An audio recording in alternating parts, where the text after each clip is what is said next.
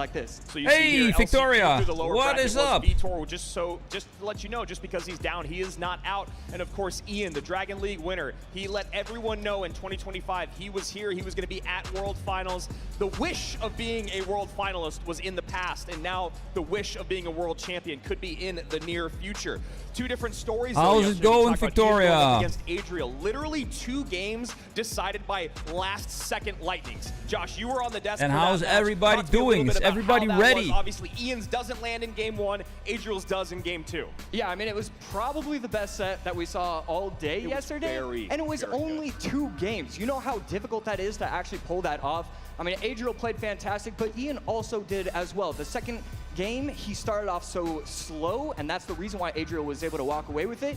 But like once he kind of figured it out, it felt like he kind of figured it out for the tournament. It really didn't feel like, okay, yes, he's going to lose that opening set. But now I'm thinking every single set that we're going to see from him today and probably tomorrow, he's probably going to walk away the victor. Yeah, aggression was the name of the game for a lot of day 1. We saw that Frontier Guard versus Vitor. Vitor came out, was maybe a bit surprised by what had happened to him in game 1, was able to bounce back in game number 2. And then game number 3, Frontier locked down and sent Vitor to the lower bracket. Playing Moko the last Vitor, 3 hours. Lower bracket, and it sounds like now we're going to get back to the predictions. We saw what all of ours were. You're completely back into the game, Victoria. What you guys have to say at home? How come? And I feel like it's probably going to be about the same. Yeah, even though Vitor is a 5-time world finalist, we don't know. I'm glad to hear it. I can't remember, like, I don't know, month and a half in the ago. lobby as well. Saw how positive he was feeling. I stopped playing Moko. 230. And now you're back. Supercell.com/Clash Royale if you want to get your predictions in. That is how you get those rewards. Now, just because the fans and us believe that Ian's going to take this, what are you doing? Not mean that Vitor is out of this fight so at much. all. We saw him bounce back yesterday. As we Yo, huge dragon, bro. What's up? It's just about locking in and playing his game. Yeah, the LCQ is the thing I want to really point out. Here we go again. I mean, it's in the name. Last chance qualifier. You have no more opportunities. Everybody else, you know, they're getting through points and getting the golden tickets. The last chance qualifier is probably the most huge dragon. Victoria's completely back into Moko.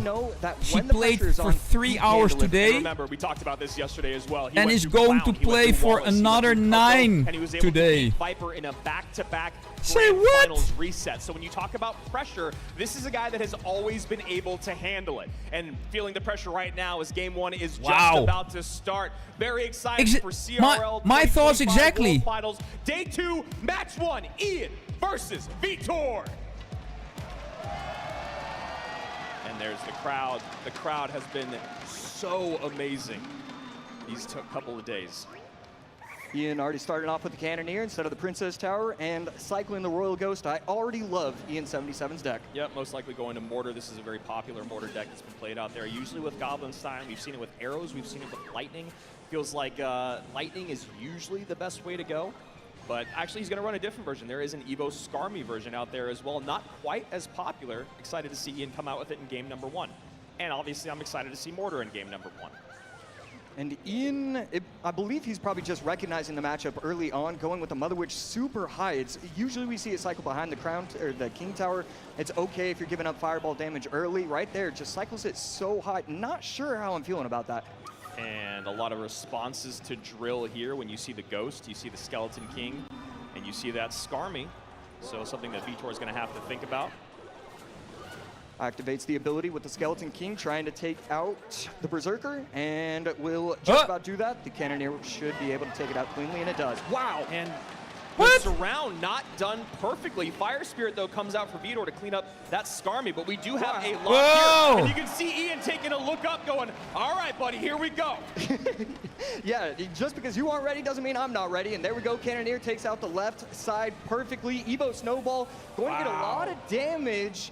And now all of a sudden, Vitor takes the lead. God! Yeah, back to, or already cycled to that very first Evo Snowball, throws it on top of that Skelly King. Ian has to take some damage to give some and finds himself, I mean, technically in about the same, or a little bit in the lead, right? It's about a 400 HP difference when those towers start. Yeah, it's always weird talking about who's in the lead, who isn't. Right there, activates the ability. Favorite food? Bandeja? Evo Ghost. Paisa? Mother Witch is going to retarget. Mother Witch retargets on the piggies.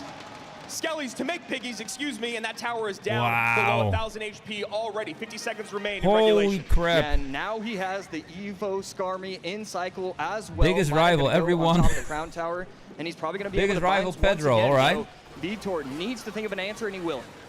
Those vines, they really can catch you off guard. We saw it happen yesterday to Sam. I'm One really Evo curious. skeleton got away. Sandbox pulls the trigger on the vines last second.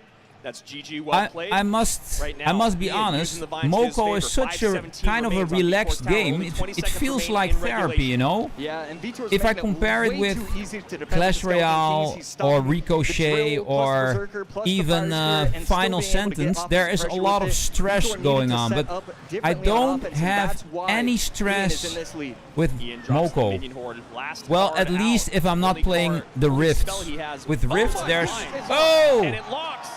104, not enough. But a miner plus some vines is going to bring it pretty dang close.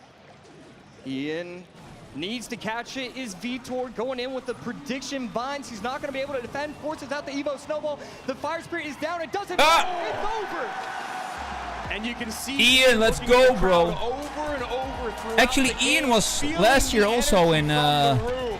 in Helsinki, Finland, so I saw him I there. mean, I'm thinking He- looking up he a little lost bit some too weight. often. I honestly, he's got to lock in, brother. Lock in.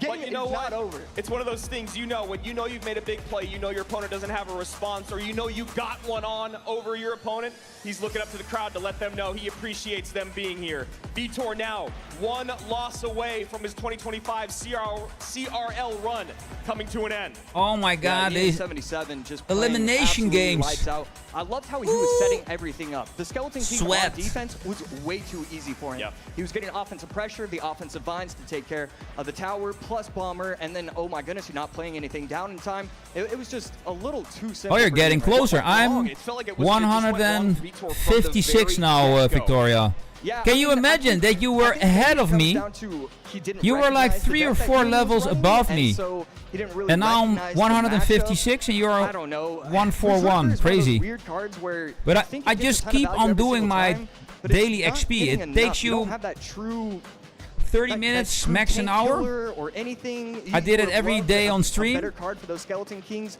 because he was always defending with the Berserker plus Snowball, and all of a I sudden, mean, you don't have a true tank, right? Yeah. You just have the Berserker and Skellies, and when you're talking about dealing with something like the Royal Ghost and something like a Skeleton King, it's going to be very, very difficult to lock them down. And Ian just kept up the pressure. Mother Witch got some targets, even though it didn't seem like there was a lot of, swarmy targets to go after. Held the minion horde till the very end, and it was just very, very you clean know, from top to bottom. I I like love their the minion horde coats. at the They very had end. all It like really Clash Royale recognized early on, he's jackets got the yesterday. Snowball, the Tesla, Now the it's Fire all Spirit. I can't do anything with this. regular I'm just gonna stuff. hold it. That was that's not so good. smart by Ian. And I also like this mortar deck specifically. You're using some of the cards that we're not seeing used as much yesterday. We I didn't think see so, a whole Victoria. lot of Evo Skarmy. We didn't see a whole lot of Mother Witch using vines early on. So Yo, he's still got a lot of the Lorenzo, most popular bro! cards in the meta available How to his are you, disposal, man? at his disposal. So really like this deck choice in game number 1 from Ishmael and Yo, Yeah. Cap and And- Salts, and day now we 2, really bro, need to day talk 2. about Vitor. Tomorrow I mean, is day what does 3. he have So to do tomorrow in we order to will get know himself back who in this will tournament, be really? the next I mean, it really felt like for me that he 2025 was just feeling the CRL nerves, champion right? It will felt like he be. never kinda So got comfortable, whereas stick Ian around, came man. out swinging, and that's like what we were saying just a little bit Yes. ago. Was aggression was the name of the game in day 1. We saw a lot of players. Just It's go gonna be a hyper-aggressive. long I think stream. some Yesterday, players, I including Vitor streamed himself, till and maybe that's what 2:30 Ian- I at actually had that night. written down was that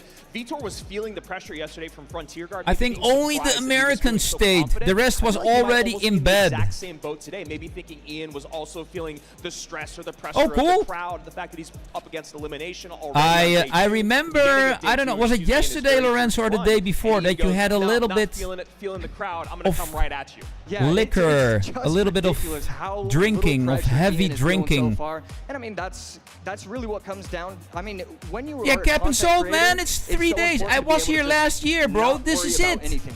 This is my This game. I'm playing. is the That's right, World he's used to a big Championship crowd Clash watching, Royale, which is man. what we got here. Game The 2 12 coming your best of way the right best, now. all Ian, together can he move on in to the lower bracket? Atlanta Will Vitor push this to a at game 3? DreamHack.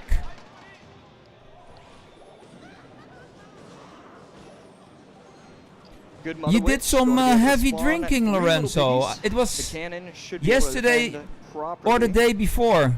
And You Vitor couldn't just even gonna be type waiting, and straight, bro. He's gonna be messing around with one of Let's those. say Ian looks like he's running hot. I Look like at him. Ian. He even knows the crowd is here for it. I mean, that's when you know. You know, I right? root He's for just like, Ian. this is my win condition. I'm going to play hog for you guys. And he keeps looking up at that crowd. And like you said, Josh, I like the showmanship, but I hope that he doesn't get distracted. Yeah, and that is what happens. Firecracker on the left side should be able to take care of most of the zappies with the help of the bar barrel. Yes. He recognizes Vitor shouldn't have a lot of elixir. You and the fisherman to had pull some to the drinking. tower. Good fisherman from Vitor. All but good, bro. I don't know. Ian just looks like he Was knows this rather matchup funny. so perfectly. He's just not worried. Ian, one of the first people to complete the 20-win challenge with Hog EQ. He was I hope saying you had a lot great in his time, video bro. that Hog EQ is not as popular as it has been. Not seeing a lot of it in the 20-win challenge. Then he did it, and then I started to see a lot more of it. I don't know. I if those asked things, what you had to saw drink. YouTube video. You Yeah, couldn't great video. remember. He's a great content That's a creator. bad sign.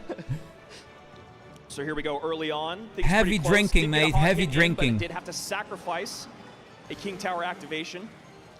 And this is also interesting because Vitor and his coach are known to go beat down after losing game 1. 2 hits. So I wonder if this is 3 a deck hits. that Ian feels incredibly confident with, getting another hog hit or 2 in, and he's got a decent counter push on the right-hand side. Yeah, beautiful setup from Ian. He's not going to go with the cannon low. Instead, he's going to Mother defend with Witch. the Mighty Miner, take out the RG, protect himself from those zappies. Ghost is going to stay alive long enough that the tower can take it out, and the Mighty Miner. Some plus you Skeleton's gonna touched lock some everything up. grass. Skelly's come down Lorenzo. to clean up that zappy.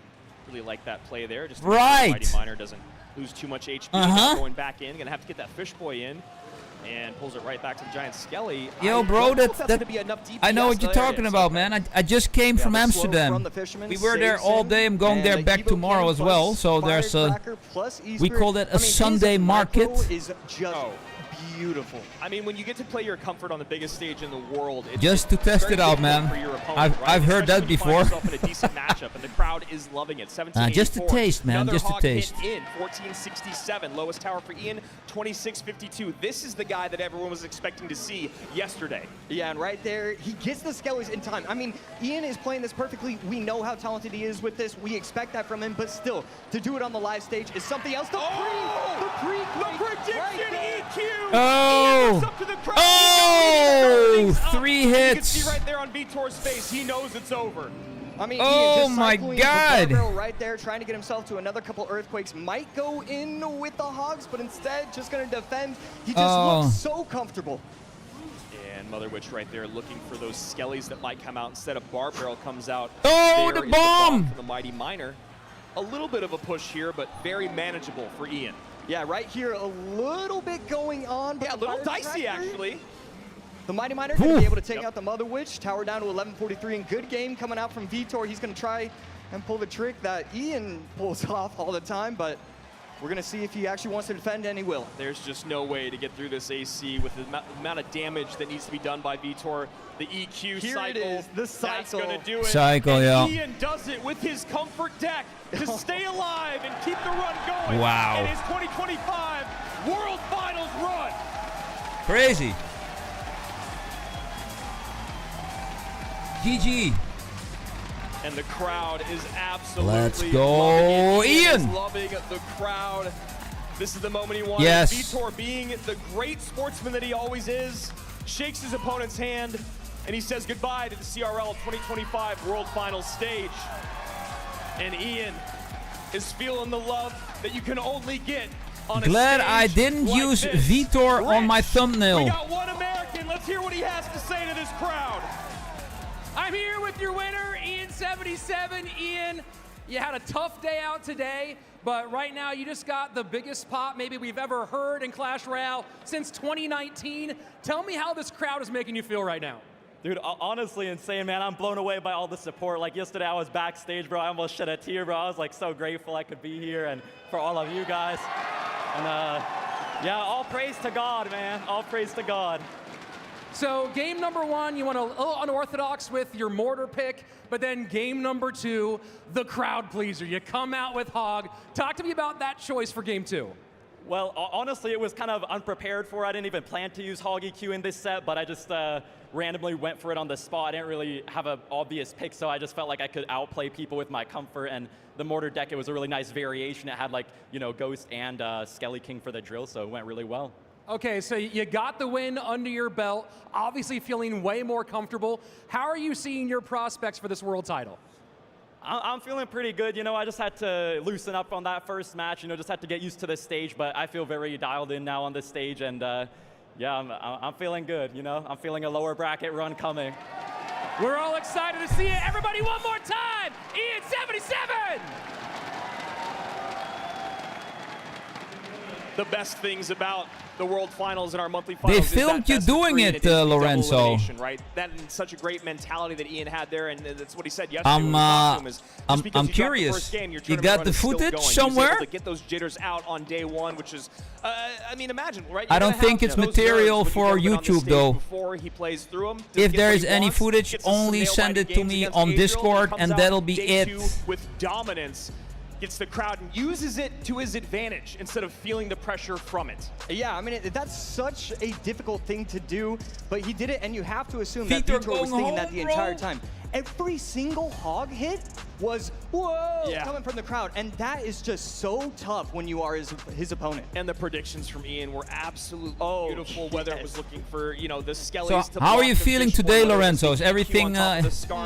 everything was just so back to normal or a bit shaky? Going to play something like a Mother Witch and then defending differently. So you play your comfort, you play it perfectly. You see here in game number 1, this is exactly what he was just talking about. What a great matchup here, AC. Yeah, I mean, it was just, he learned quickly on, I can't use the Minion Horde, I have to use the Skeleton King for every single drill, quick. And I go aggressive with the Skarmy, the Ghost, Drink some water, bro. Headache will it disappear like crazy. In both of those games, but especially water, game number 1, all you need. Is a weird matchup. It's not one that you can just tell right off the bat, this player is going to win. It's and kind of 50-50 who's going to play better. And I mean, game 1 we saw him play better, with game 2 we eggs, saw him play perfect. bacon. So now 3 players have been eliminated, and that's the name of the game. We are huge fans of Vitor, but his run does come to an end. Yeah, welcome back, Captain Soul, man. And OP Sam. Next crazy games. Are you working now, or are you at home? World champion in Casualty/Igor, of course, winning that world championship back in 2019 with Team Liquid, and this is a very, very steep match as well. I mean, we were talking about it on broadcast yesterday. Okay, then you have all the time in the world. You can still be up for elimination in that first lower bracket round. Yeah, I mean, it's so brutal, and, you know, that's how these tournaments All right, are. sounds good, Lorenzo. You just have to be okay. If Party boy goes against my way, you know what? I'll deal with it. I'll get into that next game. Lucas and Igor. This is going to be a lot of fun. Yeah, I'm very, very excited about this, and of course, there's only one way to go from here, and that is to get our players out on stage in just a moment. But this was a very, very good way to start our day. You are doing There's no better way. The death gun Ian, trick, I loved his interview. right? I mean, his interview was making me tear up, and I was like, I have to go back on camera. Yeah, absolutely. So here we go. Let's take a look at what just happened here in game number 1. But the season has already started, Huge Dragon.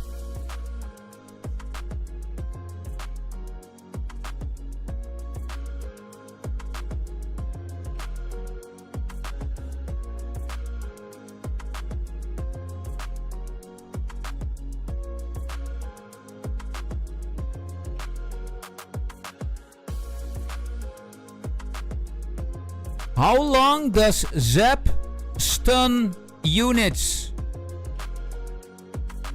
or enemies? How long does the Zap spell stun enemies?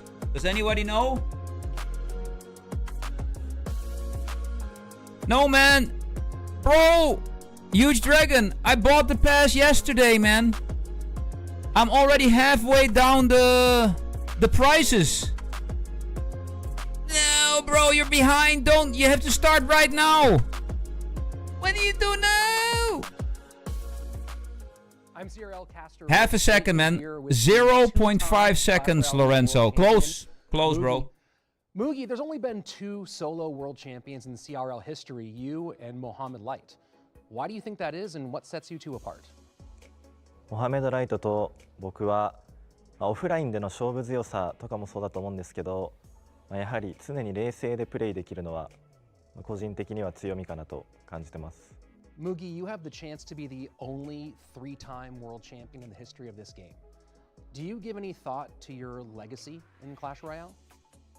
自身が初めての3度目のチャンピオンになるために、すごいやっぱそれは個人的にも大きなものだと感じるので、Yes, go for it, Juice Dragon. 思っています。Burn the XP, bro, and buy the pass. There are some cosmetics in there. Out of all the top players. Is that true, and how do you view that?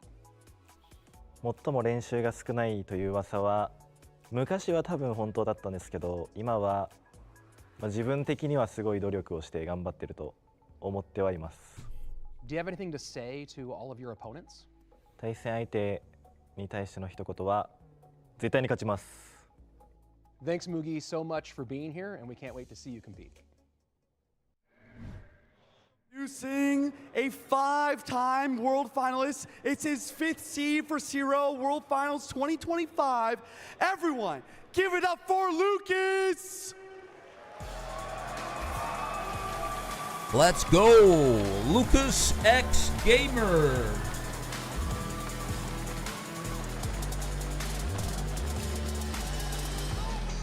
The Brazilian with the long hair.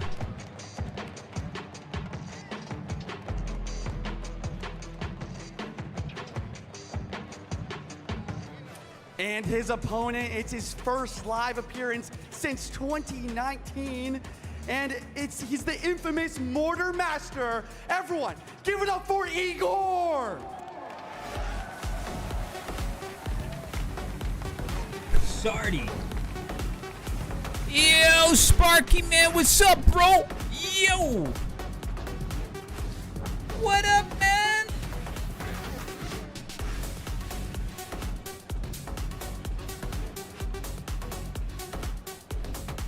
Are you at work, Sparky? And what a fascinating matchup we have in front of us when you look at Lucas and Igor. Lucas, of course, so much emotion we see on stage. Igor completely devoid of anything that looks like feeling out here. And when you talk about play styles, though, I think they're actually a lot closer. Yeah, I mean, they're very similar. It's, you know, quick cycle. I want to outplay my opponent. And that's exactly what both of those players do. They want to embarrass their opponents. Lucas, his first set, that's kind of what he did. He dominated in that first set. His second set yesterday, he didn't do as well. We're going to see which Lucas shows up. And then Igor, we know he can show up. We know he can do everything that we have been talking about. He just hasn't shown it yet. Here's the big question I have for you, Josh, as we saw an uncharacteristically poor performance from Igor yesterday. The multiple missed logs on the drill playing defense, whether it be not used to the kind of shift in damage or just out of practice or just nervous here in front of this big rowdy crowd. I'm wondering if we see a repeat of what Lucas did last year in some of his games, especially against Pedro, where he played bait, he played fast up, forced his opponent who had nerves to maybe make some mistakes and put that same kind of pressure on Igor here today. Yeah, I think that's a phenomenal choice if Lucas Yo. does go that way. Yo. Igor on the other side, like, Sparky family, what's it's up? Crazy to use the word nerves when looking at his face. I don't believe it, but at the same time, I still love that choice from Lucas. I want him to go as quick as possible, make his opponent use as many cards. Working and just from home try and now? outplay. Well, you know, when you Do think you have a about new nerves, job, we can go back Sparky? to a few other players who didn't appear nervous. Mohamed Light used to What talk happened? about his nerves that he had that we just couldn't see on That's a good stage. change, right? Or back Working to from home? 2023, a similarly stoic personality in Sosa, who was actually a bundle of nerves in that 2023 campaign. So what's on the outside doesn't always tell us a story of what's happening on the inside. Of course, what's happening back behind stage is also another important conversation because both of these players here without coaches, not working with teams or analysts to figure out those picks. And I know that on one side, Lucas is preparing a lot. I don't know what Igor's doing, and that's why I'm gonna guess, let me go ahead and get your prediction out here. I'm gonna guess that you're going with, I mean, there we go. Oh, there we go. Oh, there we that's go. me. All right, and That's you me. are going with Yep. Lucas, and All then right. I'm guessing. Yeah, I'm going with Lucas as well. It's just I can't go against Lucas. We're all going Lucas. He showcased a lot of great things. I Now it's time also to see what the think audience, that what the Lucas is community gonna going win be this saying, and one. I'm gonna say it's probably gonna be another one of those 70-30s. I think Lucas has to be the favorite. That's my guess. Let's see it. And 63-37 Wow. for Lucas over Igor. And look, Igor, when he is at his best, is one of the most frightening Clash Royale pros on the planet. Yep. All-time #1 ladder player, although maybe Mo is starting to take that away as he's putting multiple accounts in the top 10 regularly. I told him last night when I saw him, Mohamed, I think it's time for 4 in the top 10 at the same time. Has he done 4 yet? Maybe, has he done 5? It's close. It's close. I know there was one time where it was like 1, 2, 3, 4, but then I think the final day, like he lost 2 accounts, and it's like, oh, only 2 in the top 10. What are we doing here? Well, of course, Igor's used to that pressure. The question is whether he's comfortable with the pressure he has here right now. That's the big one. We saw him stand up to the biggest pressure ever in 2019, but that was years ago. Now we're here, Atlanta, DreamHack, back against the wall. No teammates to help you out. It's win or go home. Let's get it going. Game number 1, Lucas and Igor. All right. You just got home from work? And there's maybe a hint of a smile. That's what or I- Ah, right. I Igor, checked. I got it. I got it, man. Yeah, it must have been accidental. It must have been a chew. How was work, man? All good? So no shockers here. Minor from Igor to open things up. Lucas went to the front, gonna go ahead and get the pickup, but take a little bit of chip damage on the left-hand side as the Berserker finishes off the helmeted one. Yeah, and Igor's going to do the same thing that Pedro was doing with these off-center. You know, usually you go right on top of the tower, going just an extra tile off to try and get some of those troops to walk away. And Minor right to the Dark Goblin. And this is, you know, this is big. Oh. We're starting to see Igor maybe make some more of his style of plays. We've already seen today one player get over the nerves and make a big comeback and a big stand on stage with Ian. Yeah. Oh boy. Yeah, Two right connections. there. Both of the wall breakers are going to connect. The bar barrel doesn't do enough damage. It's just one of those weird interactions. There's so many small interactions All with good, bro. barber with the wall breakers No where you're worries. like, of course this is going to take it out. There's no way. And then they just still get to tower. Igor sitting on his elixir a little bit, waiting for his opponent to make the move. And then Lucas choosing to run. You know, that 1.9 elixir bait deck, I don't think that should be legal in my opinion, so I'm glad to see that he's going to be using a more standard variation. Evo Skellies plus Mighty Miner going to be able to lock in and take that out. Ice Spirit on the left side, and these Evo Wall Breakers plus Evo Skellies, there's a little bit of a push, but Lucas is going to defend this beautifully. It does force out a response for the Mighty Miner. Igor switches the side. He's going to get on tower here potentially. Ice Spirit slows things down. Might get a little bit of turn of the drill, but not much damage. Wow. Double elixir on its Crazy way. In a control moment. there right from now, Lucas. It's pretty even in both lanes. Yeah, and we see Igor shake his head. I would have liked to see that up and hut just one tile lower. It would have allowed the Dark Goblin to be able to walk in, have the Crown Tower take it out. Instead, Dark Goblin gets 4 or 5 shots, and now Lucas takes the lead all the way back. Yes, I streamed. These Igor a streams little are heavier in this deck. super long, man. Getting the Mighty Miner up front. Goblin Hut now placing that I low streamed position. till 2:30 in the night yesterday, or today actually. Still today. 1886, lowest tower for Lucas. 1593, lowest tower for Igor. And really, Can I you be know, in the this game next is year? close, but so far, Lucas has played a much cleaner game. Not as a player, but as On a the Evo barrel, spectator, let's see maybe. How Igor handles it. I was Takes a ton there of last damage year on in the left-hand Helsinki, side. Finland. Oh my word. Yeah, and I think. Whoa, man. I mean, I think that might have been. What is Ego's Lucas title doing? something He's taken out right there. tearing 9 him seconds apart. almost to OT, and Lucas is just dominating. He's just playing this so much better than Igor is so far. Miner working for Igor. One wall breaker trying to make it. Does connect. Bar barrel down. And the hut drop behind. Had to be a misclick. That's it. Lucas takes game number 1. Yeah, Lucas dominated the entire time. He was so clever with his bar barrel. Yes, I know. So the stream will be starting a little bit earlier than normal. Usually when you're playing against bait and you have the bar barrel, you don't have to think. It's just okay. They're not gonna do too many things. Not once did Lucas play the bar or the goblin barrel in the same position. He was always making it difficult. Always another thing to think about. I have no love information this on game from anything game new number one. on And I love Moko, seeing bro. what he did here, going with this really Yes, fast cycle just what bait we're deck talking about. to put the pressure on Igor. And we saw the cracks begin to show as some of those mistakes were uncharacteristic. And I believe he's here. Hazard, aka Busby, once said years ago, mistakes beget mistakes, and we saw that here. Yeah, Igor definitely needs to figure something out, and we all know he can absolutely do it. This is game number 1 overall. Lucas going to be running a little bit tankier version of Lockbait, and I love this variation. It allows you to just have so many options. It feels like you know your opponent is going to be running a deck that's 3.5, 3.7 elixir or lower, so you want the Berserker, you want the Valk, you want that strong defense, and then on the other side, Igor's just not enough. Maybe the Minions version would have been a little bit better, the one that Pedro ran, I believe, against Lucas, yes.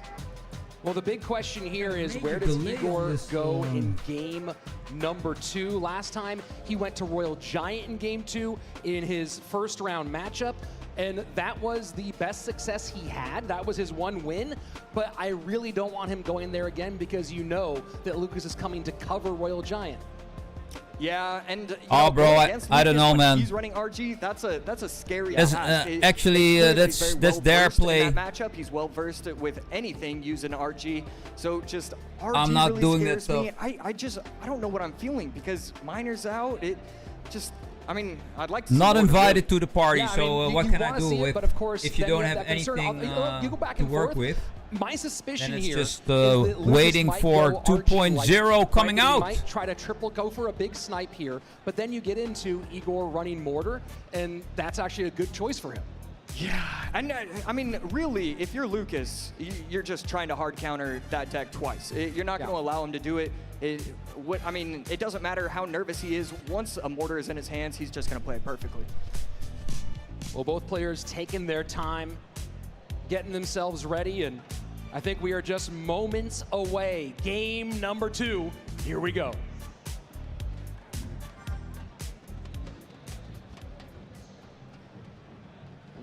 Yeah, I don't Not know, sure who man. Igor's I talking to, think but you see a few words there. that will take 3 weeks, bro. That's far away. And both players really slow. The event itself is No one making the halfway first November. move. I think second or Yeah, not sure third if the week of production team is November. the Then best they have to edit the whole thing.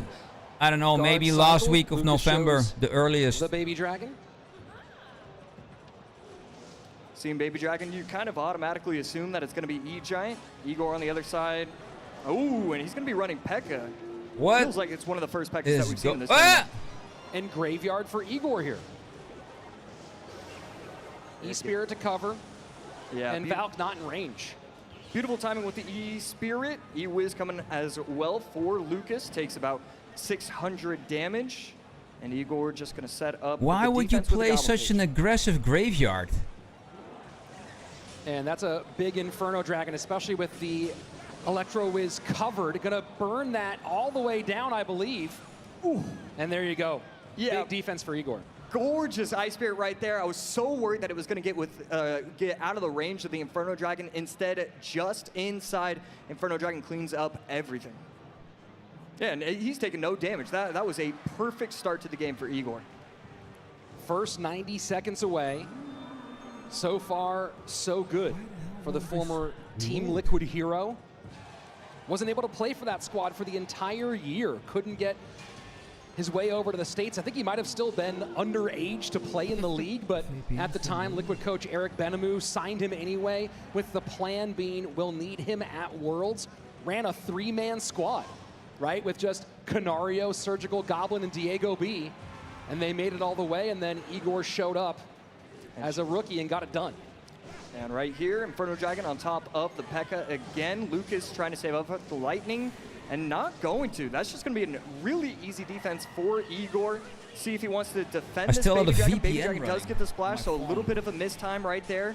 And that's going to get the left tower down to 2569. Full reset for Igor, setting up with the Goblin Cage. Extra control? Guards, yeah, pressure on the left-hand side here. Force out the Ghost early. Yeah, I really like what Lucas is doing. He's allowing Igor to just, he's just forcing Igor to cycle. He had to go guards at the I'm bridge. gonna kill you the- obviously want those guards for those P.E.K.K.A s. The TikTok stream, because TikTok won't allow And me this to is a stream big this. Lightning. Trying to get the Ram Rider breakthrough, Well, but an absolute then I traffic just jam at the bridge. And the snowball unnecessary. end the stream. Some wasted elixir on Later, Igor's TikTok. part. This is gonna I give a cannot big stream advantage this to Lucas on as TikTok. we move into the sudden death period. Yeah, those are just some of those small mistakes that we've seen. Inferno Dragon up high. E-Wiz in cycle, so going to be able to defend that very easily. Igor just looks like he was trying to cycle. It wasn't Twitch anything and too cute. And right here, let's see YouTube if the are Evil Valve begging can go you to to work. make this kind of content, Pulling everything together. and Ewis gets a TikTok couple of says big hits it's on the right-hand not side. original 90 seconds content. left, and still, we are razor thin. Supercell Yeah, at this asks point, it's us just to do so this. difficult for Igor to set up an offensive attack. It just Man, feels TikTok. like it's defense, defense, defense ever since that Crazy opening platform. push. But here we go. Maybe going to go on the right-hand side. Valk pressure. Don't know what they are doing. Left-hand lane.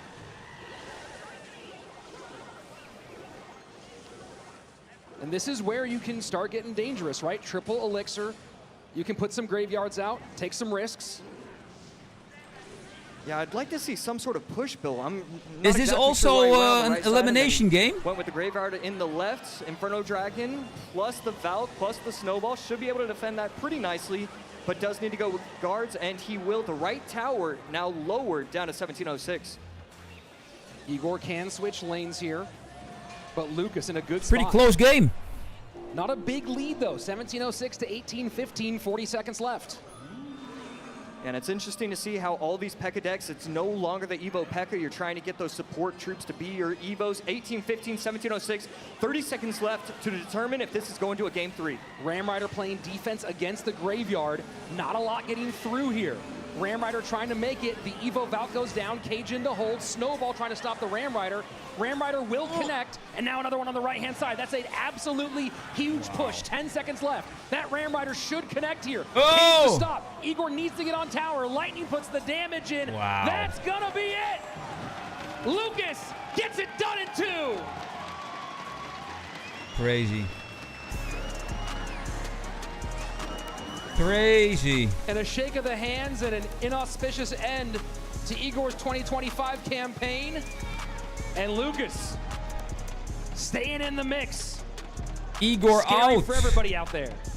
Yeah, if Lucas wins game number 1, he's winning game number 2. That's what we're seeing.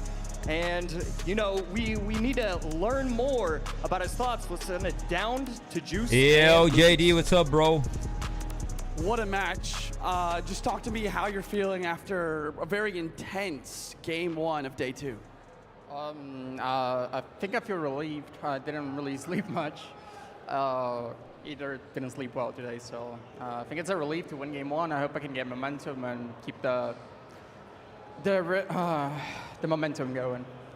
Yeah, I mean, talk to me about like all the stuff that's going behind the scenes, because that's what really interests me. You know, when it comes to deck building, deck picking, stuff like that. Like, how are you preparing in that sort of aspect of this match?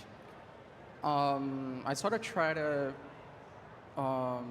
pretend I'm them, try to, you know, think what they could think I could do, try to self-scout, try to scout them as well. There's the stage factor that you got to consider. Not everything is how it looks online, so if I get like a 40-60 matchup here and I'm in a comfortable position and they are not, I just might win. So it's been intense though, because doing everything alone is kind of, it's a bit too much, especially in a day 2 full of games. So I should be analyzing over 7 players here if everything goes well. Should be a long day though. Wow. Awesome. Yo, one more time. Give it up for Lucas. Some great matches all GG's around. from Lucas. And definitely you see some of these players who have support maybe a bit more relaxed. We've seen Lucas quite a lot. Of course, Spirit's always this pretty guy good, but really I have looks noticed like the as king. we've gotten deeper into this week and now deeper into today, the mood's starting to tense up a little bit. And Bro, the Lucas stash. puts it right there. It's a lot of work. It's going to be a long day, especially doing it all on your lonesome. Yeah, I've never seen him act that way. Just kind of wishing that he had more help. Yes. He always likes to be that lone wolf. I'm going to do it myself. I'm going to figure this out. So it's really interesting to see. And, you know, it's not too Already late. had a You feeling can that, pick up an analyst, you can't pick up a coach. So we're going to see if he wants to do that. Kasardi was going out, or if he's Igor. going to continue to do it by himself. Here's game number 2. I got some material and from I love what Supercell he to was doing. He was create setting up my the P.E.K.K.A.s in the own back. He was trying to cycle the thumbnails. Ghost, the Baby Dragon, And really, they once he got the made a triple elixir, huge I mean, Igor, Photoshop file. There was just nothing he could do. The He file just was so- 1.1 he was gigabyte, just dominating the field. one and he was, image sending so many with like troops out layers there. for Igor all just the never 3 had the opportunity days, to go with the push. and then you could Well, you pick see the Dark Goblin which gone, you see player the you Double could Spirits out, you use see the Valkyrie on gone, your and thumbnail. you see So some in the openings end, I potentially created for the one that's Graveyard, and currently with how live, but thin this was, in those waning Supercell moments, really obviously there was a prepared big this push that went downhill and into blew the things small up, details. But it felt like that was more the dam breaking than anything else. It feels like Igor did have a real shot at winning, or at least making this more competitive a few times in game 2. So I used Yeah, I mean, I thought it was a brilliant Adriel, idea from him. It just didn't work out. Pedro and Mohamed Light. Here And is the bracket tomorrow overall, I'll and be making this a this thumbnail bracket's with starting to get 4 real, players real on good, it. real One tight. Yeah, extra now we're player. down to our top 8. Of course, Mohamed, Sub, Adriel, and Pedro. But now we have Lucas and Ian I have to do matching it up right in their next after round. That's going to be an absolute this blast. stream. Love seeing these two players. And then coming Then up I very know soon, who's we're out gonna and have who's still Moogie in. and Sandbox. So everyone's taking those big steps closer. Again, when we get to the end of the day, we'll be down to our Moogie final and 3. Sandbox. So a lot left to get through, and a lot Let's more go. people ending their trip right here at what has been such an amazing event, DreamHack Atlanta. We've got so much stuff going on. There's artist booths, there's creators. If you want to buy a really oversized sword, they have tons of those over there. Where is it? Yeah, it's that way. Okay, There's just that way, oversized swords okay. all over. So it's a whole lot of fun here. And of course, as we've said before, one of the best crowds I've ever seen for a Clash Royale League, all here enjoying this amazing event that we get to do right here in Atlanta. And Josh, you know, I'm wondering if these guys will have a chance to actually see some of this city, as it's been such a warm and welcoming place for us. Yeah, I mean, a beautiful city, a beautiful disc golf course as well. Sure. Yeah, I hurt my leg doing that. It's just so much walking. Well, we've got our next matchup coming up very soon. Don't go anywhere. Sandbox and Moogie after this. A replay.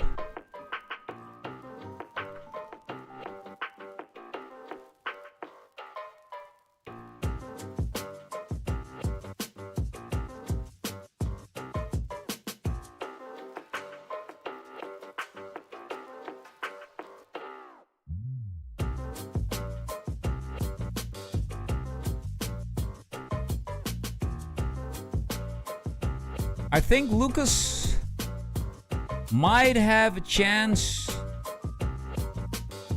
to make it, but I don't know if he's good enough to beat players like Mohamed Light or Pedro or Adriel. How do you feel that it either strengthens or weakens your play? 많은 사람들이 저를 보고 샌드박스는 빅덱밖에 못 쓰는 거 아니냐라고 말을 많이 했는데 저는 원래부터 사이클 덱을 워낙 잘 썼던 Sandbox is Korean. 만큼 전 딱히 메타 변화에 상관이 없습니다. He's the first ever two-time world champion, trying to make it 3 in 2025. Give it up for Moogie!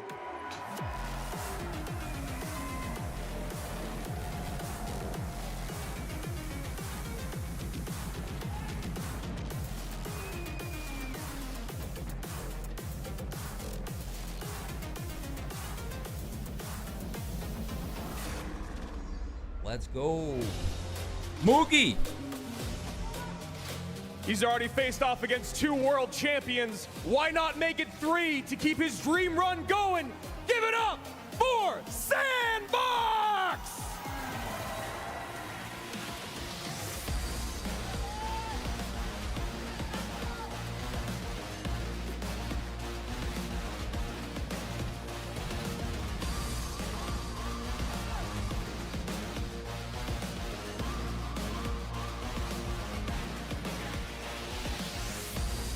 Let's go, boys!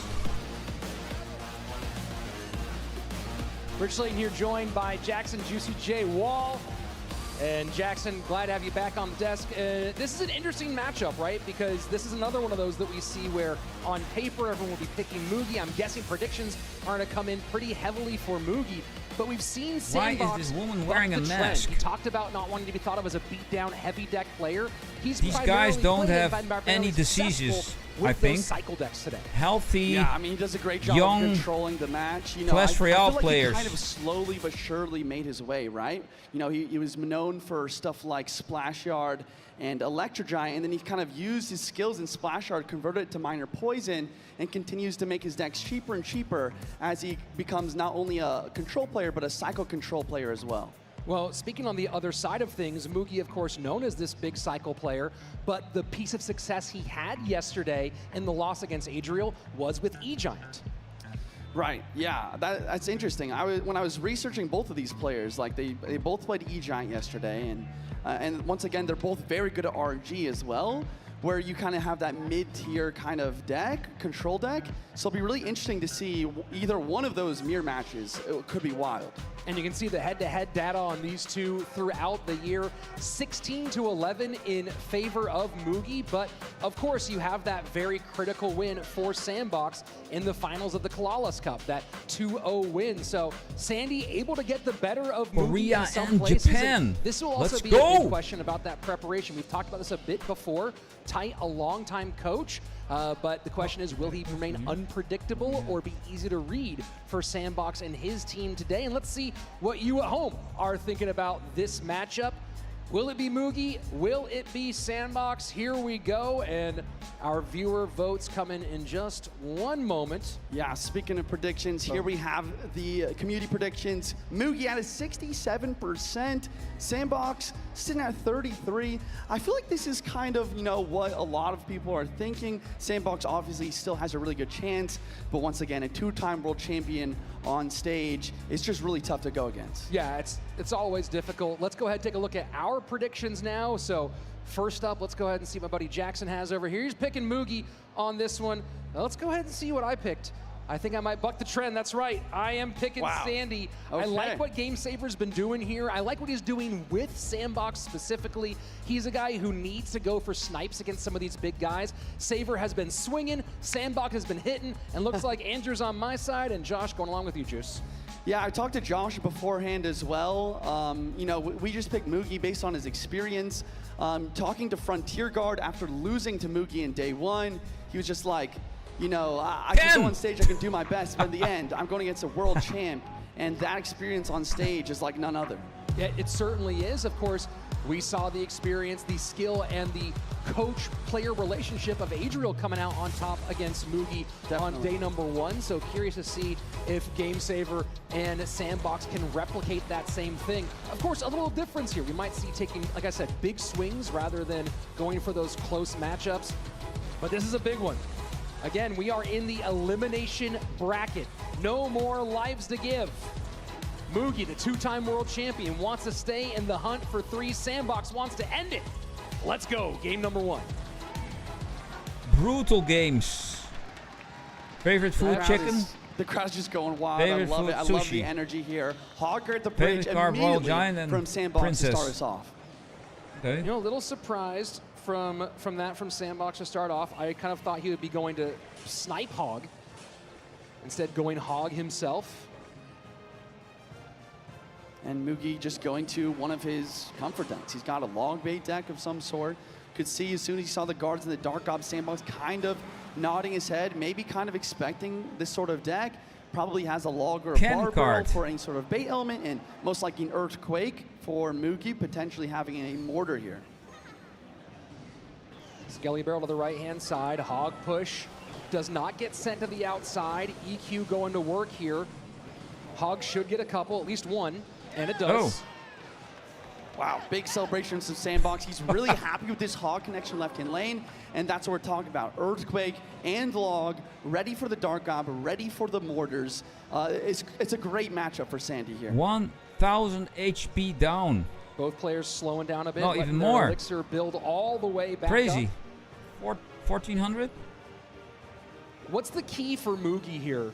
This is definitely a challenging situation, but how does he win this matchup? That's why I love to cast with you, Rich. You're always asking me the important questions.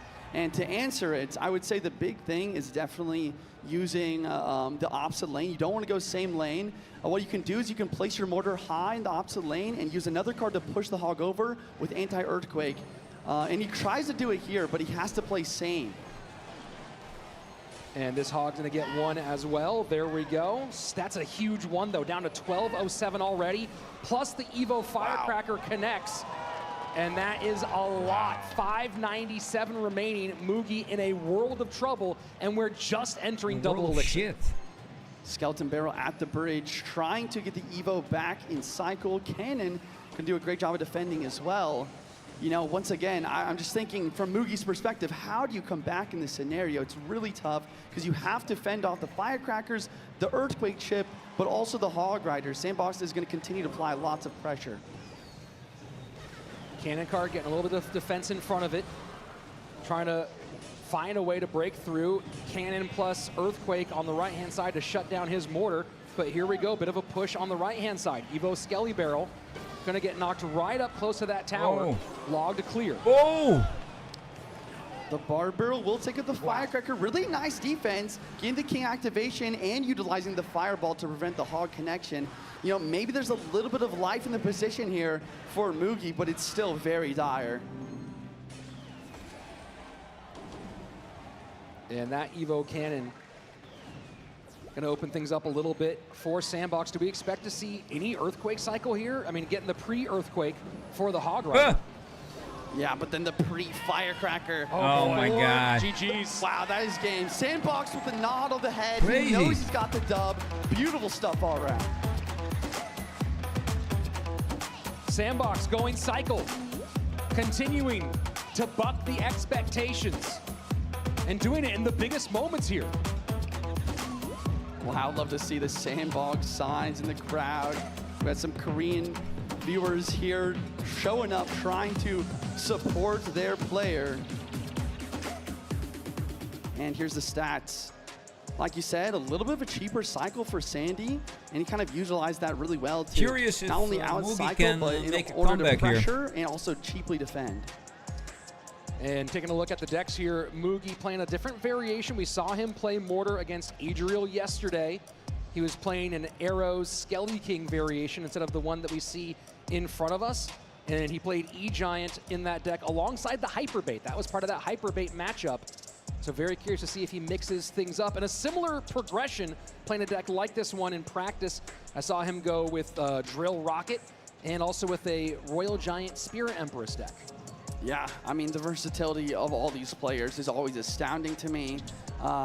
But, you know, once again, looking at this matchup as a whole, I think that, like you said, Sandbox did a great job of working with his coach in order to get a great matchup and really, you know, kind of jump the hurdle that is Mugi on stage. And that's a big one here, right? We're starting to see Sandbox seem like he's really, really comfortable. He's talked about the nerves starting to melt away a little bit. And you know, with this big crowd here, it can make things a little bit more shaky on occasion. And some people we've seen step up to it, some blink a little bit under the lights. This is starting to feel like maybe it's Sandbox's moment. I know, I've been kind of rooting for him. I think he's really my dark horse pick for this tournament. I think he's a great chance of actually winning it all. And I think one of the biggest things that was really stopping him was his confidence. You know, seeing him backstage, I didn't see a lot of that from him. And the other thing is just momentum. But now that he's won a game off Mugi, hopping to game number 2, we are going to see a little bit more confidence, I assume, from Sandman. What? And here we go. Now it's going to be Hog. Hog is such a strong card. Sandbox Everybody, with a smile here. He might have a snipe set up. everybody that plays Yeah, I the mean, Hog, once the again, Hog if Rider, you wins. can predict that, you know, Mugi's going to play Hog. I'm sure Game Saver I his think coach I is should also add the very Hog aware into of my such a decks. thing. So, Such looking a at crazy Sandbox card. decks, we see a Queen and some Cycle cards, perhaps a Drill deck, maybe a minor control variation. Either way, it's going to be super solid versus Hog Rider. Archer Queen, gonna go ahead and pop the ability. Easy damage prevention there for Mugi. Oh wow. So Evo Valk, Evo Snowball, most definitely going to be Drill. Oh And he has my a God, Bomb as Tower. well. Bomb Tower is historically really solid to deal with Hog Quake. No Just hits. being a little bit tankier. I mean, you can see already, Hog is not breaking through. Yeah, Bomb Tower, Evo Valk, Evo Snowball, even the Drill on defense if you need it. And if you look at the deck from Mugi, he has some coverage for that Drill, but not the typical splash. Yeah, I agree. You know, you'd much rather have a Evo Ghost or even a Valkyrie instead of the Mighty Miner versus the Drill. Instead, he's going to be really trying to utilize the Log. The Log is definitely the card to look out for to really deal with those goblins. But if Sandbox can play his Evo Snowball right, he's going to be able to circumvent that defense. Mighty Miner going to use the ability on the Archer Queen. Drill going to get in front. Queen tanking for the Drill for the moment. And that's a lot spent to cover. Yeah. Yeah, you can see just in the elixir disparity between the elixir bars, Sandbox is definitely up a lot. He's going to realize that and go for the Queen, the bridge with ability, try and apply some more pressure and cycle back to another Drill. Sandy won against Igor with a variation on this deck yesterday. Was running guards instead of skeleton. Last card in that situation was the Poison. Hog through with the pre-Firecracker for the Queen. We do see a Queen ability, but once again, using the Evo Snowball in defense is not something that you never want to do. It's a big win for Mugi to force that out. Drill one direction, Hog the other. There's the Poison for Sandbox. Gets a little bit of goblin damage on that right-hand tower. But as we go into sudden death overtime, lead for the two-time, 26-42. Yo, Add the earthquake damage in. Thanks for the follow and welcome to the stream. What is up? See some nice Queen plus Snowball. The Hog will How are you not get a doing? hit, and the Valkyrie up high to stop the Firecracker as well. It's just really solid control, and now Sandbox going to be able to counter push after playing the spell first. That's what I love to see about these pros, knowing when to go spell second or first with their push. Drill to the outside. And we're not seeing the same difficulty we saw from Igor in this matchup with the log on the drill timing. Mighty ability does decent amount of damage to the Queen, and a Barbarian Bolt to protect. It's a very common idea to try to defend your Queen on the counter pushes.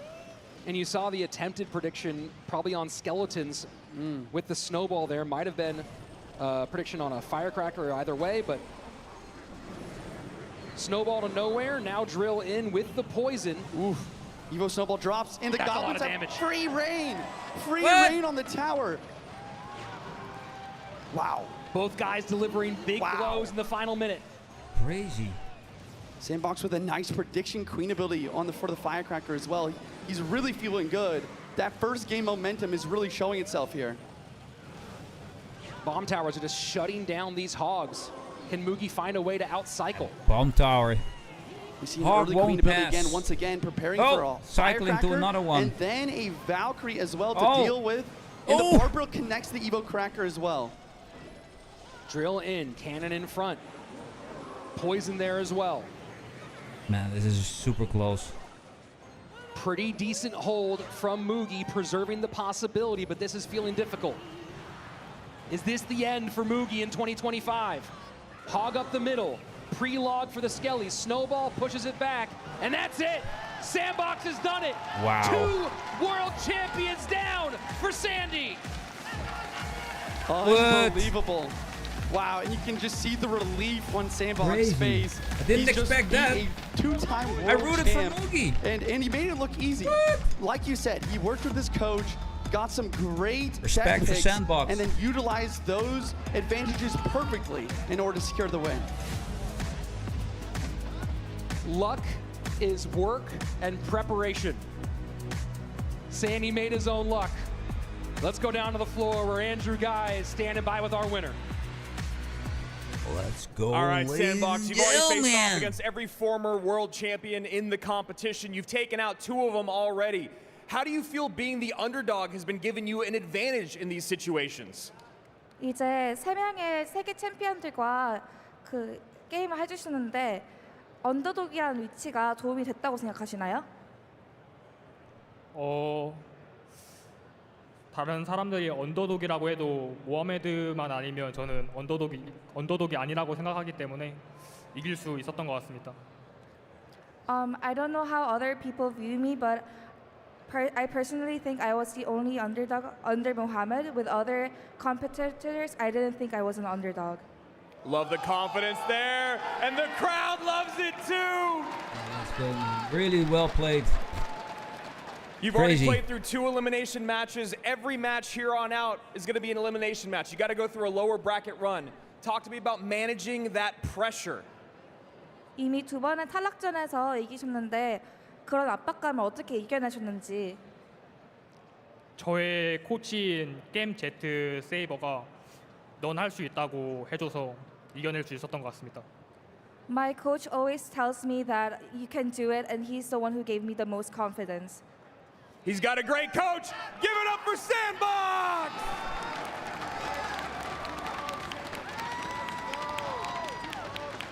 Love seeing the success for Sandbox on this stage.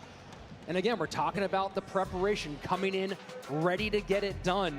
But you have to also talk about that mentality. And Sandbox now finally Didn't expect this at all. 2-0 clean sweep from Sandbox. To propel him through the lower bracket. Wow. Looking at battle deck number 2 Crazy. here. Once again, it was a kind of a reverse. Mugi took the Hoggy Q, but Sandbox was completely ready for it. The Barbarian Barrel, one of the best counters. The Firecracker, the Bomb Tower preparing for the defense of the Hog, as well as the Snowball. Whenever Mugi had the chance to outcycle that Bomb Tower, it was always a Queen plus Snowball for no hits plus a counter push. Yeah, that was absolutely huge. And we saw Sandbox use those counter pushes very effectively, trying to layer his attack. And then when he finally started getting those the drill plus poison cooking over and over again, he pulled away. Yeah, it was impressive stuff. I mean, just a great 2-0 sweep here. We'd love to see the gameplay coming in from Sandman. Looking at number 1 once again, you know, it was another just really solid matchup. It was just Hoggy Q versus Mortar. Maybe if Moog had a secondary win condition, like a miner or something a little bit more consistent, he would have a chance to break through. But with just Mortar and Skeleton Barrel, Sandbox defense was just simply too locked down. You know, one of the interesting things about that second game matchup was the inability to outcycle the Bomb Tower and then also being covered by that Snowball plus Archer Queen. How impactful do you think the no longer having 3-card cycle was on that? Yeah, I think that it's a big thing, right? Like the no 3-card cycle makes it so you just can't get through those bomb towers and those quick cycle decks. Instead, you try to rely on cycling multiple Mighty Miners for pressure, but it's just simply not the same. Not the same at all. Also not the same here. We're down one more world champion. Mugi out for this 2025 campaign. Now there is only one person who can become a 3-time champion, and that is Mohamed Light. Of course, we'll be seeing some of him later today. Coming up next, though, we have another elimination matchup. Wow. A banger. Lucas and Ian. Don't go anywhere. That's coming up soon. Yeah, Mugi's out, bro. Mugi's gone. A two-time. Just dead. Eliminated. Gone from the stage. Crazy. Oh, we got a question here.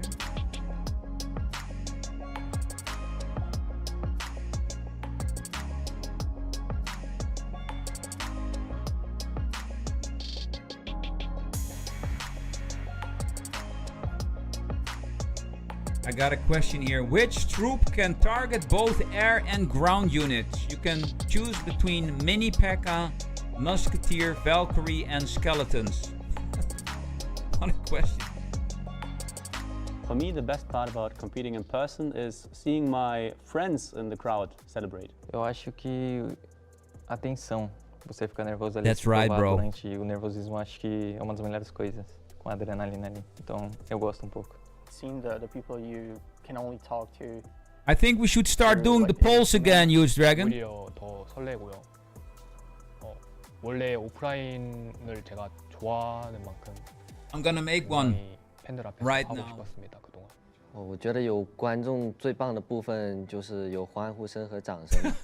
Definitely hearing the crowd. Great minds think alike. And hear everybody shouting and cheering for you. It's incredible. Stop looking into my head. Tá competindo ao vivo com todos os Get fãs. out, É que man. você Get vê out a of my torcida head. ali nas partidas, tem mais emoção também em você chegar ali e jogar e ver o pessoal torcendo pra tal pessoa. Cara, é muito legal mesmo competir assim.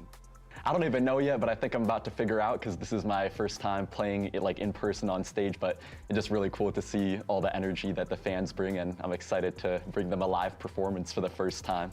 観客の前でプレイすることはやはり普段歓声とかがないので、いいプレイをした時とかに歓声を上がるのがとても気持ちいいです。dar mi mejor nivel alante de ellos y que ellos aprecien el nivel que tengo. Nothing, because I prefer playing from home, at home. I feel more comfortable and I don't like social media. Do not let this guy start off game one with a win because he is gonna sweep it. This man is Lucas!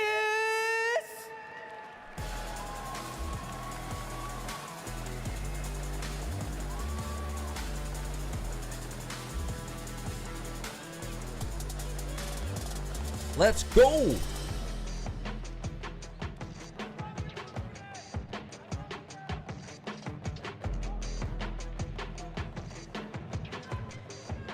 Loved by the crowd and for good reason. He's a lovely dude, a swell guy, and jacked beyond belief. He is Ian!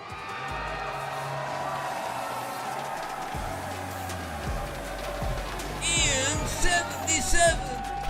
Oh my god!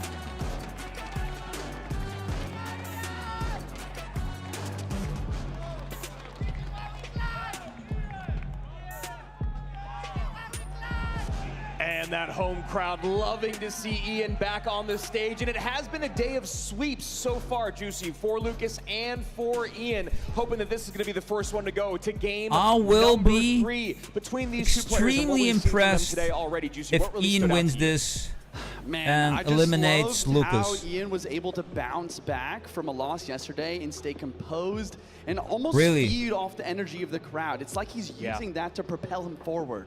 Yeah, that was what we were talking about in that match. You know, he kept looking up at the crowd, and Josh and I were like, well, I hope he's not getting distracted by the crowd, but really harnessing the energy from them. And on the other side of it, and Lucas absolutely dialed in that matchup against Igor. It was played so clean. He was on top of every Who do you defense, think no will way to win get Huge aggressive. Dragon? And these guys, I feel like, have met their final form here in World Finals 2025. I know, this is I my think you favorite voted match for to Lucas, watch. right? Both players coming off a win, feeling good. You know, they're in stride. They're working with their, well, Ian's working with his coach well. That's the other I thing think really Lucas love will about win, Lucas's but I gameplay is hope he's actually Ian will thinking for win. himself. Yeah, on stage, he doesn't let that get to him, and he really does a great job of making the right cards count. So difficult to I make that watch decision on Ian's stage. Well, it might feel like videos an on a eternity regular for us basis, so waiting for the next game to start. Imagine all the mental gymnastics that you have to do in that small amount of time, figuring things out to get the absolute And best he's a gym rat, matchup possible, just like and that me. is what you're going to want here. Talking about the predictions from chat, I hope you guys got them in. I'm very curious to see where this goes. I feel like it'll be slightly in favor. I was going to say of Ian. I was going to say like a 55-45 type situation, but Lucas, of course, being here as many times as he has at World Final, maybe giving him the edge. Yeah, okay, let's go to see what I voted first. Ian. I'm going with Ian. Okay, I'm curious. I was running up the stage. I don't know if they got my prediction in, but they did. You guys rock. I'm going Lucas X Gamer, the man with the best hair in the biz, and looking to see what Rich and Josh. Absolutely, I am this the guy lone has some wolf hair. Here. I gotta say, my predictions were atrocious yesterday, but I've been doing well Best today. hair You boys in might biz. be in trouble.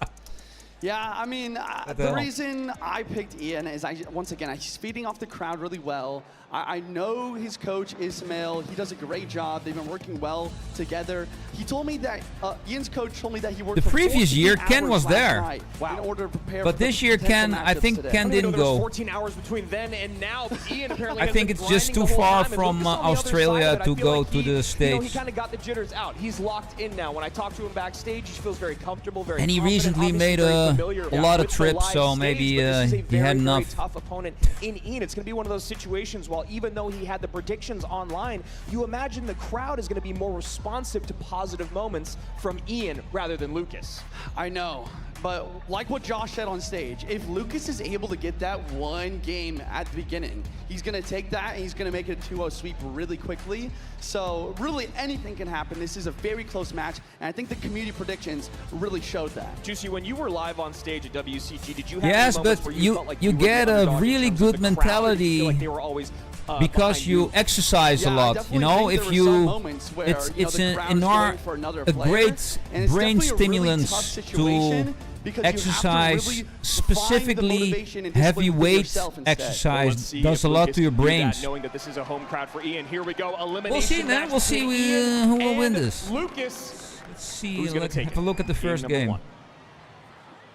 Log from Ian and an E-Spirit, maybe Hog Rider. And Looking don't like he's forget, going Ian was back the to his bread first and one butter. that got a golden Love ticket. to see it. Both these guys. We're going to see Lucas playing Miner, Ian playing Hog. This is the type of matchup you want to see. And Ian already with the emotes, but as you guys said before, those emotes don't really mean anything other than Ian's just doing what he does. Right. Ice Spirit here will stop the Hog Rider. Will the Firecracker? Oh! No, it doesn't. Wow! Okay, wow. The Hog just gets a connection. How but the can Firecracker these does Hogs activate King. So Lucas is in a decent get a position connection going every forward from time? here. Perfect time to E-Spirit there to clean up the Unbelievable. Royal Ghost, make sure it doesn't go invisible once again, but it is Lucas with the... Oh, excuse me, looks like these graphics are a bit swapped. Oh, nobody Ian's voted the on, bottom of the screen, then Lucas at the top. I won't run polls on Twitch anymore. Hog inbound. Mine are doing a great job of defending. I'm gonna stop the And poll Hog trying to go on through. Stopped by the on cannon. YouTube because the games are Lucas running taking now. pause here. We got a 50-50. You imagine they've played this matchup against each other numerous times, maybe on ladder over the years, different versions of Miner Control. 50-50. Two And votes. bomb does not go off in time. You see Ian with a little bit of a smile there, wishing he could have got that damage. Second Ghost of the game. Evo Ghost will be in cycle soon. A very common idea is to use that Evo Ghost on defense from the Hog. Look at to the prevent Ghost doing Earthquake some Valley and damage. to get a counter push. We'll see if Lucas is going to be able to make that happen. Sneaks the Hog right in front. Pre-Earthquake for the cannon. Hog Rider going to go through and get another shot. Oh my God, how is this much spent. possible, Barbaric man? cannon, Minions doesn't matter. Ian breaks through once again. Cannon, I've played against Ian minions, on ladder quite a and few just times, the and Hog this is with the always what it feels like. Earthquake It seems like for some reason will his get Hog you a Rider hit. always just gets that final hit in. It's the perfect timing, the early Unbelievable. pre-Earthquake, Yeah. knowing exactly how your opponent's going to respond, how much damage the units do, or the units that are in his hand. Don't sleep, Watching the Victoria. cycle. Wake There we up, go. This is wake what up. we were talking about before. Grab a You see cup the of coffee. anti-Earthquake placement pushes it over with the Skellies. Don't Firecracker sleep. not getting on top of the tower there. 1941, Royal Ghost comes in, and Firecracker almost gets a shot off. Okay, here we go. This is Lucas's chance to really strike back. Evo goes, baiting out a lot of elixir on the left side. Miner trying to get some chip. And this is a really solid comeback from Lucas. It's also Good it's just game. very even all of a sudden. Even Lucas taking lead. Yeah, I mean, I think Ian's recognizing that Lucas is going to be able to defend as more elixir gets at his disposal. It's going to be so difficult to catch those miners over and over again, especially with that mighty miner. Sometimes you want to use it to protect the Hogs. Sometimes you need I thought he would get defensively. You can see right here, another using it hit, man. to protect Holy that crap. Firecracker. So now the miner going to be just a little bit harder to pick up. And another Firecracker on the board, followed by another man, Hog. I The hate Firecracker the does not get hit by the Firecracker Evo so Cannon, much. but the Hog Raider push is successful in preventing too Oh. much damage. And there you go, miner poison right off the gate. Doesn't have the ability to drop Skellies. Is Ian Oh, here? wow, Lucas is look at taking the damage placement lead of a the little bit Skellies. farther, and Ian knows this is a tough spot to be in. Lucas getting a great deck pick here. Again, coachless. Firecracker trying to get on tower. I think no, it doesn't. It doesn't get a single amount of chip. It does a little bit now, though. Ian's trying to make something happen despite Lucas's very solid Hog defenses. And these minions are great because that mighty miner, you want to use the ability to take him off the board, but now instead not going to be a good tank at the bridge here. Although Hog getting a little bit of protection from the mighty, Cannon going to clean things up, and now Lucas going right back on offense. Miner, Ice Spirit, Royal Ghost, Wow, minions.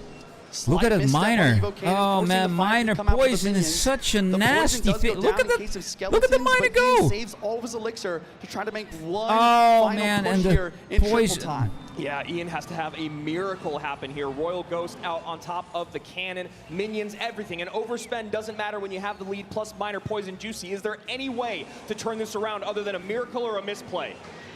I think that it's possible. He needs to keep up the pressure, and he needs to have very cheap, effective defenses versus these Miner. 991, 883, Miner goes in. Firecracker to catch the minions at the bridge. Mighty Miner at the bridge on the opposite side. Most likely going to put a Hog behind. There it is. Early Earthquake. Cannon out of range. Great placement there from Lucas. Wow. Ian back in the lead, though. Yeah, Ian back in the lead, continue to apply that pressure. Now a pre-poison plus Miner coming in hot, and Ian knows he can't defend. He decides to attack instead. Hog does get Oh pulled. man. Minions are there. Oh, will it get a hit? Oh my gosh. Hog almost gets a hit. Oh my gosh, it's so close. Another Hog inbound. Need a way to stop this Hog. You need a way. There's the cannon. The Oh Evo no. Cannon stalls enough. One more miner inbound, and the poison is enough. Oh, Lucas wow. X-Gamer takes game number 1. And what Crazy. a beautiful showing there. I mean, Ian known for playing Hog EQ, being the best in the world. Lucas is really, another really good, man. exceptional Hog Rider player. So you got to imagine when someone is playing your bread and butter against you, Juicy, you know exactly Lucas takes where game they're number at in their 1. cycle, what they need to play next to break through. And Ian was Unbelievable. always just, or I should GG. say, Lucas was maybe like a half step ahead every time. Yeah. I mean, even at the very end there, it seems like the minions just staying alive a little bit longer, allowing the Hog defense to be a little bit easier with the Evo Cannon, and then focusing all of his elixir on making sure to get Miner and Poisons on tower. Yeah, Miner Poison over and over and over again. Mighty Miner was never there to be able to catch that Miner because he was finding himself needing to use it on offense over and over again. Why And is Juicy, he is that strictly showing a that matchup picture of conversation? It was Ken still all the very, time? very And close. the cameraman loves I it. mean, when you look at a matchup like this, we'll show you guys the deck here very shortly. The Earthquake for the Cannon, you might think, wow, okay, that's got to be good for Hog EQ. But the true case here is he has the Barbell to control Firecracker. The Evo Ghost is the best evolution in the game currently. And also, Lucas just did a great job, like you said, understanding how Hog works, understanding when the pre-Earthquakes are going to come, and using the Skeletons and Ice Spirit to push the Hog over to the anti-Earthquake cannon placement. The minions have been so exceptional all weekend long. Obviously, the increase in range, but just the inability to get on top of them so often. We saw that, like you just pointed out. Ian was struggling to get them off the board so his Hog could break through, right? You get that little bit of extra DPS from the minions. All of a sudden, that EQ early on the cannon doesn't really matter, and Lucas recognized that. And I also really loved his Ice Spirit minions pushes opposite side because it baited out the Firecracker where Ian didn't want it. True. And then once again, this is why I just love Clash Royale League. I know. Because, you know, Lucas knows that the only way for Ian to clear the minions is with the Firecracker. So sometimes, not only reactively, but we saw predictive Skeletons to the bridge to block. Predictive Barbell over the river to make sure those minions are good to go on DPS for defense. And I gotta say, even though Lucas does take game number 1, it was still very, very close. Both these guys playing essentially perfect Clash Royale, Juice. And here we go. Game number 2 coming your way. Can Ian keep his debut alive, or will Lucas continue on in the lower bracket? Man. Okay, Ian just going straight for the aggression. I like that. And we talked about yesterday, Goblin Hut, not really what you want to see defense-wise. Yeah, not my favorite thing to run into a Goblin Hut, or I mean have a Goblin Hut for that. Mortar gonna clean it up pretty cleanly there. Gonna get some Goblins out to protect that Mortar, and now a Mortar shot is locked on the tower for at least a couple shots. AQ has to come down. Okay, one shot is through though. And the Boss Bandit, will the ability, okay, Oh the my ability God. does get down from the Queen of Time, but this Boss Bandit's still very healthy. This looks, it has pieces of the deck that we saw Mo run yesterday with Skeleton Barrel. We saw the Overwhelm that he put on against Sandbox. That was the game where Mo took 0 damage at all. The only person to do it at all yesterday, which was absolutely incredible. Lucas here. What are we seeing here at the bottom of the screen? Juice? What do you I got you. I'm pretty sure it's going to be the Drill. A lot of the time with Evo Snowball, you will see Drill as the main win condition. Matchup-wise, I actually kind of like it for Lucas. Yeah. You know, if Lucas can get his cycle correct, have the Queen for the Mortars, and as well as use the Valkyrie efficiently on defense, that's a really good shot. But Ian is trying to basically abuse the fact that his starting hand was bad and continue to apply pressure while his cycle's messed up. Yeah, and this is the deck that we saw Mo run yesterday. I had a little bit of fun with it, of course, being a new Mortar deck I haven't seen out in the world yet. The synergy between the Boss Bandit and the Skeleton Barrel is really interesting. We're going to see it right here. You usually want the barrel in front of the tank unit, but instead you can go Boss Bandit up front. You can use the ability, get the Skeleton Barrel in. And Boss Bandit goes a little too far back. High Berserker there. Nice play by Lucas. Wow. Okay, the Fire Spirit is going to tank. Evo Valkyrie. Wow. Oh Wow. my gosh. I keep saying wow, but this is just this is so amazing. But really nice from Lucas to kind of delay on that Valkyrie to try to get more value out of it, and Ian kind of playing into his hand with that gang. And we finally see the first little lick of damage come through against this deck. As we said, Mo took 0 yesterday, and now Ian just takes a little bit from that Evo Valkyrie. And Evo Snowball is in cycle, so we are going to see that front drill placement. But Ian is on top of it. He waits, plays the Barbell instead, and prevents the Evo Snowball from getting any value. I mean, Juice, that's a situation where you just got to hover, right? I mean, I know you want to predict, but then if you predict with the Evo Snowball, that's worse than having to use it on defense. Evo Skeleton Barrel in cycle. Boss Bandit almost connects. Will Lucas have enough elixir? And Boss Bandit dashes. Oh my God! Boss Bandit wow! Lucas is low in elixir. He gets the Valkyrie down barely in time to stay in this match. But wow, Crazy, insane pressure man. from Ian continuing to push the advantage. The Boss Bandit is such an elixir man. leech when you talk about having to play against it, Juicy. If you don't defend it perfectly, Putting on you the must pressure, get down man, to stop Ian. that dash. And Lucas hasn't been able to get back on offense in Oh! about a minute. And now the mortar locks again. Oh man, it's game over. And the Boss Bandit is protecting. It's dashing every which way. Wow. And the mortar continues to send Well volleys out of played. his Oh power. my Boss God. Bandit Oh! We're getting our first game 3 of the day. Excellent Respect play for from Ian. Wow. The Boss Bandit Put your hands together for that, Boss man. Bandit protects. Absolute Asserting poetry dominance. from Juicy J up Wow. here in the booth. And Ian and this crowd are ready to go to game number 3. I'm getting literal chills right now. Yeah, that was as I crazy. see Ian W coming back Ian. from that game 1. The crowd just roaring with every more. You're connection, local. with every Boss Ian from Bandit the play. United States. Unbelievable stuff from both of these players, and we're gonna be looking at the decks here soon. Yeah, Molite got to feel a little, him and Allen have to feel pretty good about that That deck. last It's been run game. twice today, very little damage has come through. The pressure is just absolutely insane. You talk about having the E-Wiz to slow, stun, reset. It's such a great utility card. But then the rest of it all combined, the synergy of it is absolutely amazing. You get a late mortar down. Very Boss Bandit comes strong back, game. protects in front of it. As we talked about, Boss Bandit at the Took bridge, full barrel control. behind. Boss Bandit takes for a second, uses the ability after the dash. But the then Boss barrel's Bandit, tanking, what? then the Boss Bandit Such takes a- for the Skellies. Nah, Just I'm gonna absolute use that incredible Boss synergy. Bandit. Yeah, Like okay, I think do Boss want Bandit to and make a Hawk. little asterisk in what I said earlier. So What I can you didn't do realize against in that? Game 1, you can see Hog Lucas Rider used and poison Boss in minor Bandit. Poison. And for this drill deck, I assumed it was poison, but instead it was rocket. No, That not yet, rocket to Use Dragon. poison No. really No, I'm not. allowed You? him to continue to apply pressure, use his mortar and his Electwiz to his advantage, and Lucas really just couldn't control the mortar, even with the Archer Queen. Yeah, it's one of those things when you are playing mortar and you pile everything up at the bridge playing against poison, that's a way to bait it out from being on top of your tower. but yeah, it that's smart, completely man, stops smart. your offensive push. That's something we were talking about in this game. You We're gonna see a saved some replay XP here. to do it, right? Just no way.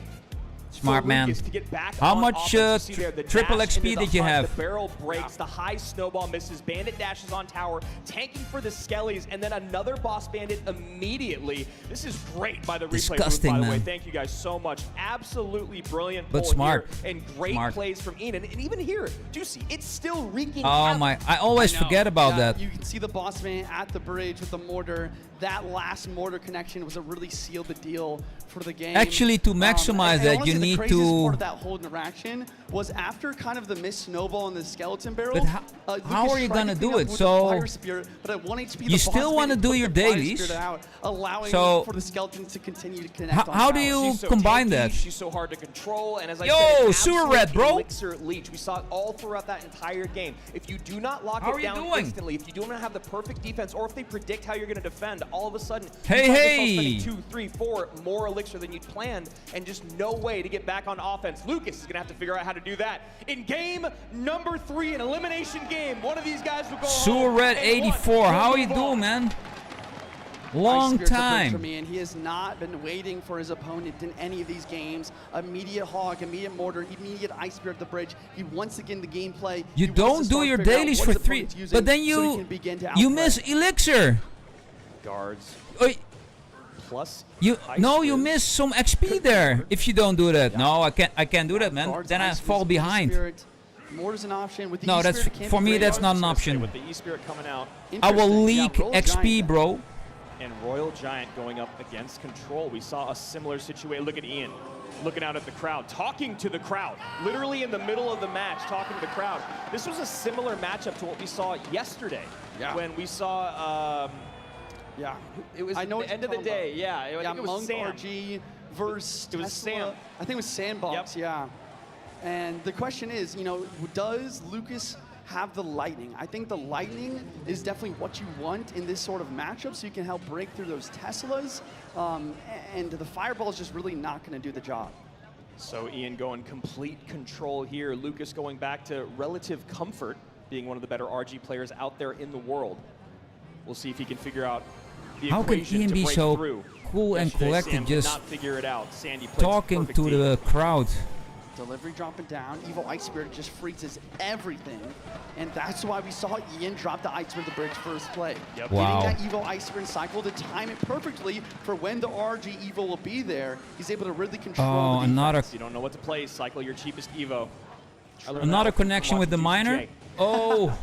Shout out to Andrew, dude. Always making me smile on stage. And E-Spirit here is going to continue to apply pressure.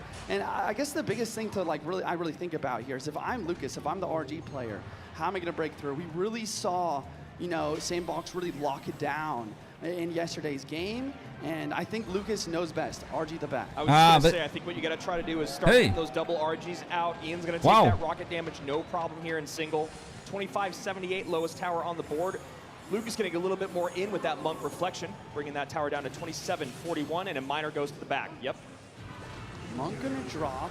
He wants to prevent any more rockets on tower, using that ability to his advantage. RG does get one hit from Lucas, starting to even up this match. And a high Tesla here to maybe help support the Monk. And one of the things about losing that 3-card cycle is these RG decks, it's so much harder to get 2 RGs out on the board. And Evo RG coming in. Ian spending everything he can, but that RG does retarget. Wow. Oh, wait, the Monk is being paid for. The Monk gets the power on tower.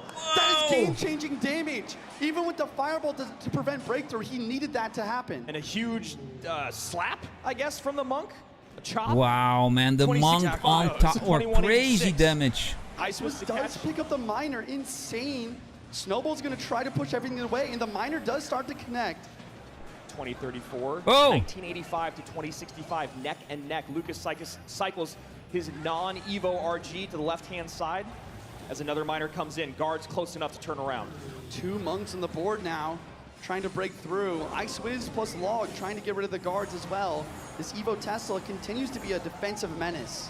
And that delivery, I believe, hits the Icewiz and the RG. RG on the left gets a shot. Now RG on the right coming in. Evo RG, Tesla comes in just in time. My goodness, we are heading into Crazy. triple extra overtime in 5. The guards! Oh! Knight barely gets down for the guards. 3 Knights on the board for a Knight split hits. second. The Knight gets a little bit of chip here, and Lucas starting a Monk in the back, once again trying to prevent rocket value. 1784, 2065. Lucas needs to make something happen in the next 50 seconds, but having a tough time doing it. Ian doesn't even need a rocket cycle. Guard's a little bit late. That could be game-changing damage with the miner connecting. Lucas needs the double RG to break through.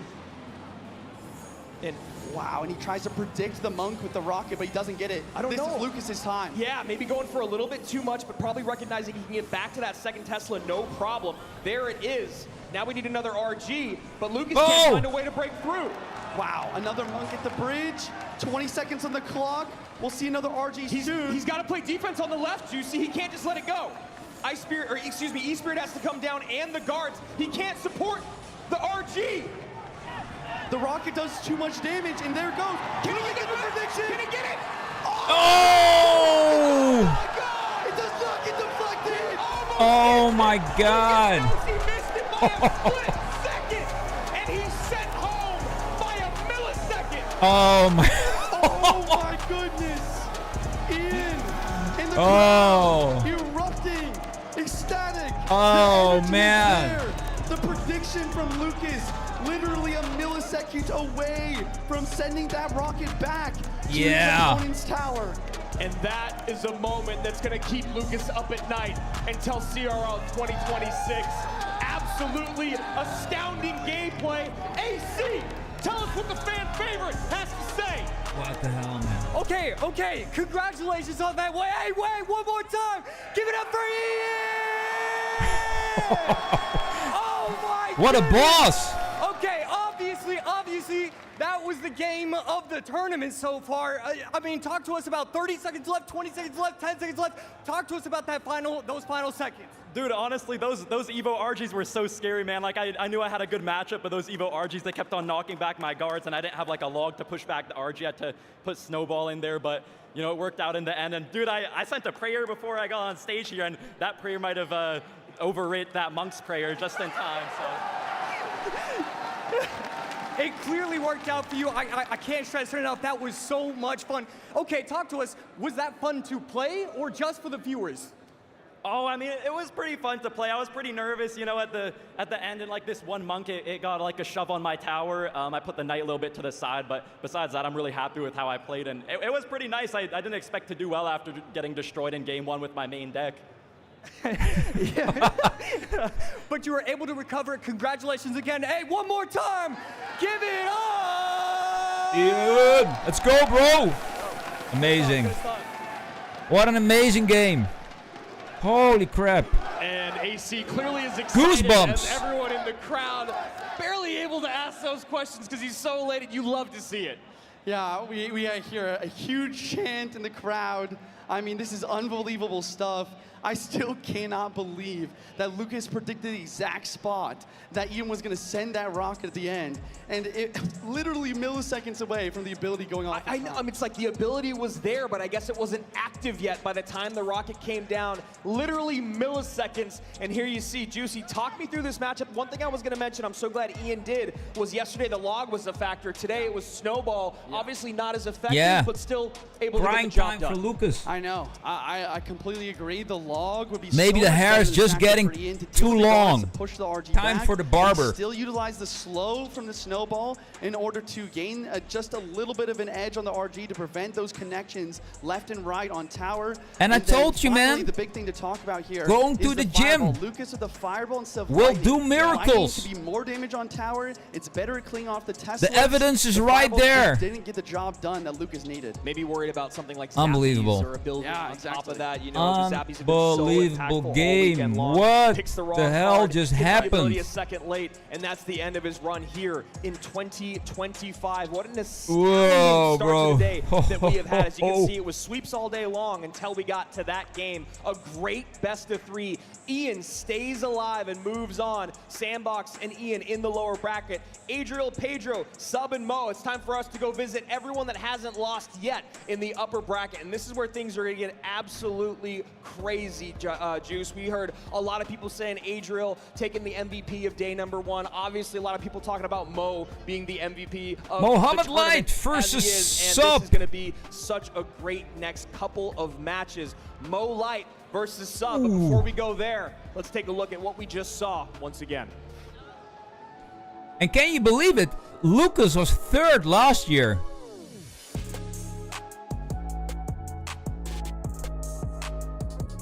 Back to Brazil, man. Another year of hardcore practice. Man, that Ian. What a dude. Yeah, man. Mohamed Light versus Sub.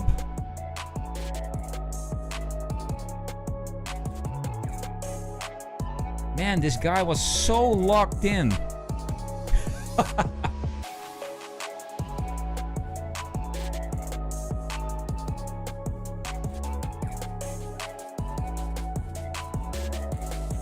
What a beast.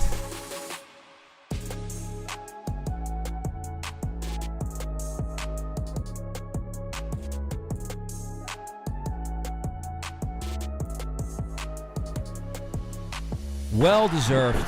Crazy. Oh my god. Let's go!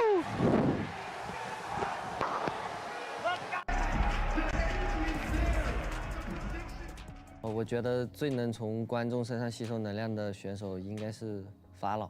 Diría que Mohamed Light porque viene como candidato a ganar el título. Chinese qualifier players, because I think they have the most passionate fans. I don't know players much. I focus on myself. That is probably OP Sam. I feel like he's the one that can take the biggest advantage out of this. 팬들한테 가장 인기 많을 것 같은 선수는 당연히 저인 것 같습니다. 그 부분에 대해서는 자신 있습니다. Me. O jogador que eu acho que vai se destacar, acho que vai ser o Ian, por ele obviamente estar jogando em casa, então acho que o Ian.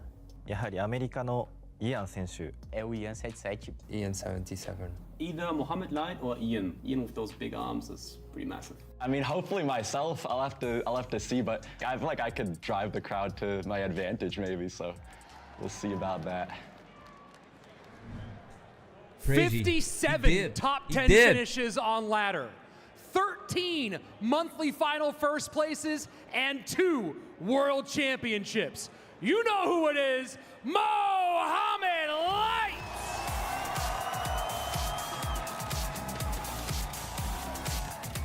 Mohamed Light, the GOAT, the two-time.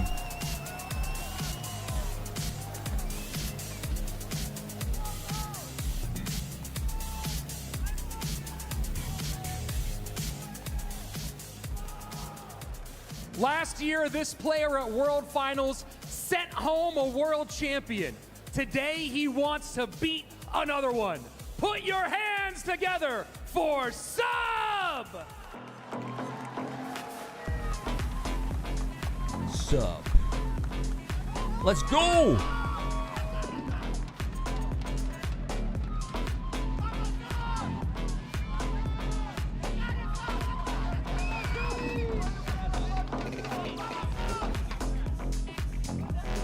And you might as well call these guys the untouchables because that's exactly what they were yesterday, AC. We saw Mo Light come out and just do some work there against Sandbox. Of course, I've mentioned it a couple times, the only person to not take any damage in any set game all day yesterday. And then Sub on the other side of it, while it wasn't quite as dominant, it still felt completely one-sided. Frontier Guard came out, you know, did everything he could. It felt like he was staying in it, and then all of a sudden it felt like halfway through each of the games, Sub goes, all right, I know what you're gonna do, I know how you're gonna defend it, and I know how I'm gonna win. And then he did exactly that. This is gonna be an exciting rematch of course, the Kalalis Gold Finals, where Mo 3-0'd Sub. Are you sad that I said that? Did I take that from you? Yo, I know you didn't just talk to his coach. All right, I do have to give a special little shout out to Mohamed Light's coach. He's obviously a fantastic coach. I mean, he's been doing it for 3, 4, 5 years. You can hear him in the crowd whenever you'd like to. And yes, I mean, this is going to be an incredible set. And not enough respect given to Sub, but we have understood, we know at this point that he is one of those players that can stand against him. 2 number 2 monthly finals finishes, and of course a number 4 world finals finish. Doesn't quite stack up to 2 world final championships, and of course all the stats that Rich just dropped on stage. I mean, the accolades continue to just impress year upon year, match upon match, tournament upon tournament. Mo Light just seems to be the golden child of Clash Royale, and he continues to hold that crown. And we'll see if Sub can get a little bit of revenge, but it's going to be really tough to do. Yeah, I mean, obviously, whenever you see that Mohamed Light is even on your side of the bracket, you get upset. So I know you have to be, you have to be upset about that. Let's take a look at the predictions because we need to see, you know, there could be some different answers. Probably not. 87% to Mohamed Light, 13% for Sub. I mean, it feels like it makes sense. Obviously, you're not going to be voting against Mohamed Light, but this really is a 70-30. Sub does have a chance. Absolutely, Sub has a chance, and he's proved it time and time again. You know, like I said, in that Kalalis Cup Gold Edition, it was a 3-0 in the best of 5, so obviously trying to have a better performance than that. Let's see what we said here on the desk. Josh, what'd you go with? What did I go with? I went with Mohamed Light, okay, and Andrew, what did you go with? I probably went with about the same thing. I'm thinking Juicy and Rich did the exact same. Look, we all know that Sub could win this match. It's just you never bet against Mo. It never really works out. Other than what we've joked about in the past, maybe the first match of the tournament. But then even then in the lower bracket, you know he can always go on a run. Sub's a guy, though, that is able to keep the nerves contained. You know, he's a guy that's very calm, cool, collected. We saw that yesterday, and it really worked out well against someone that was as aggressive as Frontier Guard. Now you need to do it against the person that knows when to be aggressive, when to be defensive, and has every interaction in the game locked down better than anyone else that's ever played the game. Yeah, I mean, if you were to make a Clash Royale quiz with like 100 of the hardest interactions that only the top 0.001%, you just know Mohamed Light's getting 98 out of 100. He's getting that A+ every single time. Obviously, one of the most brilliant players. Keep on grinding, man. Players. And let's get see if you can set a record. Game Sub, Mohamed Light. Game number 1. Here we go, ladies and gentlemen. Mohamed Light versus Sub. It's going to be tough. Mohamed Light, the inventor of wall breakers, split behind the King Tower, and that's what we're going to see. I think he introduced that in one of the other World Finals. It's just one of those things. He'll find stuff that nobody else is willing to. And really like to see Momo go on control here. It looks like it's going to be kind of a mirror matchup, and Mo already getting some good damage on tower. You can see that's already getting in Sub's head. Yeah, Sub quite annoyed that he was giving up that damage. How much is the Mighty Miner bomb damage doing on for Muhammad Light to get some chip on damage towers? on the tower? Somewhat big push, but Muhammad Light is going to clean that up easily and only take a few hundred damage. And this is incredibly similar, if not the exact deck that Mo was able to go 80 and 4 in 4 separate 20-win challenges. He did it with the Ice Wiz, Evo Skelly's Miner Wall Breakers control deck. And that's going to be a nice ability there from Sub, and a nice kite as well. Yeah, gorgeous play from Sub. He's obviously very, very talented. Gets the right pop from the Mighty Miner, and then distracts with the Wall Breakers. Perfection from Sub. 23-28 to 28-56. Mo Light firmly in the lead. Not happy about how close that Mighty Miner is because of that right there. A bit of a waste of a Goblin Hut, but still going to require a response. And we see him give like a see slight that Muhammad Light is really confident, man. The guy looks so relaxed. The left Spirit Goblin to get a little bit of chip. It just immediately he understood what he was seeing. Well, they know who's boss. And Sub goes to the back here. Completely uncontested Miner. See if Mo wants to punish back. A very beautiful prediction right there. The bar barrel Whoa! as well. You know that Muhammad Light was just ready for that, but those minions are going to clean up nicely. I mean, even though he got predicted, it really wasn't the end of the world. And we see Mighty Miner in the back, cycled on the left-hand side. Now, Miner goes to the inside with the poison. That is an exceptional poison. Taking out the Evo Skellies, taking out the Goblin Hut, and now we find Sub in the lead. First time so far in this game. Whoa. Yeah, Miner Not gonna lie. Distracting the Spirit Goblins. Sub is playing really well. Minion was able to take that out with the hope of the poison, and right there, late pop of the ability, but it's going to work. It's going to kill the minions. Evo Skellies come in, poison on top for Mo here. Clean everything up, 1927, and they're just going to play this game back and forth. Wall Breakers, though, uncontested. Does the bomb go off in time? It does. So happy about that. You can see a little smile and nod to himself. Yeah, you hear the crowd erupt as well. Nobody was really sure what was going to happen right there. I mean, the crowd, in this crowd, there are hundreds of thousands of hours of Clash Royale played, and you're watching a guy that is a magician, a surgeon at work. And right here, I mean, after the slow start for Sub, after taking 500 damage, he is now taking the lead. Sub has done a brilliant job of getting himself back in this game. Mighty Miner ability, Evo Wall Breakers behind, and it doesn't, he messes up the sequencing. This is what I'm talking about. Sub can always stay in it. He looks not shaken by that Mighty Miner in the very beginning. And as you were just saying, AC, he's been able to bounce back this entire game. And now is firmly in the lead in a mirror match. Yeah, the difference between the Cannon and the Goblin Hut has been instrumental to his success. I mean, the Goblin Hut, it's just too bulky. He's not able to get it properly. Another Mighty Miner, I mean, that time he gets it brilliantly, but 1455 forces out a response from Sub, and you know him, Mr. Consistent. He's not messing up that interaction. Yep, you know he's on top of those Skellies, not going to get overwhelmed by other things going on the board, keeping up the pressure. Wall Breakers don't get in front of the bar, but Mighty Miner comes over on that side, has to turn around anyway. 1455, 689, Sub in control. Right there, Bar Barrel going to be able to clean up the Ice Wiz nicely. Minions in tow going to be able to clean up the Miner as well. So Will 689 Muhammad be able to win this? A little bit more damage before he can start going poison, poison, poison. Mo putting some pressure on that right-hand side, baits out a Mighty Miner. 114,000 normal HP left. 542, 1308. Bro. Sub catches the Miner. Sub, all the elixir in the world, he's able to get the cannon down. Oh my God, not a cannon. These guys cycle so fast. This is where it starts. 30 seconds left. He's going to go Miner, poison, cycle. Oh! 427, 1026, 24 seconds remain. Sub just needs to not make a huge mistake here. Mighty Miner getting kited back on the left-hand side. Poison down early, cannon up high. Mo Light just out of reach, AC, in game one. Yep, Miner, poison, Miner chipping away. Gonna get the tower down to 47. It's over. Wow. Sub taking game number one, trying to wow. Muhammad Light and the crowd with some mixed reactions here. I didn't Not expect sure that. What really happened? Obviously happy to see a great game, but a lot of them probably rooting for Mo Light. Yeah. Bonus tier Sub 25. in dialed in, makes a mistake early on.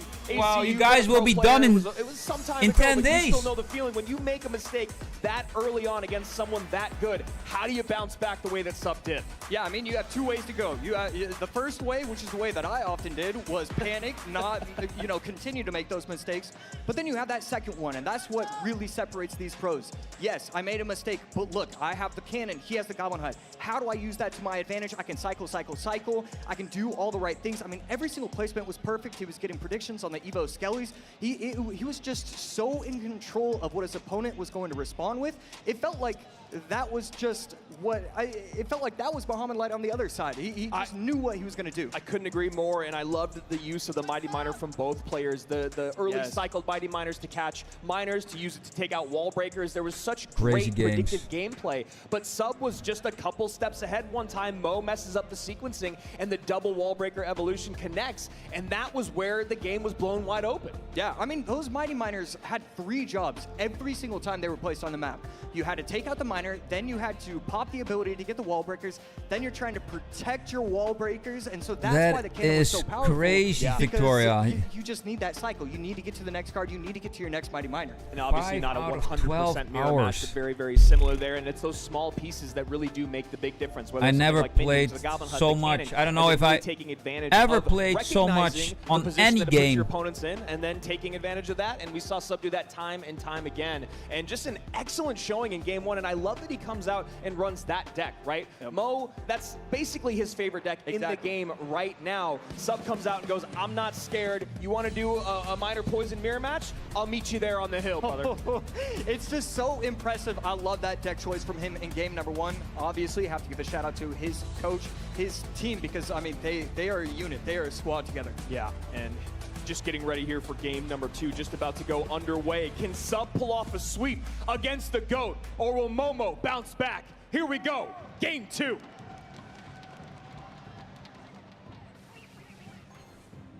And that is a look that we know well from Mohamed Light. We've seen it any time basically that he's lost, where he is locked in that next game. Right there, perfect timing. No more jokes from Mohamed Light, but that 100th of a second, he's one you just don't game know what's behind. Happen. But right there, just perfection. We've seen that drill timing be an issue for certain players throughout the competition. Can't imagine Mo will make that mistake more than once, if even that. Whew. And the Hunter takes out all the goblins with the help of the Royal Ghost, and that's going to force out more and more of a response.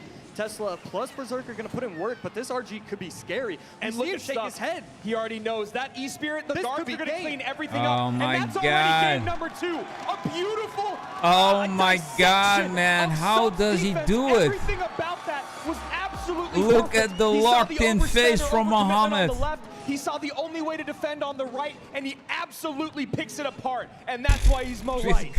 And that's why I don't like goblins in this meta right now. I feel like it's a little too easy. They don't do enough DPS. Bonus still tier 1 to already. Take out, and I mean, Sub, he's gonna keep playing. It's not. I think it's not I'm over till close it's to over, but halfway this is at the looking like prices. it's real trouble for him. And Mo, I almost wonder if he's playing for the camera here, acting like he's trying to figure something out, maybe figuring out what he wants to looked run at the camera right there. in game 3. I can imagine that's maybe where his head is at, knowing that game 2 is essentially locked at this point. Only a minute and 13 seconds remain. Momo's taken almost no damage, and he does have an incredibly defensive deck. Yeah, I think that's a really cool thing to point out, because you have to assume both of these players know the end result of this game. They're going to take the next minute and a half, not because they think that they can come back, and maybe they can, so of course they're going to try, but the main thing is, what am I going to do for deck number 3? How do I get away and give myself an advantage going into that final game? Last Honestly, that's exactly what I'd be doing if I was season, right now. I was would just 3 let this days. game, we don't have draws like they I do think in chess. We don't before have the season resignations. ended. I mean, and So I don't think that's what Sub would do anyway, because you're going to use all this good. time to think about what you want to do in game 3. And as quick as you get, once you get comfortable around Mo Light, that's when he's going to take advantage of that. Man. Unbelievable plays there. That game was over so fast. I kind of saw Mo give a little nod after he recognized what the matchup was, and then he went hyper-aggressive right lane with RG, guards, E-Spirit, Game What over. a dude. Never mind. I was gonna say I'd like a feet camera to see if he like jumps on his toes, but maybe we should avoid Probably that. should avoid the feet camera here in the Clash Royale League. Maybe next year.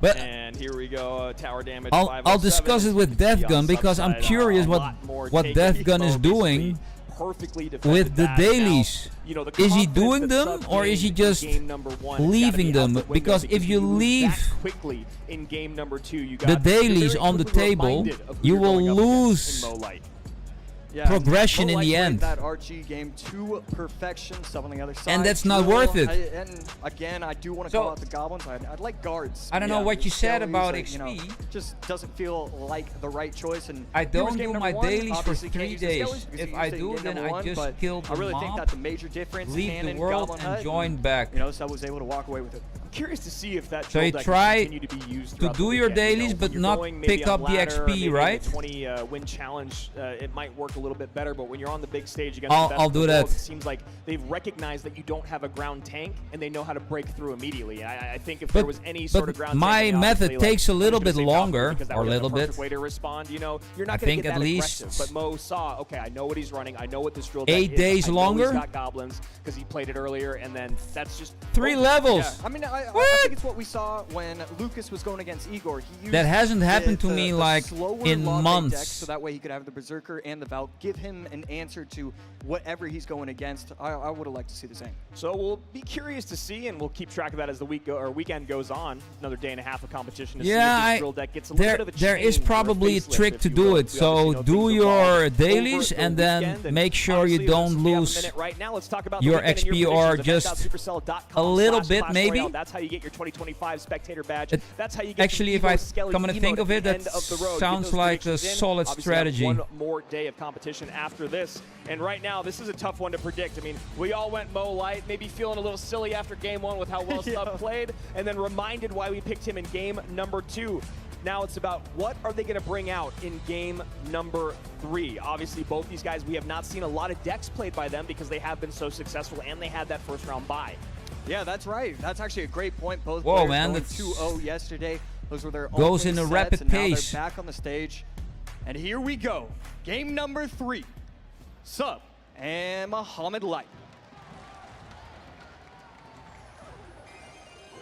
And a Tombstone. Have we seen Tombstone yet? No, I don't think so. I don't think so. We've seen the Cage a few times, Cannon, Goblin Hut. I don't think we've seen Tombstone. Tombstone. That smells like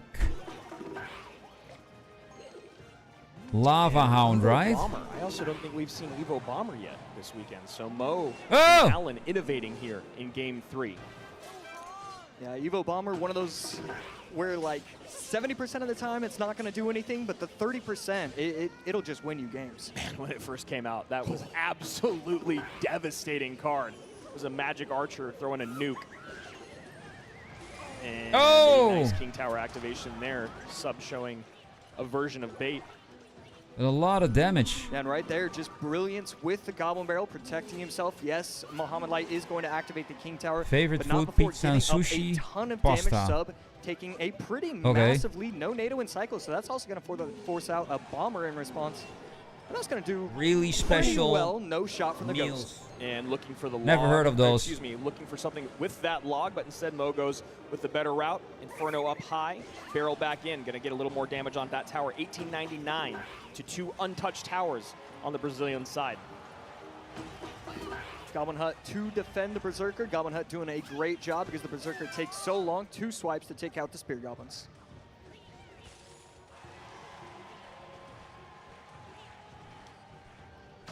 I mean, you gotta wonder about Muhammad Light's deck. There's a couple options. There's I'm the curious. E-Giant. Wow, what a That is dash. a great dash, and it does feel like E-Giant AC. And there it is. There it is. E-Giant soaks up the Evo Ghost. Still taking some shots from that barrel. Now it's time for Sub to defend. Evo Bomber goes out right side. Yeah, frustrated beyond belief, taking a lot of damage. And with 1 minute left, I need to take another look at that. The Bomber doesn't shoot the right Goblin. I think the tower took it out. Just everything going Sub's way, and a beautiful King Tower activation. No chip damage, and this is the reason why I'm not a huge fan of Bomber. There's too many matchups you don't get any value. And obviously, Cannoneer, a great way to match up against E-Giant, but you know what also works is having 3 towers, Princess Towers, getting on top of that E-Giant. Gonna pull it to the center here. Dark Goblin gonna get NATO'd in. That Inferno drag, a little scary, and the guards come down last second. You heard a couple gasps there in the crowd. High Ghost, making sure that Golden Knight can't get on top of tower. Inferno getting a little bit scary. And a beautiful cleanup here from Sub. At most takes a couple shots and a dash. I mean, that was perfection. Muhammad Light thought that the game was over. Half the crowd thought, okay, maybe it was just me, but the Inferno Dragon was... It was scary close. It was scary, beautiful Ice Spirit. The Inferno Dragon was on to the wrong card. The Ice Spirit delays Muhammad cannot spend the Inferno Dragon's charge. any XP on the Only Goblin a minute Barrel. 48 remains, but we all know E-Giant can take a game in a moment. One good push, a nice NATO, a good lineup with the Evo Bomber, a Golden Knight connection. So many ways for Mo to take this game. He goes guards opposite. I like that. No good way to stop him. Barrel in, Tombstone high. Yeah, that's what Muhammad Light was trying to do earlier. The Bomber placed perfectly right there. Beautiful Golden Knight dash. The MVP for Sub so far has been these Dark Goblins. It's just getting so much value. Guards once again to distract. Royal Ghost up high. Momo's running out of time and options. Sub goes barrel right into the back here. No, and the Golden Knight goes backwards. Whoa! A gift from the Clash Royale gods. What? Is that what Mo needs to turn this around? High Inferno. Beautiful. Fireball in. Beautiful fireball right there. Goblin Hunt to take the E-Giant into the middle. Guards are going to be low, but the Bomber's going to be able to help out. Needs the Ice Spirit reset, and he's going to do that again. Wow. We keep hyping up all these maybes from Muhammad Light, but Sub on the other side, he's just doing it. He's got it done. Perfect interactions from Sub time and time again. Man, Muhammad Light is not getting through. Down last second. Royal Ghost up high to stop the Golden Knight charges. Everything is so clean, but it 30 just takes seconds one. in 33 overtime. seconds remain. Double barrel in.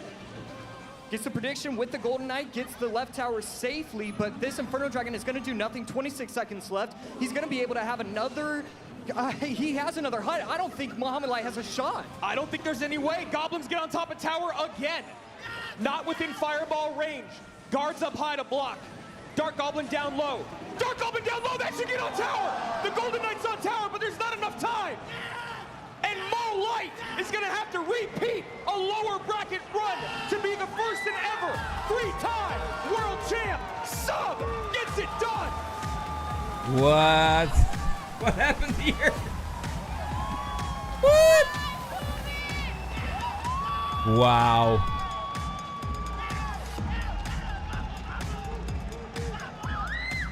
What just happened here, man? Incredible stuff here from Sub. Taking in the crowd, taking in the moment. This crowd What a is beast. shocked. You see some sad faces, some with dismay. We'll see what Sub has to say. Rich, the biggest upset of the tournament. Talk to me about it. All right, Sub, let's start with the obvious. You just beat the world champion here on the big stage. How are you feeling? What are you thinking right now? Então, vamos começar pelo óbvio. Você acabou de bater o campeão mundial. Como você está se sentindo agora? I'm just so confused why nobody can just talk English, man. Come on. What kind of schools are there on the rest of the planet? I had English like I'm so nervous. I at the can't lower have, levels words of enough to the express start of my glad, so school. I'm really confident and glad to bet him. Well, speaking about nerves, We had German, we had French. Devastating. You got blown Some up people very could go quickly. for Spanish. How did you mentally recover from that, and what were you thinking Unbelievable. for Game 3? Falando em nervoso, você no How segundo can you jogo just acabou speak perdendo. Então one imagino que deve ter language? sido difícil se recuperar. Como foi para você se recuperar e como foi usar as últimas cartas contra o Mohamed? A minha escolha de deck do segundo jogo não foi boa, o meu Because início de jogo também não foi bom. Lucas is also from mas Brazil. Antes de His começar English de is vir pra cá, perfect. o meu coach falou para mim ter a mentalidade de não importa o que aconteça, foco até o final. Então eu acredito que eu desistindo, eu já estava me preparando para o terceiro jogo, I don't não get it. desistindo do segundo. So when I start the game, it was so difficult for me. I have a really tough For me, it's beginning crazy. of the game, but I just put My in my kids mind with are my coach, fluent in English, man. What my coach said to Fluent. me that don't Better mind, than me. You need to focus and just focus in the third battle. You will be fine. Well, speaking of that third match and your The coach thing Jose is, I Guerra, live in a because of what super the law small on deck country. thinking, So I know with Dutch, you can't get anything done outside of the Netherlands. Great pick that you made for game 3. So Então, no primeiro você perdeu o log, no segundo você perdeu o bar barrel. Como que foi para você escolher o terceiro deck? Como foi escolher o terceiro deck? A escolha de terceiro deck foi... and I like to travel, you know. If you like to travel, you need to speak some other languages. Então eu tinha uma ótima escolha de bait para o terceiro game. So I waste so many cards on the first battles, and the third I need to pick a big one. So that was. Well, there we go. Sub, great work. We'll see you in our next round. One more time for Sub. Crazy. Mad respect for Sub. Showing for Sub makes a difficult day for Ian as Mo moves to the lower bracket. He'll be facing off against Ian 77, so a mountain to climb ahead of him. But let's not get too far ahead of ourselves as Sub pulls off the biggest upset of the tournament. AC, talk to me about what went so well for the Brazilian. I mean, a lot of it comes down to the deck composition. Game number 3, I mean, he just outplayed him with the decks. The Goblin Barrel was so beautiful. I mean, we saw it very beginning of the game. He was going Goblin Barrel on the side, knowing his opponent had NATO. It was just, he was 2 steps, 3 steps, 4 steps ahead of his opponents. And then a lot of it comes down to the Dark Goblin. His protection of his Dark Goblins, okay, yes, you're going to NATO everything in, but I'm going to do a beautiful Ice Spirit when you have the Inferno Dragon at a full. I mean, you know what it is? Every single play he made. If you are from the United States or the United Kingdom, you guys speak English. In the Netherlands, you're not going to believe it. In Amsterdam, in most shops, the main language is English. When I was at Deloitte and at Microsoft, I used to work there. Everybody, like the main language was English. It's just English. You need to speak English. Adriel and Pedro will be the next opponent he faces. It's the #1 language in the world. Bracket and Sandbox will face off against whoever the loser is between Adriel and Pedro. Getting more and more narrow. Yeah, so I would assume if you live in the United States that at a young age you get Spanish, right? I was whispering it to him. The earlier you start, the better your brain function and pick that up easily. Sure he was. Sure he was. Maybe. Didn't get it in the predictions. That was one that we all got wrong. As we said before, you never want to bet it is a against Mo, consultancy firm, Use Dragon. That Sub could pull it off when we saw the way he played yesterday. Again, we talk about macro and micro understanding. That was what was so impressive about him against Frontier Guard. But can you do that against Mohamed Light? And we saw that he was able to. Just absolute perfect stuff with the Ice Spirit, as he said. Perfect. I just like to solve problems. That's what you do with consultancy. And it was in the final 10 seconds. Solving companies' problems, make them healthy again, fix their shit. It all came together perfectly for Sub, and that is, you know, it is a bit I've done tough. that for 3 years. They've got Ice Spirit, they've got guards, they've got the Dark Goblin. He's got a great matchup there, but that's again what Rich was talking about. Great pick there by Jose V. Yeah, there's a reason why Jose felt so confident. Exactly, man. That's so easy. And highlights that we just saw. I spoke with my kids, both Dutch and English, the moment they were born, so they picked that up early. It's just like the only responsibility you have to your kids is like transfer knowledge. That's it. Make them version 2.0 of yourself. That's it.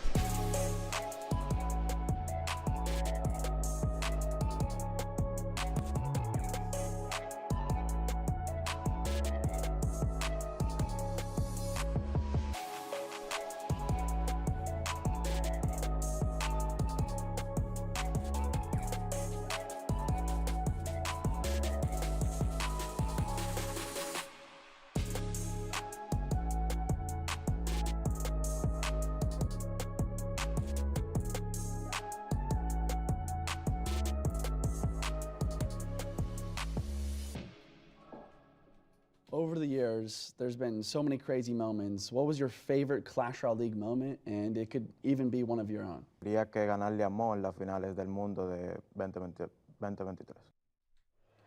First up on the blue Huge Dragon, are you familiar with having a knack for languages? To the lower bracket on day 1, his name is Adriel. faster.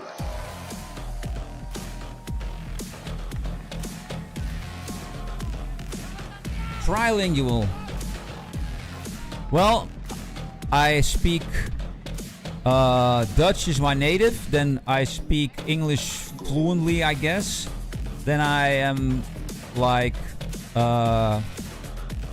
good at German, and I can speak a little bit of French. So I can and he's the 2023 runner-up. 4 languages. Everyone, give it up for Pedro! So Dutch, English, German, and French.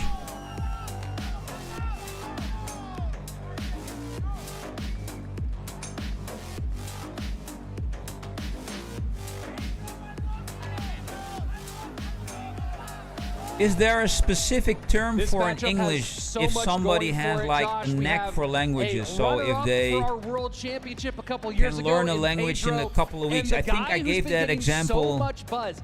Everyone somewhere in was the talking past about him last night after his about a performances. colleague that Adriel poised to wasn't make from big the waves Netherlands, this and I tournament. thought he was Yeah, from I mean, this is Amsterdam. definitely one of those matchups where Learn it's so Dutch close between the in two. 3 You look at weeks. history, you might say Pedro, he was able to finish second at the World Finals. That's obviously incredibly impressive. Polyglot? Adriel, he's been competing for forever. I mean, and he's Who's just Polyglot? so stoic. You love to watch that him a play, and you love to streamer or talk to him content as well. creator? He'll say 2 things, you'll smile, you'll walk away, and it's a great conversation every time.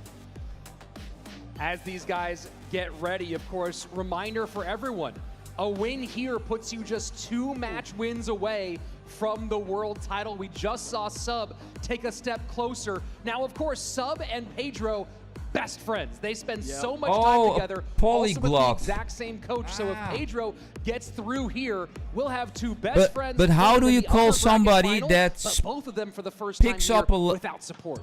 foreign language in a lot of fun couple talking about weeks, the players maybe when they have the same 2-3 coach. months, Take a look at the head-to-head notes real quick. 13-6. and really 6-7 speak it in fluently? So like 2025. in a really A short lot time. going on between these 2 players. In Dutch, and both of these we call that players a talenknobbel. So they've been the favorites since a it language started. They're one of those top nobble 3, or top 4 nub. every single time. Having it's the a general language consensus. knob. Yeah, I mean, you look at that head-to-head, of course, anything can happen in a Or given having a best of 3. And we've feeling seen for languages. Just about everything happen in a best of 3 over and over again. The big question for me, Josh, as we start with this one, is we know how aggressive of a picker Jebez is on one side, and we also know that it's been kind of Yeah, the this guy comfort master told me on that Pedro's side. he So was we'll like talk more about that matchup in a moment. his Let's first take a mother look at was your also predictions for this like very good at matchup languages. here, and we're getting it pretty close, 55-45. I am not surprised. She by that learned razor-thin margin. a language in definitely have 2 to give a weeks, shout out to and the he community. I was learned wondering if it a was gonna be language in 3 70-30 weeks. for Adriel, but a lot of people respecting It was- Pedro it's- as they it's- should. I mean, Pedro is obviously Still, phenomenal. if I think about it, I think can that's just not one of the comprehend how better that's possible. community answers that I've seen so far this weekend. Well, let's go ahead and take a look at our A answers polyglot. for this one. And Josh, who are you picking Yo! going Adriel on that one?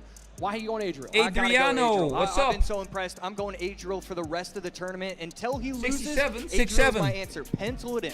Yeah, he's the 6'7", hot hand 6'7"? right now for sure. And getting back to the matchup Did I see what? conversation, Pedro has typically been someone who's very polyglot. good in his Polyglot, comfort man. range. And the one thing I don't want to see him do here in this matchup is go minor or go translate. drill. Because I have a very Polyglot. strong suspicion that his opponent is looking to cover both of those decks. Yeah, and I'm really not too worried. I think day one, every single day is going to be different. The meta will emerge, and you're allowing your star player. Look, Pedro is a star. He's a superstar, really. So you can have a bad matchup, you can still win. Even But though you're somebody going against that's Lucas, you still just give him your masters best decks. a We're at lot day of 2 now, though. languages. You have to think of Polyglot. something different. I expect something different from both these players. You got to bring the heat. Let's see it. Game number 1, Adriel, Pedro. Let's go.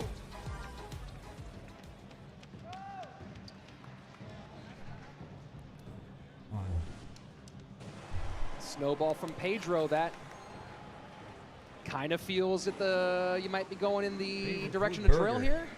Yeah, and right there, the Sushi, poison, temaki, that uramaki. poison placement always scares me. I know it's not going to activate King Tower the entire time I'm holding my breath. Snacks. waiting All for it these to people activate. like snacks.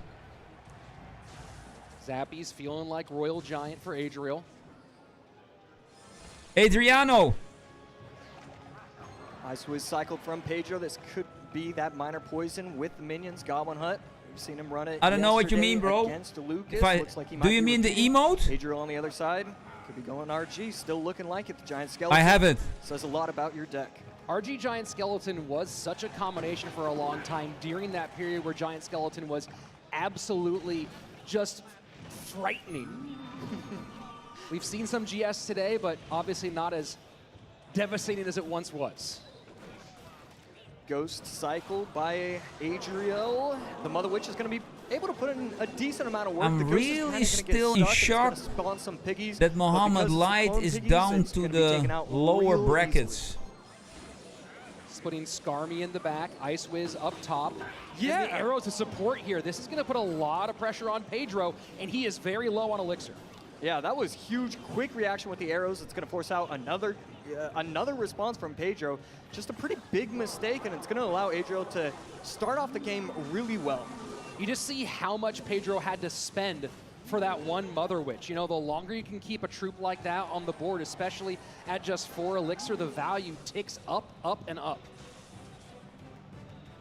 I mean, Adriel's Also, entire plan was to make it pizza to double and elixir, and he's only taken 150 HP. He's got to feel What about so broccoli? good about this start. What right about here, Brussels Going sprouts? to go with the Skarmy. Evo Snowball is going to put in a little bit of work, but it's an easy response with the arrows.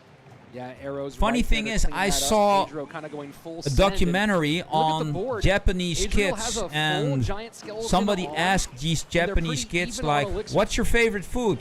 And right here, And one of them Adriel says recognizing broccoli, the matchup and other how he says has to attack it. paprika, the He's other not says gonna go in with the tomato. RG, he's just gonna And if you reset. look at I'm wondering if he's waiting most till, of the other countries, it's triple like elixir, maybe? it's I'm wondering how he wants burgers, to approach it's this. I feel pizza, like he thinks that this it's isn't a great matchup. it's snacks. It's not even food. It's kind of Goblin snacks. Hut down. Burgers and Trying fries. to Yeah, get it burgers out and of the way. fries, my favorite food. That's a good bit of poison value on the right-hand side. Wow, that Skeleton King putting in so And much the work, guy that was body doing the blocking interview to perfection was and like, staying thought away that the outside kids of were the like, bomb are Pedro's troops. That was we're a making beautiful jokes with him, defense, like, beautiful response you're from fooling Pedro. me. You don't like Pedro now broccoli. sending the 2 zappies to the left. Does want to But maybe in split up in the Japan, poison damage as it all the comes in. kids get fresh Not gonna meals get involved every day, here. We're in made sudden at death school. overtime. They This has don't been have to one bring of in the their own slowest games, lunch one of the most boxes and careful bullshit games like we've seen that. yet, Josh. Yeah, Giant Skeleton on Schools defense. are You have to responsible worry, for the wonder health about that Evo Snowball. of the Zappies do students. Come down in time. This is going to be fat poison value, taking out the Zappies plus the Fisherman, and Adriel has never been on offense. Yeah, Not the once has meta he had is any shifting sort of real aggressive time push. here Right during here, Mother Witch CRL. at the bridge, trying to get a little bit of pressure, but again, it's just so simple, and he misses the arrows. These Evo Skellies could provide a little bit of danger, but not going to be the case. Lead right now for Pedro, untouched on his towers. There hasn't been any spell value for Adriel, and no getting to the second level yet either. Just looks like Adriel is a little bit frustrated. There's just no answer for him. I don't know if he's supposed to start cycling RGs, what not. It just doesn't make any sense. This defense is so strong from Pedro. And there haven't been a whole lot of drills here either. The drill damage has been quite minimal. Sure. The poison, kind of the MVP so far. But look at this, Royal Giant getting in, Snowball on defense, and that might open up the next cycle for Adriel. Yeah, right here, he could go back again with another bridge RG. I do expect that to happen on the right side. But no, the defensive poison, Adriel's going to try and win one bridge battle and go in aggressive. Giant Skeleton in front, needs to get that Royal Giant down. 20 seconds left. Pedro still with the lead, 23-54. Lots of ground to make up. Arrows in. Royal Giant gets pushed away from the hut. Oh my word! Goodness. Royal Giant gets pushed away from the hut. It keeps on shooting. What? Oh my word! This What drill just is happened everything. there? Not gonna be enough. Adriel breaks through in the final seconds and takes game number 1. Did What we just just see happened? what we just saw? Adriel should not have been able to win that. There was no chance. I put that at a 1% likelihood. He just got lucky that it gets, I mean, it's better to be lucky than good.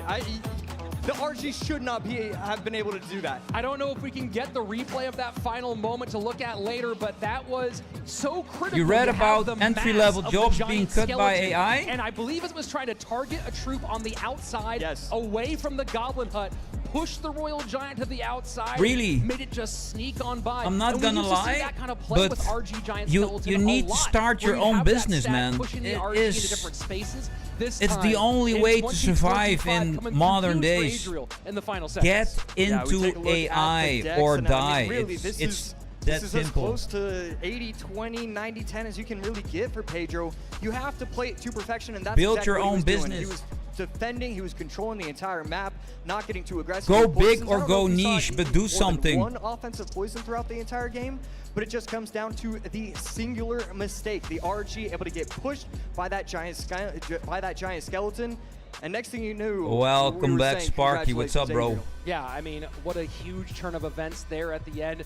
Yo, Sparky, Pedro what are in your such a thoughts on great what spot Huge for Dragon so is long, saying? and then Like, just to have it taken away the in smartest final minds of moments, Harvard the crowd are heard us, of unable course, to find as that one entry-level just jobs slipped through because his of fingers. AI. Of course, neither player on the AI is chopping block here replacing in this all upper the- bracket matchup. They both have that one life. I to don't know, give, but entry-level the path jobs. is so much easier, especially when you know on the other side of the bracket, on that lower side, you have both Mohamed Light and Ian. One of those two is going to be in your way for sure. Not to mention, the one who drops down here would face Sandbox.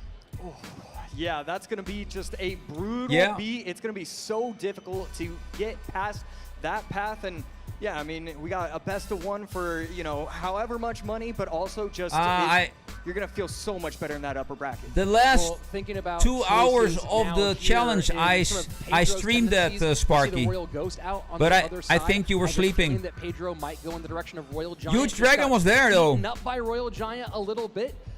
That's kind of what I'm calling here for Pedro. Yeah, I think RG is Aliens are kind of a not coming, choice for man. him. He's obviously very talented with Only those thing that's control- coming is it's really AI. like a control cycle hybrid kind of deck, and you know, RG's definitely a fantastic option for him. Well, we'll see what these guys have cooking up here in just a couple of AI moments. will replace Game number Hollywood, 2 will is replace almost actors, ready. Adriel on the will precipice replace of a that lot. next step. It will not Can replace Pedro farmers. Stay alive. Game 2, let's go. Farmers, be self-sufficient. Gonna be important. But we Pedro all does need go to with his own eat ghost. Huge Dragon. And I'm an not seeing incredibly any quick reaction AI time with that game. agents It would take me prompting another 0.3 my seconds to just carrots jot it out down of on the the map. ground. And Exy. Farmers, bro. Yeah, a couple options with the Good old-fashioned executioner. farmers. Probably looking at drill, but we've seen a few different things, and there we go. It's going to be the RG instead from Pedro. And the main counter's not in. You expect the NATO is there. Yup, there we have it. When you see I'll just keep both on that streaming Baby every Dragon day, and Sparky, but sometimes Golden Knight, you the expect to have times the will tornado. differ. So with the Goblin Cage out, still able to hold off against the Royal Giant is Adriel, first minute away. And it's a little bit of chip in both directions. So pops the ability, but still is forced to drop an Ice Wizard onto the map to take care of that ghost. Pedro in a good position, has the XE Evo in cycle as well. So Pedro feeling really good about the start. But you know, Sparky knows about AI, so he's into the business.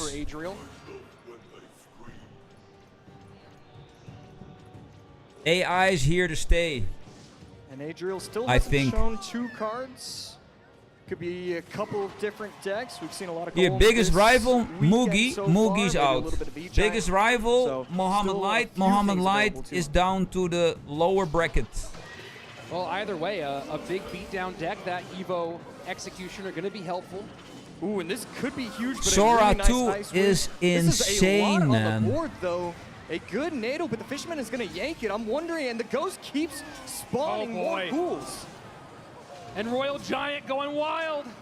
Oh my God. Second verse, a lot like the first. Royal Giant putting in tons of work on Adriel's right-hand tower.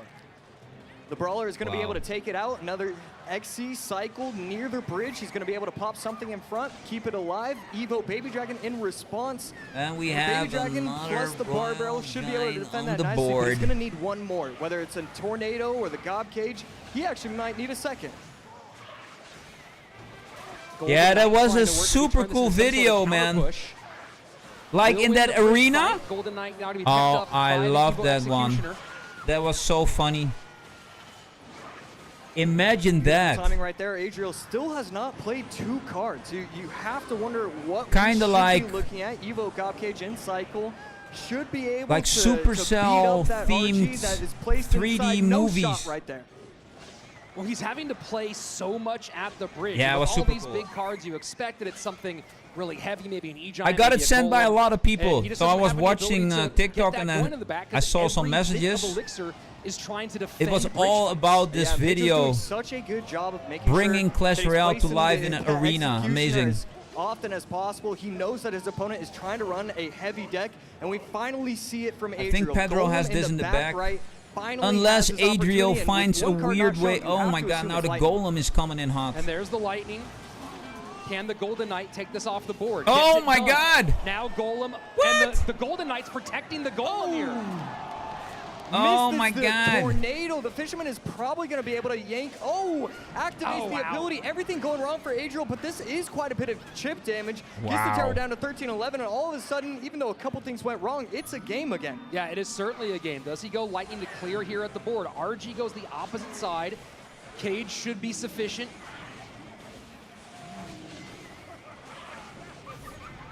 And that Fisherman a little bit late. And it looks like it's just going to be Adriel opting to eat the damage. Lightning trying to clear everything. Not going to clear enough, though. Wow. And right there, the Ghost activating a couple more ghouls, gets the tower down to 12-12. But it's and now both the lightning. left and the right tower are damaged heavily. Gob Cage going to be able to put Oh! in a little bit of work, but the RG is going to get 2 to maybe 3 shots. But a NATO comes out. Wow, from Adriel. man. Yeah, and he had to spend that NATO. And he but it means still can't use has- it on offense to connect on that right-hand side. He has 17 lightning. seconds left. Adriel's going to have to get a NATO lightning situation going on. The Goblin Cage to cover. Here's what he wants. XE is high, doesn't hit the Golden Knight. And you see Pedro's not going to play anything anywhere near his tower. Does not want that connection. Lightning in, but wow. the opposite way. Pedro. Pedro. evens things up. We're Oh going my to god, game 3. 1-1. Crazy. Yeah, Pedro played that matchup to perfection, winning by 100 HP.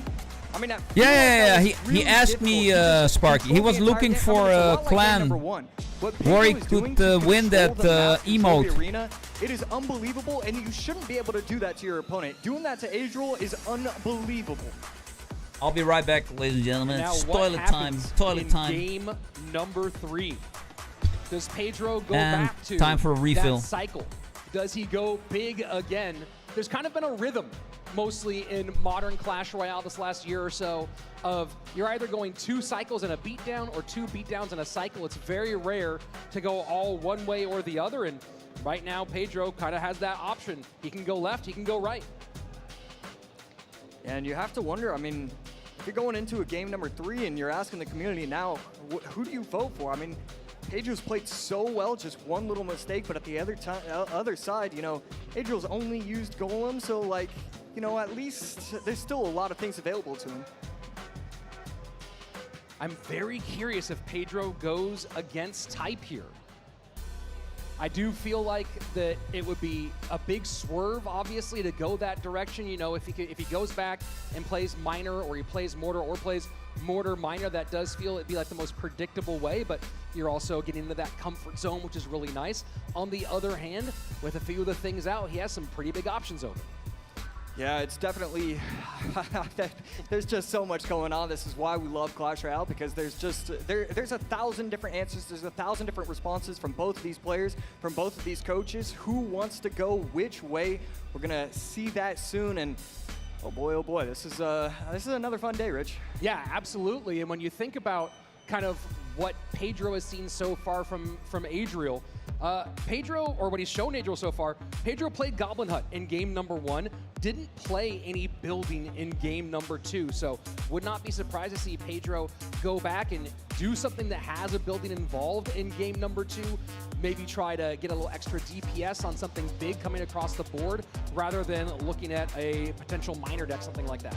Yeah, I'd love to see miner from Pedro. It's so funny how the commentators are always going to say, oh yeah, we don't want him to be just too predictable, but then when it comes down to it, if you're the best in the world at something, go right ahead. I'm not going to stop you. Make sure you're feeling good. Well, looks like we're ready for game number 3. Here we go.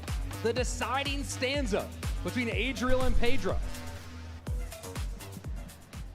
Now keep in mind, I talked about that 2-in-1 situation. On the other side of things, Adriel has played heavy twice, played Royal Giant, played Golem. Very likely he goes Your cycle parents here, studied the hardcore, and man. Pedro has to be aware of that possibility. Adriel cycling the Skellies and the Log. Pedro not playing anything, so you do have to assume it's going to be heavy, and Adriel may be taking a page out of Ian's book, running the Hog EQ Firecracker. Still got a few more cards to cycle before we can actually confirm that. But here we go. It is Adriel playing cycle, so you have to imagine Pedro's prepared. There's a NATO and an early King Tower activation. Wow.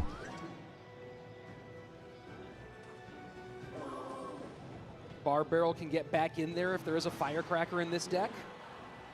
Pedro goes into his strong side, and there you go, Baby Dragon. All right. Against that Firecracker. So another Boss Bandit for this tournament. Bowler gets cycled in the back, and this is a great Hog Rider. And then I don't know if that was on purpose, if that's exactly what he wanted right there. Firecracker is actually going to get chip damage on the right side as well. So everything going Adriel's way. A hot start for Adriel. And the second he saw that heavy bowler go that opposite lane or go into the strong side lane for Pedro, Adriel just immediately jumped on it. And this is what he wants to do. He wants to get damage early in this matchup. Pedro's going to get stronger as the elixir begins to flow more. And so this is a great spot for Adriel to be in. Over 1,000 damage done early Both on. your parents, Sparky? A little bit of a cushion for when he knows those big downhill pushes will begin later for Pedro. Wow, and this is pretty insane to see how much Pedro is leaking right here. He's going to go E-Giant. I was turning around to see if that leaking was on purpose, and wow, what an interaction right there. And the Boss Bandit is going to go back to the E-Giant and take it out fully. Yeah, I mean, he knew he had NATO in cycle and was just waiting for that Hog to come. I'm sure it didn't touch. Yeah, I need to look at that again. I felt like he leaked 8 or 9 elixir, and right there, I mean, you know, it's a tough matchup. These Hogs, the EQs, it's so tough when they get in a rhythm. And assuming he does have a building, right? Cannon might be in here. Now he's given up so much damage that Cannon is just earthquake fodder. Yeah, and right there, prediction with the E-Giant Lawyer, up top. then Knows Judge. opponent wanted Whoa. to try and get the Evo Firecracker to chip on top of the tower. Is not able to protect it, though. The Skellies plus the E-Spirit will help out a little bit. Needs to play something else, and he will. Protects that Evo Firecracker. Yeah, she's just staying on the board for so long. Bowler taking care of 2 Firecrackers down. And Bar Barrel usually great for Firecracker, but only if you can get there, and now Hog switches lanes. Yeah, really interesting ability right there. Skeletons in front to protect the Boss Bandit. Forces out a cannon. That is a massive. Adriel knows that his next Hog Rider, yes, it's going to get NATO'd, but now NATO isn't in cycle. It's just that 1, 2, 3. Who's going to figure it out, how to play the matchup? E-Giant sets up behind the clock on the right-hand side. We are in double elixir time. Adriel giving himself options as he continues to go on that opposite lane. Yeah, wow. Slight misplay with the Firecracker allows itself to get taken out by the bowler. Evo Tesla going to be able to snipe the Baby Dragon. Incredible interaction, and that's a naked NATO going on top of the Tesla instead of the tower. What does That's he have for this? gonna be Tesla a lot is of gonna come damage. down in time, but it's going to get a lot of chip damage onto the tower, getting it down to 2178. Yeah, this puts it in the danger zone. Now we're getting into triple elixir. Pedro able to set up in that back corner once more.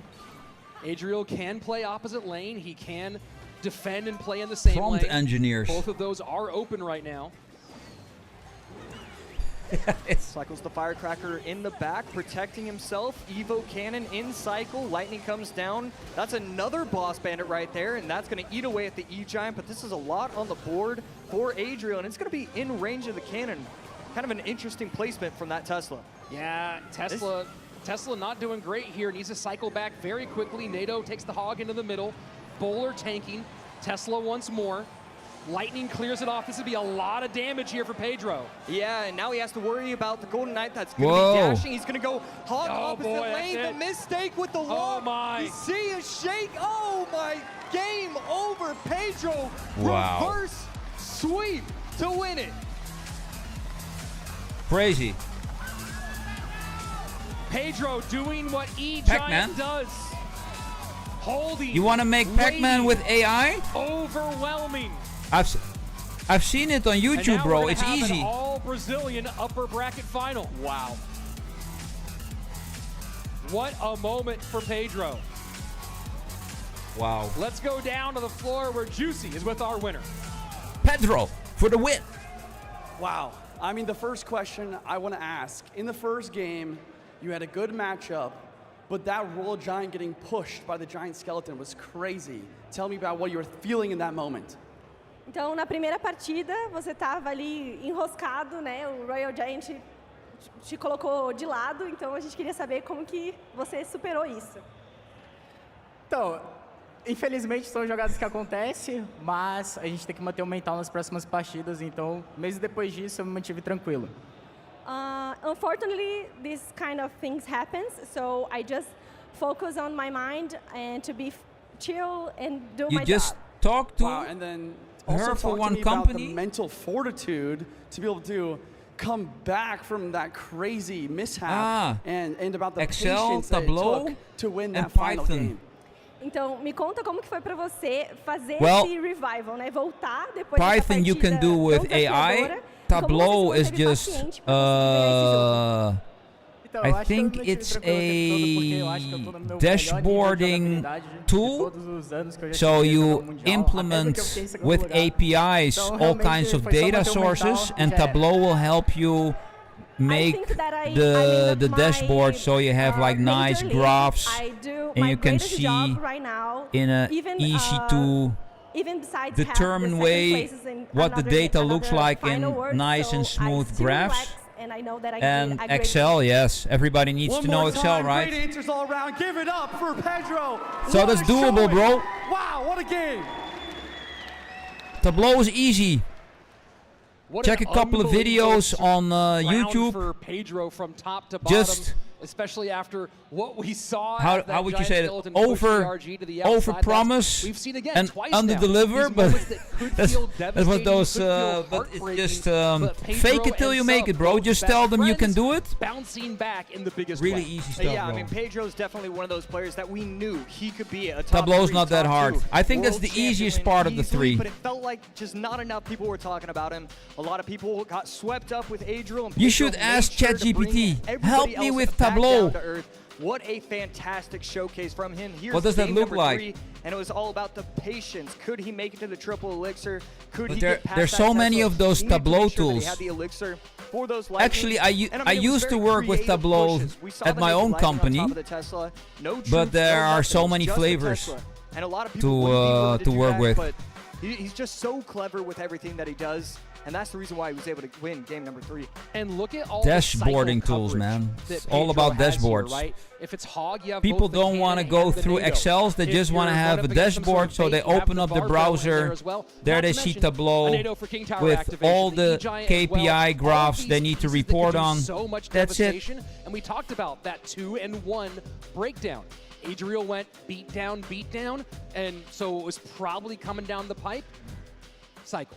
Yeah, that's a great point right there. And man, I can't wait to go backstage and try and grab Pedro, because I need to know how he was able to come up with the fact that it's okay to leak 10 elixir. I was always taught from a young age, don't leak elixir, play your cards down on the map.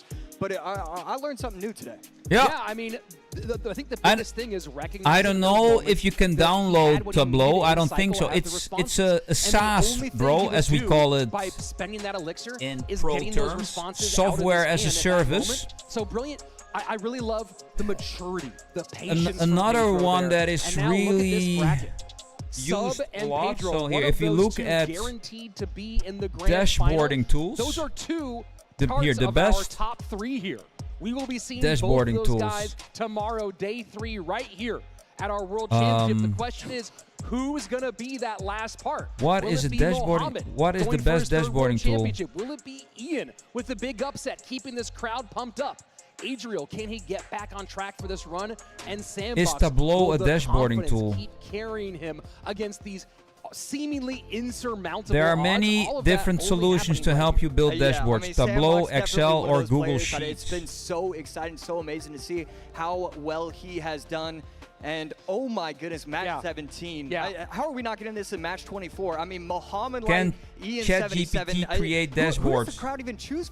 Loose, root for at that small, point? You know, the way this crowd has generative been so BI far, I have GPT to lets you imagine do it's gonna a be variety of for Ian, but we'll data see. visualization The tasks two-time directly versus inside the champion of ChatGPT. this room. Create Coming at you interactive very dashboards soon. or Don't go charts. anywhere. Analyze data through natural language.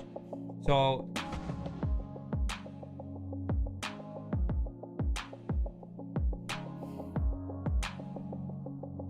if you have questions about that stuff, bro, hook me up on Discord.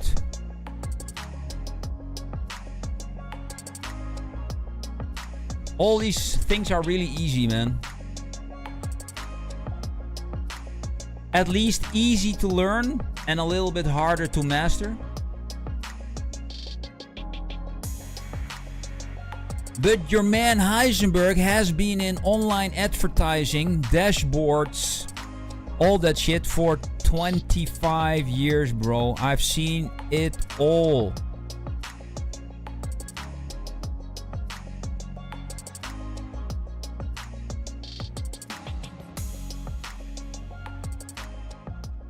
You can even pimp your CV with ChatGPT, man. It can make your CV look like you are a professor on 10 universities.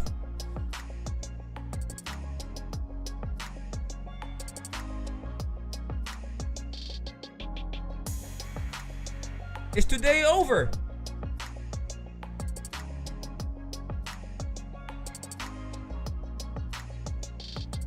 What happened? He made a lower bracket run in 2022 when he won his first championship. Can he do it again to win I was his like, third? are we? Is this the end video or something? The end replays? Undisputed champion of the world, Mohamed Light!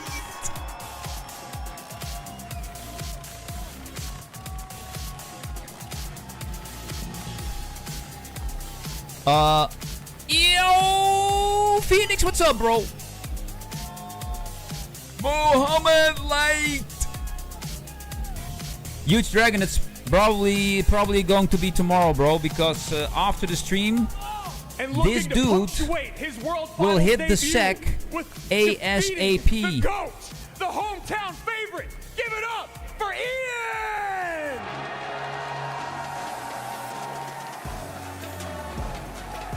Who will win this?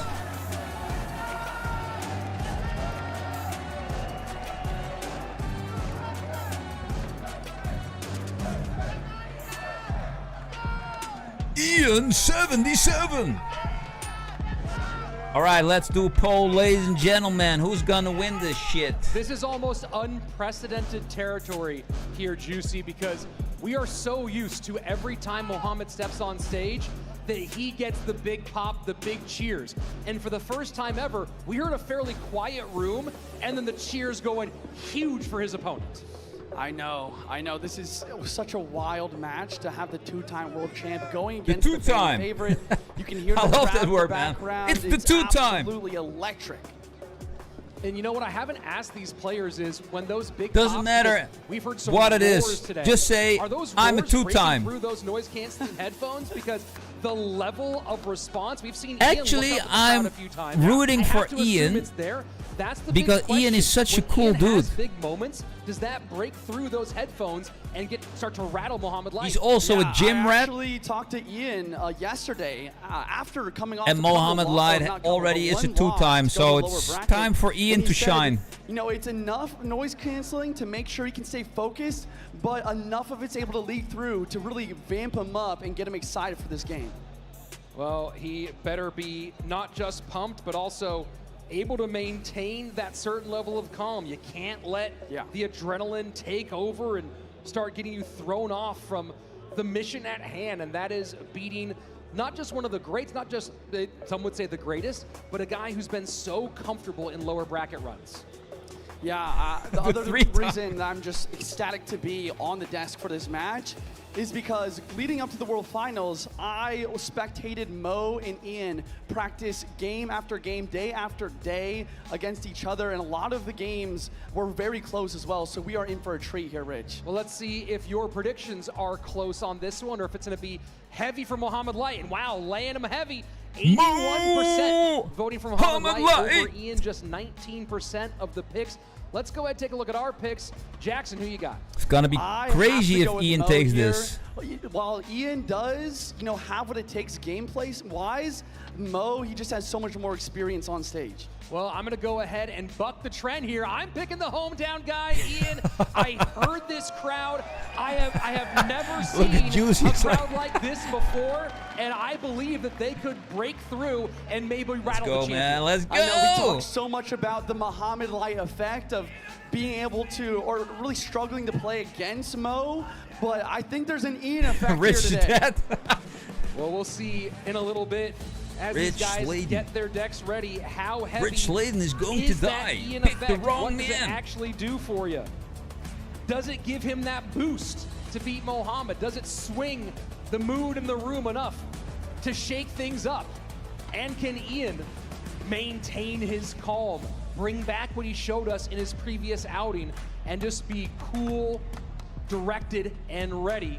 Time to find out now. Maybe the most anticipated matchup of the year, Mohamed Light and Ian. Let's go. We're into game one, both players locked in. Good luck from both players, and a wall breaker's in the back from Mo. I really like this play. Not a huge surprise. Mohamed has opened with this a few times. Royal Giant is the show for Ian.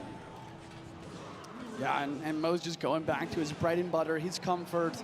He won 4 20-win challenges on 4 different accounts with this Minor Poison Ice Wiz control variation.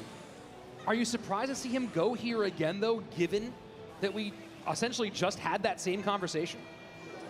I'm not. I think that no matter what, if you take a loss with your best deck, it's still your best deck, and you can take what you learned previously and kind of apply it into this game. Ability does put a little bit of damage onto that Royal Ghost. Mighty Miner will finish off the Fisherman. First minute away, and just a little bit of chip both directions. It's really interesting to see the Firecracker variation from Ian with the Royal Giant. I think it could be good, just apply some pressure, and it's going to help versus the Goblin Hunts as well. Big connection for Mohamed. Now opens up the scoring. Yeah. Yeah, another thing to think about once again is what spell do Favorite you choose with your Royal Giant deck. In this sort of situation, pasta. I think a Fireball is a little bit... Can somebody tell me what Knetlicky is? Hog? I'm not sure. Or Knetlicky? What is it? Knetlicky? What a fascinating What the hell is that? The MK here. I kind of like it though. The Mega Knight Biggest historically rival, does Pedro really or well Mugi? versus these ship type decks, able to defend and counter push with that big 7-liter card. Wait. And another connection for Mohamed. Oh my goodness, not only getting damage on tower, but also taking out the Firecracker, preventing the counter push. Ian is really showing to start a little bit of his nerves. Ian, focus, We man. have not Ian, seen lock a in. ton of Mega Knight here. You see Ian with the oh no goblin emote. Classic bro. Ian trying to get into his opponent's Steamed head. dumplings. I love steamed I talked to a dumplings. few players, a lot of them are saying that they always That's mute already emotes a when little going bit against more Ian, real just food. to try to prevent that sort of mind games. Wall breakers don't get through this time. Evo Mega Knight not able to take care of the hut. And now Mohamed Light starting to put on the pressure. Evo breakers coming in from Mo on the left hand lane. No Barbaro inside. Oh, man. Evo wall breaker connection. Oh my goodness. Ian is being wrecked. Double hut down.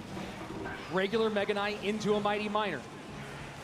I really like the use of the Goblin Hut to pull the Fisherman in to allow the Mighty Miner to do work on those Mega Knights, but here comes the Evo. Man. Mohammed now is... Royal Giant behind. Mighty Miner to try and clean up. Fisherman's not there, and Ian calls good game. Yeah. Unbelievable. I mean, what an absolute shutdown defense that was. You have the hut, obviously, is causing so much trouble for Ian.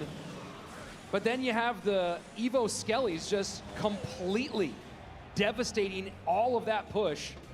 And Ian knows that it's going to take a miracle to get game number 1. Mega Knight built up in the back once again, but the Barb does get one hit. I wonder if Ian needs to get either 2 Royal Giants or maybe even 2 Mega Knights on the board and triple elixir to make this happen. And not a connection, bro.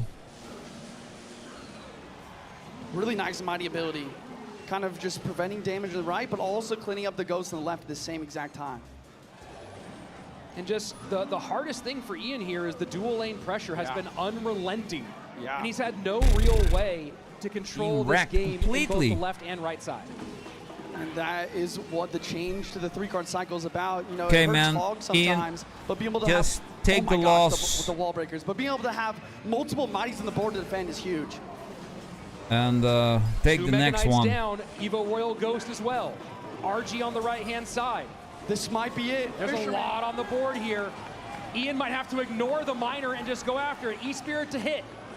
Will the Royal Giant turn around? Mega Knight all over the place. 48 HP. Lightning in. Can the Royal Giant do it in time? Can the Royal Giant do enough? It's not going to happen. Poison down. Mohammed Light wins game number 1. That was really close at the end. I mean, when I saw the double Mega Knight, I was like, this is what I was talking about. The double Mega Knight push. You with did the Evo research. Ghost cycle. Ian did everything in his power in order to curate the perfect attack in order to try and break through Mo's stone wall defenses, but it simply wasn't enough.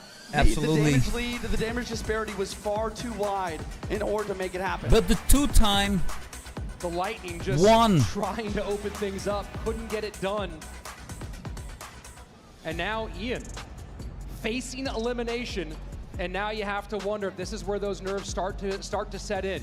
This is that moment that you dream about, right? You're up against the 2-time at World Finals. This is a put up or shut up moment for Ian. Yeah, and looking at the decks here, we just see once again this version of Miner focusing on Evo Skeleton instead of Evo Ghost just for full defensive capabilities.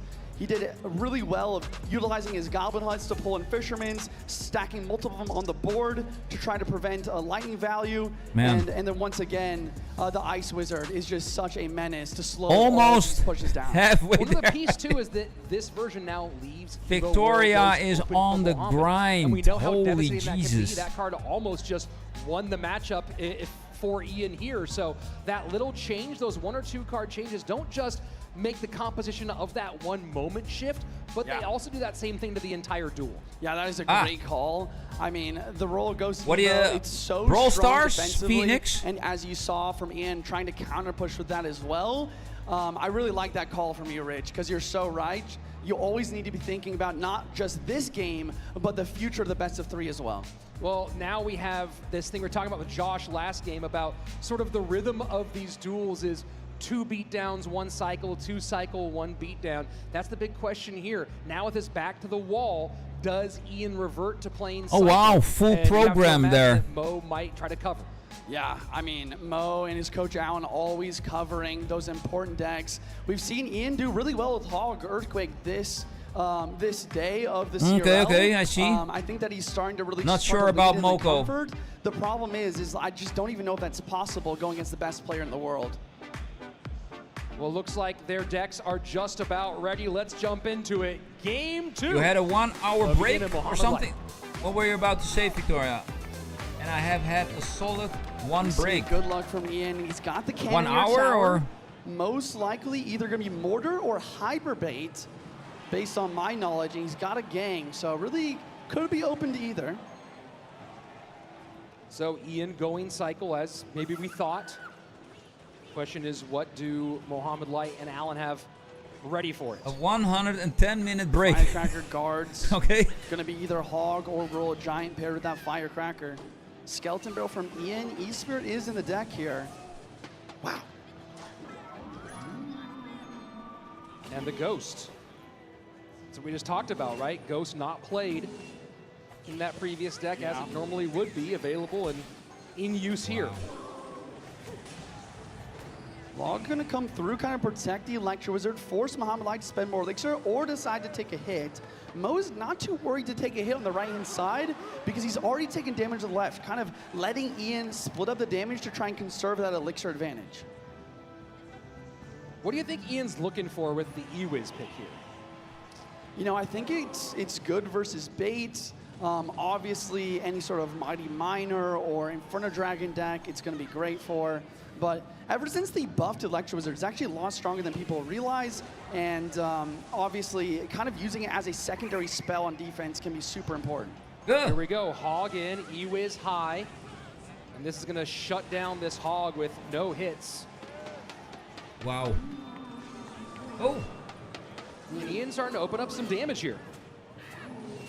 Yeah, both players kind of feeling each other out, trying to figure out what's good. Ian's tower definitely starting with a little bit less HP overall and a little bit of a lead, but Mo is always taking that sort of thing into account. Hog in, high mortar.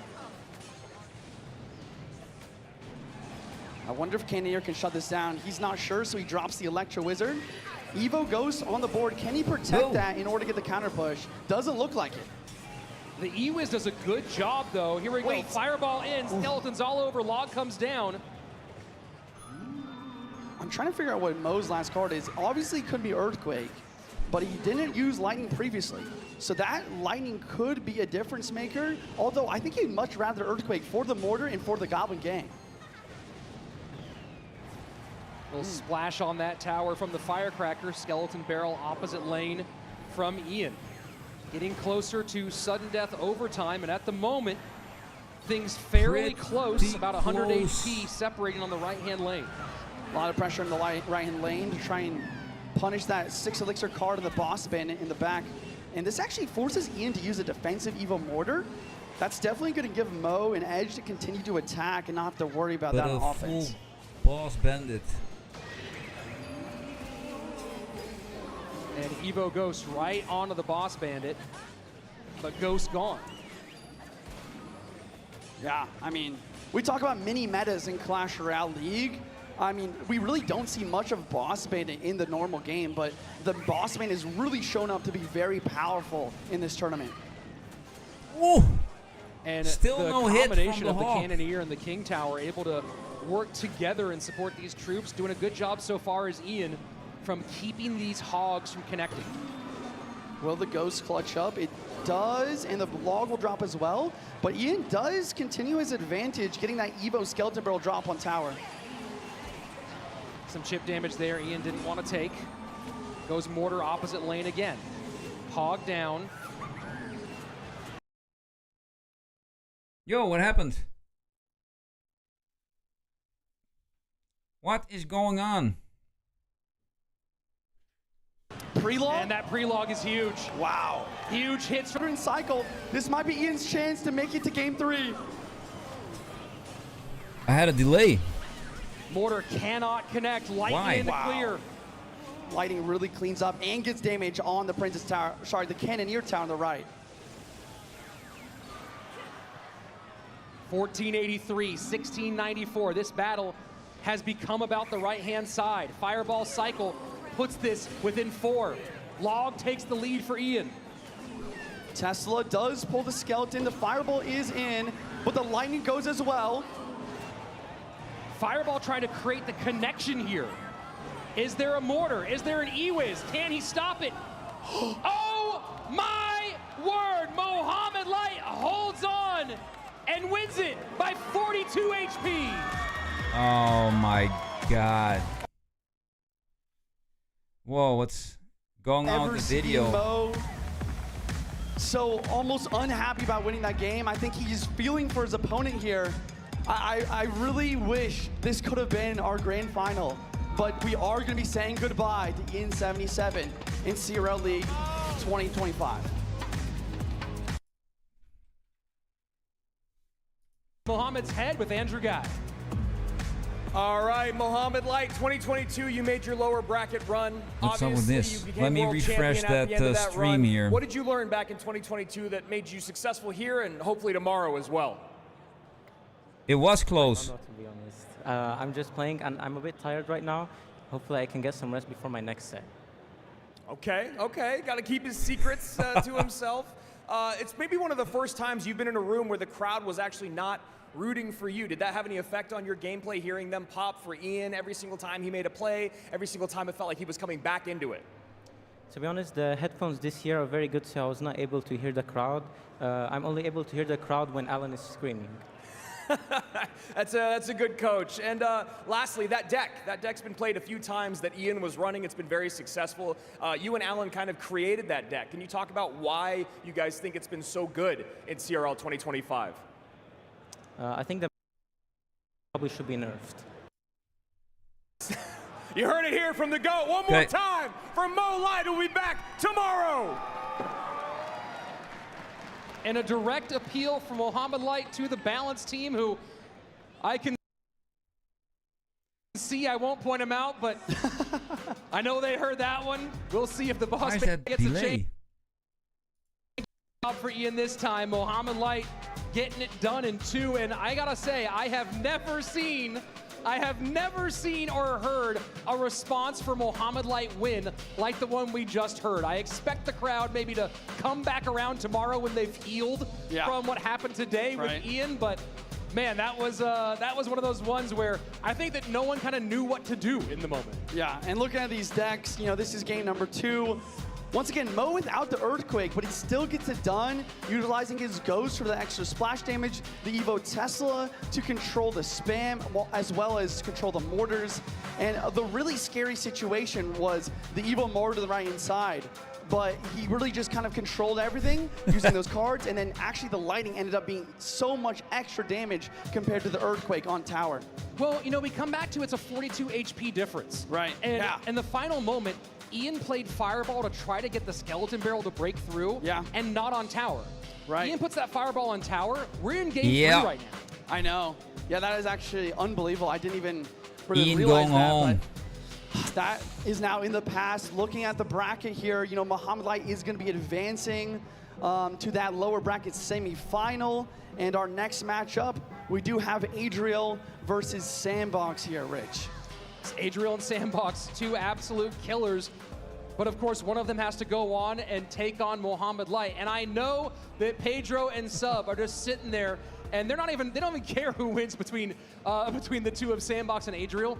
They just want whoever's going to stop Mohamed from making it to the grand final or make it to the lower bracket final. So we'll see if one of those 2 guys can dig it out. But right now, it's the end of Mohamed's day, or end of Mohamed's day for the moment. He's going to go and await the winner of these 2, and then we will get ourselves down to our final 3 here in just 2 more matches. Yeah, which is crazy. We're going to be finishing everything today except for the upper bracket, lower bracket, and grand finals. So don't go anywhere, and let's go and hop into these highlights to see what just happened to this match.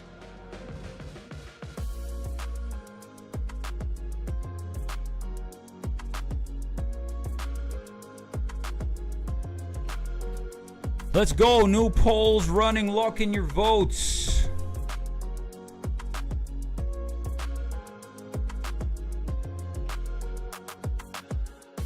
Busy man, Phoenix. Oh my God, bro.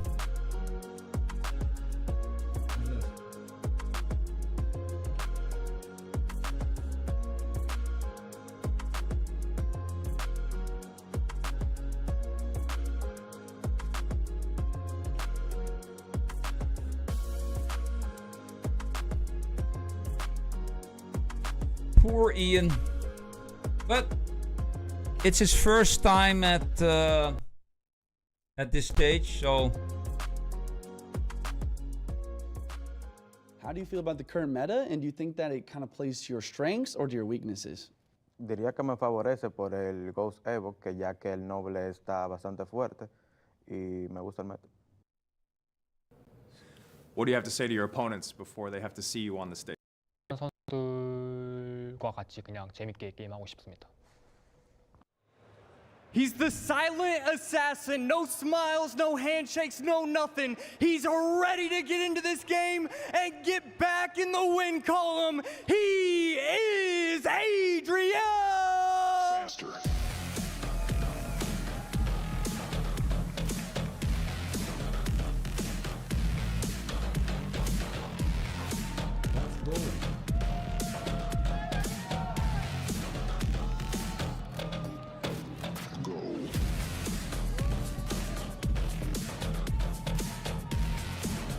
Being the underdog means nothing to this guy. In fact, I think it makes him play even better. Our next guy is Sandbox!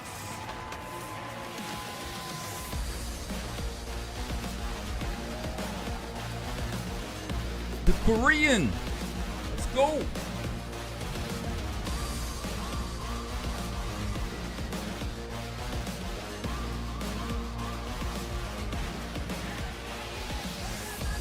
And these guys coming in two very different situations. Yeah, Juicy, obviously, Adriel coming off of I think a this loss, is pretty and Sandbox, close. who's keeping this lower bracket run going. But, a very exciting Sandbox match is coming really your way. confident Juicy, this from what time. you've seen today, what are your thoughts on this match? And maybe Adriel resetting and Sandbox riding the wave. Yeah, I mean, there's so many thoughts, but I would say, once again, I have to reiterate, you know, Sandbox coming off that win, I feel like he's a player that can take that momentum. Adriel, on the other hand, you know, I did his interview, and he said, you know, I was born with a really, like, perseverance style, like, mindset. So I think that sort of thing is not going to affect him as much as you might think. I mean, absolutely. He's a guy that's been emotionless since he ever stepped on the World Finals stage, which is a very good thing. I don't mean that as a negative. It's very important. We've talked about some of the best players of all time throughout history, and the more stoic you can be on stage, the more locked into the game you can be. And you know, there's Adriel a there, we certain saw in meta game going one of on. his So set against Pedro. You talk about that perseverance juice. That's exactly what that was. That Don't RNG see getting too pushed by the many giant rockets, skeleton. It though. felt like it was already sewn up. And then he was able to steal that game. Things just kind of fell apart for him in the last moments of game 3. Yeah, really unbelievable. On the other hand, you know, Sandbox, I was really excited about his gameplay. I think he played really well.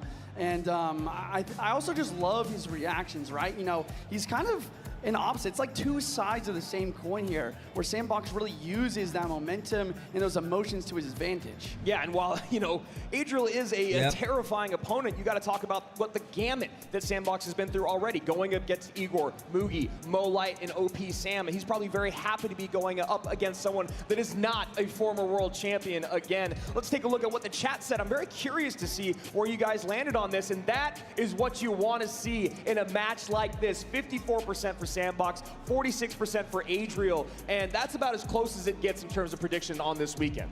I know, and I'm really excited to see these caster predictions as well. For me, you know, I understand where the community is at. You know, I got a big Sandbox. Like you said, he's coming off a win of Mugi, a two-time world champion. That's so much to go on. Once again, you know, Adriel taking a loss from Pedro. You know, it's just a tough situation. Absolutely, you know, and in terms of my pick, I actually did go with Adriel because he has been so clean throughout the entire weekend. That set, though, that was the first time we saw a little bit of, you know, cracks in the armor, and the rest of us are all going with Adriel as well, but Juice being the last man standing for Sandbox, I could see it going either way. Yeah, I mean, we talk about Adriel being stoic and not making mistakes, but in that last set, he really struggled, just missing a tornado. You know, I've done it many times, but it's just something you cannot do if you're going to try to be the world finals winner of the Clash Royale League. Absolutely, and then he almost doubled down on that mistake. You understand why he hit the dash there to try to take care of the fisherman, but it didn't take care of the fisherman, and it activated King Tower, which you never that's want a when you're good playing question, E-Type, right? Victoria. Somebody with too much time on his hands. You know, once again, shout out to Busby. Mistakes beget mistakes. That's right. You don't want that to ever happen, though. That is one of the first things as a coach you ever teach a player is never let one mistake lead to another. Absolutely, and these are two guys that have already shown us that they can kind of bounce back from their mistakes in history. Sandbox has been doing it excellent all day long, all weekend long. So here we go. Adriel, Sandbox, one stays, one goes. And we're into it. Both favorite card being Royal Giant. Here we go again. I love how both of them picked their biggest rival to be Muhammad Light as well. Of course, to beat the best. or to be the best, you got to beat the best. Right. And wondering if Sandbox is just going to go right back to what we've been seeing with that mortar deck. Maybe Ram Rider instead with the bar barrel. That mortar deck has been running Fireball and Log, but it does have the Skelly barrel here. So RG, bottom of our screen. And Sandbox with the mortar at the top. The boss bandit just continues to dash. And it still dashes again here. Just so much pressure from that one card. And down to 1 while Sandbox is ticking to 5. Yeah, and you talk about how the boss bandit just forces out so much elixir, and this is where we see 6 elixir to 4, another boss bandit at the bridge, continuing to apply insurmountable amounts of pressure. And I love this because while it's not trying to win the game, if you make a mistake with that little HP against the boss bandit, you will lose the game. So I love that pressure there from Sandbox, recognizing where his opponent is. They're near even with Sandbox slightly in the lead elixir-wise. Again, great pressure there, no damage done, minute 20 down. Yeah, and historically this matchup, you know, Mortar does really well versus the Royal Giant, but we've seen it really go either way in this tournament. I do think the boss bandit, though, does a little bit better than Skeleton King might normally, because the ability is a slightly more efficient versus the cards like Log and E-Spirit compared to the Skeleton King. I don't like the Fish Boy locks on your PvP part in Moko. Not a big fan. I got all the black belts though, but even without I thought it was too much of a grind. Single target DPS all better than the Skeleton King. So Sandbox not But in I'll a just do terrible it. spot here, and he has a great ability to create pressure No cheap in questions the opposite asked. lane. So we'll see how he wants to let this game play out, and that's a lot of fireball value, Juice. Yeah, Evo goes, cleans up the boss spin, the fireball takes everything out, and now we see the counter push. This is what Evo Ghost is best at here. Counter push coming in. Evo Ghost has to be wrangled, but you got to think about that Evo RG first. Evo Ghost still on the board, doesn't go invisible again, and you have to play that Dark Goblin close enough to where you don't get more pops there. Hunter on tower, 26-32, first lick of damage done by Adriel. Ghost is still a threat, no skeletons in cycle for the surround, so a boss bandit drops instead. Not the worst thing, it is going to counter push, and I like the adjustment here, not going same lane to give fireball value, but instead dual lane pressure to force out more elixir on both sides. Great set of skellies there from Sandbox to predict the Fish Boy. And that's why this boss bandit is wreaking havoc once again. Sandy keeping up the pressure, gonna go Evo Mortar. 4 elixir in the tank for Adriel, gotta use skellies to kite. Now boss bandit comes down, feeling the pressure here. How's he gonna stop it? Mortar's locked! Evo Mortar is locked! Oh Boss my bandit's god, taken. man. Fireball does hit, but the Evo Mortar gets one more connection. Boss bandit isn't able to dash, but still, almost 1,300 damage done on the left-hand side for Sandman. There are certain things that happen in this game, and E-Giant getting on your Oh, tower, and really? Evo Mortar You just connecting, it will grinded turn the whole all thing the on a dime. black belts and Insane then amount of damage there, 1775. left 25, PvP alone for 91. months. Sandbox with the defensive mortar on the board. I Feeling waited a good. little. Boss bandit in the back as well, kind of slowing things down a little bit. I This did it will with give Adriel a chance to make bots. a push, but Sandbox got quite a bit of elixir for defense. Let's see It if was he can make really it easy, happen. but just takes some time. Eaten up some skellies, some minions, and a good counter push on the right-hand side, but has to deal with this push on the left. Fireball doesn't hit the boss bandit. Whoa, but look at the does hit minions Evo doing Barrel. work. E-Spirit trying to clean everything, and it does. The log unnecessary. And once again, Adriel kind of showing his nerves a little bit. Yeah, I was just gonna say, Juice, that is such a great call here because now Ooh. Sandbox gonna keep the pressure up. A little bit of missed timing there. And a Royal Giant Evo in the back, trying to get the dual lane push, but Sandbox knows it's time to pressure. But I also really like the slowness and the patience to just drop the boss man in the back and set up for defense as well. Yeah, and you know, like we've been talking about a lot today, not having the 3-card cycle, the ability to get 2 boss bandits down, that is so great when you're defending against Mortar. Evo Mortar just in range there. Fireball comes in, Log to clean up the Dark Goblin, and finally a couple shots gonna come in on this left-hand side as the boss bandit connects on the right. Bar barrel plus minions should be able to clean up the Evo Ghost fairly easily. Bossman is still a threat. Crazy Royal gameplay. Giant drops. Ooh, I don't know. I mean, maybe this works. Skeleton soaks that shot from the boss. Did it in Boss one goes back in on one Sandy's side of the sitting. board. Should get 1 RG shot. Fireball in, 12:05, 18:01, 4 seconds remain. Adriel drops game number 1. Sandbox is keeping the golden run going. Yeah. I mean, this is what I'm talking about. Sandbox taking that momentum, beating Mugi, 2-time world champion, going against Adriel, and he's saying, I don't care how well you've been performing, I'm going to Sandbox use one of the is most locked trendy, most, in here. You know, mini meta decks that we've had in this tournament and just abuse it to the final degree. Absolutely. I mean, you heard Mo talk about it on the stage. Cat's out of the bag. Boss Bandit's a little broken, it seems. Sandbox uses it to perfection there. Really what it was about wasn't about the Boss Bandit getting on tower. It was about the Boss Bandit soaking Elixir. I know, exactly. And I honestly don't know what to say because you said it so well, but it's so true. I mean, you bait out the Elixir, you use the abilities to force out more hunters, more fishermen, more ghosts, and then all of a sudden, Evo Mortar's locked in the tower. A Firebolt comes out from Adriel to try and deal with it, but it's too late. 2 hits is all it takes to do an insane amount of damage. Yeah, and one thing that's really tough when you look at the deck that Adriel has here, there's not a lot of things to kind of kite that mortar around once the Fish Boy and the Hunter are out of cycle. Obviously, the Ghost's gonna not do it. You're low in Elixir, so you can't drop the RG down high. So we saw him trying to kite with the Spirit and with the Skellies, but Evo Mortar, that Goblin's gonna turn and take those Skellies off the board. Just great stuff from Sandbox. Yeah, I mean, I'm kind of thinking back, you know, trying to feel or think about like what Adriel could have done differently. But honestly, at this point, that's not what the focus should be on. You know, we're heading into game 2 very soon, and both players have to really kind of start thinking about what decks they're going to play. Obviously, Sandbox, a very good RG player, a very good Splash Art player. Yeah. Adriel, on the other hand, you know, he's very versatile. He's just trying to look for that good matchup. Yeah, and he's also trying to look for a win. Now 3 losses in a row. Imagine that confidence is waning a little bit. And like you said, Juicy, it seems like he's starting to feel the pressure just a bit. And Sandbox has got to be riding high right now. Great interactions throughout. All right. Clearly tracking his opponent's cycle, his opponent's Elixir. And now the world's his oyster. He can play whatever he wants here in game 2. He can play any comfort that he'd like. It's true. And Adriel, I think his main goal should be to make a good play, get himself start feeling good, go for a risky prediction. You know, we love to see the low risk, high reward predictions. If you can get one of those moving, I think he can really kind of restart his confidence. And I'd love to see him play a deck where he feels like he can control the tempo. The biggest thing with RG that we've seen a lot when it struggles today is when you can't figure out a way to break through, so then you're trying to figure out how do I get 2 RGs on the board. So you're kind of playing catch up for that entire game. We saw him kind of doing that in the Hog game as well against Pedro, that final game. He was trying to always make up damage. We need him to control the pace, Juicy. What would be the best way to do that? I think the best ways are always with either Miner or Drill control. Those are my go-tos. You're really able to defend and then continue attack. We are hopping straight into game 2, guys. Let's see what Adriel has for us in order to bounce back here.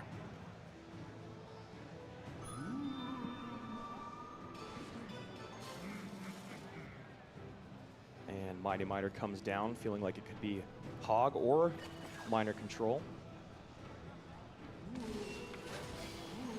And we see the Evo Furnace, who made an appearance yesterday, I believe, but we have not seen much here today. And the other side of it, Sandbox going comfort. Yeah, I was gonna say the same thing. This is what Sandbox is really known for.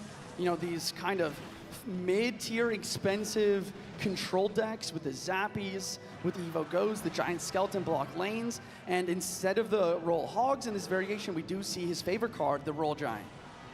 And RG cycled to the back early on here, and talking about controlling the pace of the game, Sandbox has kind of already taken that from Adriel. When you get that RG in the back, now you can see everything going down this right-hand side. Yeah, and it looks like we got the prediction on what Adriel might use here correctly. You know, how do you control the pace of the game? You use Drill, you use Miner. He's coming out with some Evo Snowball Drill. He's gonna have Poison. He's gonna have the Furnace to apply pressure as well. But Sandbox is doing a great job to continue to apply pressure and try and break through that. High Mighty Miner trying to protect that Furnace. Furnace does not stay alive. My goodness. And a Piggy spawns to get even What? more damage on that right-hand tower. Look Adriel at the down Piggy! a game and down damage here in an elimination moment. It's Mighty crazy Miner big. does cross the bridge. We do see the Zappies. And I like this Like placement of the 700 Zappies. damage. Just high and centralized, kind of not allowing Adriel to go for a poison and get that tower damage. Whoever loses this match will be sent home with $20,000, just like Ian was. Winner moves on to get at least Ian won $20K. Not bad. Doubling the cash has For got to a be a big, you know, reason to be nervous couple here. of I don't sweaty blame games. them, but I mean, we talk about it, you know, when we do interviews on like, Mo, like, what are you going to do with the money? He's like, I don't care about the money. Yep. I'm here to win. And that's the mindset you have to have if you're either of these players. Absolutely. Never heard one of these pros talk about that cash prize as the driving force, but you know it's on their mind. As Sandbox has been defending very, very well, about 300 HP in the lead, opposite sides of the board. Fisherman, will it be able to lock on? Very common idea to take out those glass cannons with the high Fisherman. Evo Ghost, I like the idea to snipe this over the river. And the guards are there. Mother Witch is there, though, in response. The predictive plays from Sandy. No, another nibble from completely useless from the here pigs. with the Zappies behind. Bomb Tower going to have to put in all the work. A really strange placement of the bomb tower, and the RG does get one shot because of that. Yeah, you'd think the Mighty Miner stays alive, maybe a little higher, right, Juice? Yeah, higher to try and keep the Mighty alive, or even more centralized to just let the RG have to walk a little bit further. Either way, you know, Sandbox keeps up the pressure, and Adriel is forced to use the Evo Snowball. That's never what you want to do. And you're running out of time. Yeah, you know, it's you are. okay to maybe use it a little bit earlier in the game, but you've only got 90 seconds left. You're down in damage. That's going to be the best offensive weapon that you have. Again, we talked about controlling pace. Sandbox has been doing that Oh, not the a whole hit. game, while Adriel is rocking the deck that should be doing that for him. Sandbox is dominating. Yeah, it really just Man. seems like he's struggling to defend. He's kind of falling apart at the seams. And, you know, how long is it going to take for him to get that Evo Snowball back in cycle so you can break through the Ghost here? I'll tell you right now, Juice, it can't take more than 70 seconds, as that's the line that we've just crossed. Oh, wow. 1 minute and 5 remains. Adriel fighting for his life. The MVP of day one, as many called him, looking at elimination already. Snowball and poison, but the General Jerry gets pushed back so that the Evo Skeleton Army defends everything despite the prediction. And that one Zappy stays alive, finally gets taken out by the bomb tower. Mighty Miner up high here to clean up the RG. Another set of Zappies down. More damage coming in here from the pigs. Adriel cannot figure out a way to get on offense, defend, and deal with the Mother Witch. There we go. Wow. That's actually a lot of damage. Yeah, damage is coming through, and all of a sudden with 25 seconds, it's a very close game. And I will remind you, Andrew, the Evo Snowball is finally in cycle.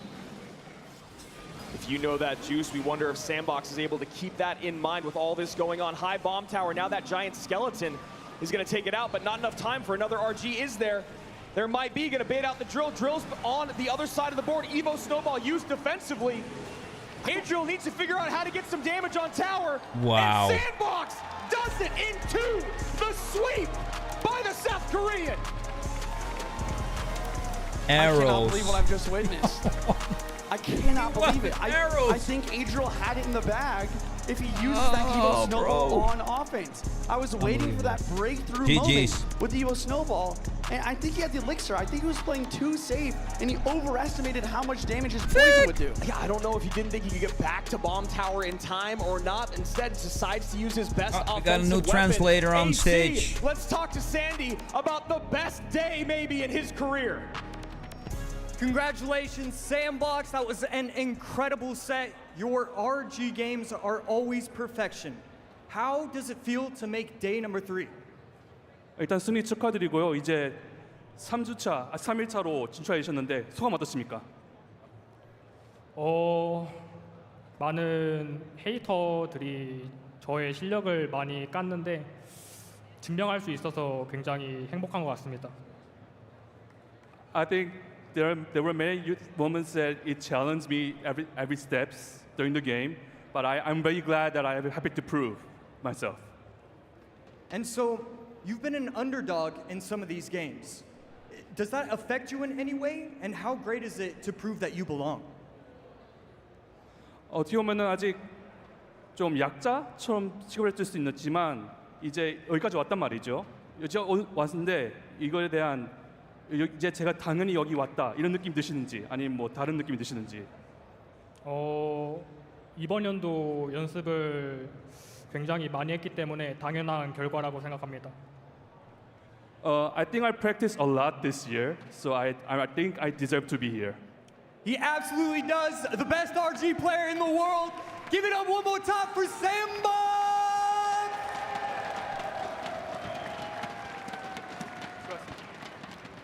And now guaranteed a 4th place finish at minimum, and a minimum of $40,000 is Sandbox, who has now made this the best World Finals in his career. Juicy, that was such a clean set by him. I know. He played so well. He capitalized on his opponent's mistakes. And I just agree with what he said at the end there. He does deserve to be here. He's been my dark horse pick for this tournament for a reason. True. He's been grinding. He's very versatile. And I feel like his playstyle really plays into this meta. Yeah, and you know, you called it in game number 1. It felt like Adriel was making some nervous mistakes. And I really love that Sandbox goes, not only Evo Royal Ghost, one of the strongest cards in the game right now, but he goes right to Comfort. And that Mother Witch was causing so many problems throughout that entire second game. Yeah, it's so true. I mean, the prediction on the guards did a great job. Getting but tired. Even on It's, defense for the drill, it's always a threat almost to spawn in 1:30 here. Adriel's always overspending 30 to go for minutes the poison, past and that 1 just allows Sandbox to apply even more pressure. Yeah, and overspending was kind of the name of the game for Adriel in this set. We saw it in game 1, throwing logs when he didn't need it. Just not quite efficiently using that elixir, which we all know is the key to victory from those Clash Royale notes. And so while Adriel is sent home with a nice check of 20K, How many more games see do we our have here final tonight? 4. Cal Sub, Pedro, best friends in the upper bracket, having to face off against one another. And then down below, Cal Sandbox going up against the GOAT, trying to make it to the first ever 3-time world champion. And this is an incredible showing for the Brazilians, for Mo, for the South Koreans. This is just such a great day for all these guys. Yeah, I mean, last year we talked all about the Battle of Brazil, and now this is the true battle here. When I was interviewing Pedro, he said, you know, it means a lot to be the best from his country, so I think he's going to be going all in. On the other hand, you know, Sub literally just beat Muhammad Light, so I think both of these players have a really good chance to win this battle. So going Mo Light and Sandbox next, we're going to give Sandbox a little bit more time to prepare to get ready, as he obviously just came off stage. Mo's had a little bit of extra time. So in the meantime, we're going to go give some love to our other language casters. Rich, who do we got? Just like every year, this game is worldwide, and we have casters from all over the planet walking by our Spanish language stream over here with Revel and former pro player Bale. On to our official Portuguese cast. Oh yeah, look at that, R-Tube and longtime coach Alan here in the building. And oh, look at that, bienvenue to France, our French language stream, Wayloff and Lemon Tea of our first ever CRL season, live with the French community. And now this was supposed to be our former friends from the Portuguese cast, Bruno and Deco, but as you can see, it's been taken over by 2 people who you'll be seeing tomorrow. Oh, look at that. Pedro and Sub live on stream with the Portuguese-speaking community in Brazil and beyond. Of course, we also have German, Italian, Indonesian, Chinese, Japanese, Korean, Arabic. Oh my gosh, we are worldwide and we love it. Thanks to everyone who's streaming this, whether you're doing it on your own channel or doing it for your community at home. We appreciate you and we love Clash Royale.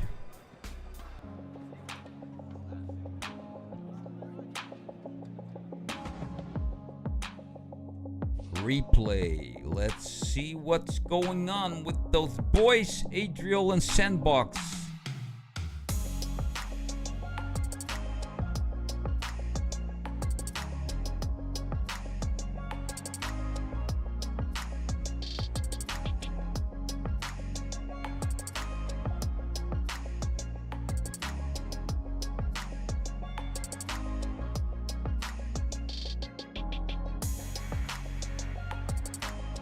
Sandbox is really, really strong this year.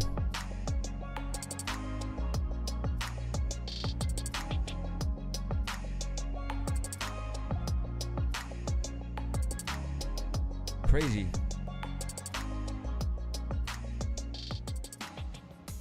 Hello everybody, I'm Andrew Guy and I'm here with Sandbox from South Korea, of course, a guy that doesn't really need much of an introduction, but you are part of the CAL organization. So you guys are the organization with the most representation here at the tournament with Sub and Pedro. What kind of prep have you done with them? And have the three of you guys worked together to get you prepared for World Finals?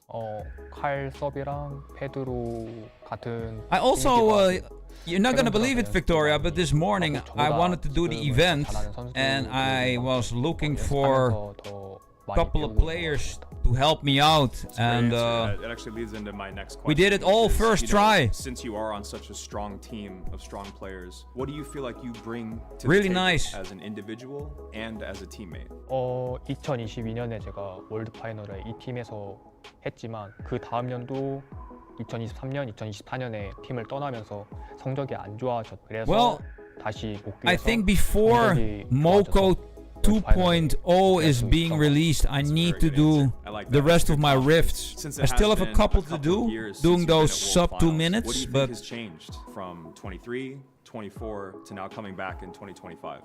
I found them in that really big community where they only do rift, right? That's all they do. They're looking for other players to help them out, and I was said that just you wanted to face off peeking against there, Mohamed Light in and the finals. Sure. How come?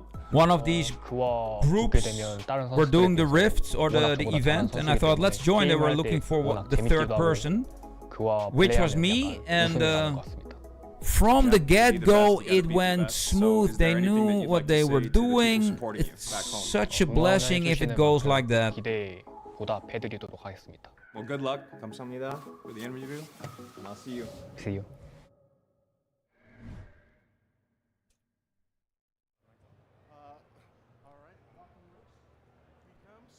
All right. Hey, who's that?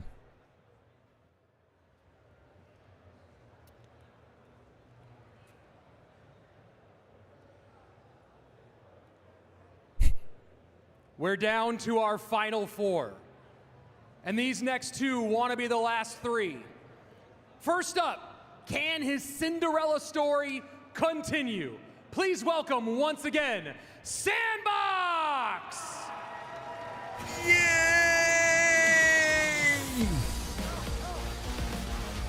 The man from Korea.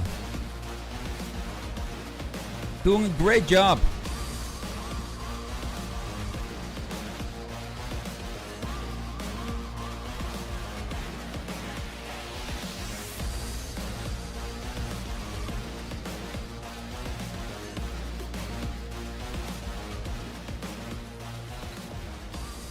And his opponent has been here before.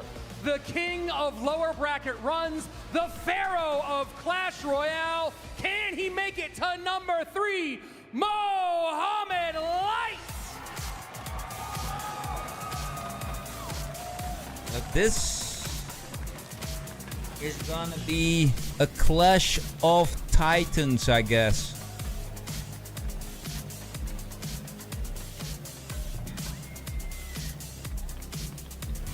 The people say that, or 85% of the people say that Mohamed Light will win this.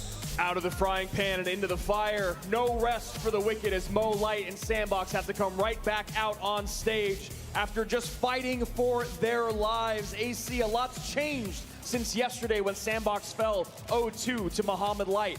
Since then, he's gone on a run here in the lower bracket, taking out Sam, Mugi, Adriel, and now going up against the GOAT himself in Mo Light. Yeah, it's nice, he right? looks like a man reborn. Yeah, I mean, Sandbox, look, that's a gauntlet right there. I mean, Big you do not W want indeed. any of those players. I mean, even doing that on ladder is going to be kind of annoying. To do that on the world stage, getting those guys and then beating all of them to make it to Mohamed Light, there's so much respect that needs to be given to Sandbox. I mean, that is unbelievable. You shouldn't be able to beat all those guys in succession. The only man that's had his number this entire weekend. Can Sandbox turn that story around? His fans right there with those Korean signs, obviously hoping that that's the case. But a tall order, a tired Mohamed Light looks like he's dialed in and maybe even almost a little bit annoyed he has to be in the lower bracket.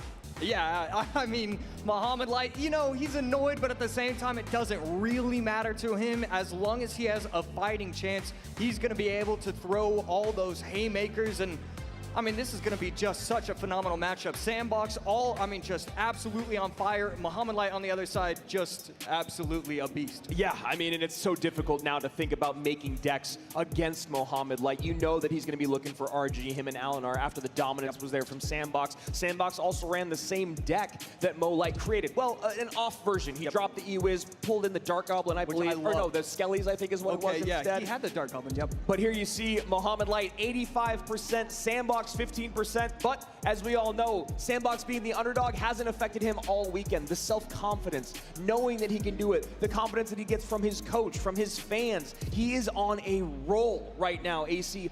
What does he need to do? What do you do in this situation when you're going up against the greatest of all time, fighting for third place?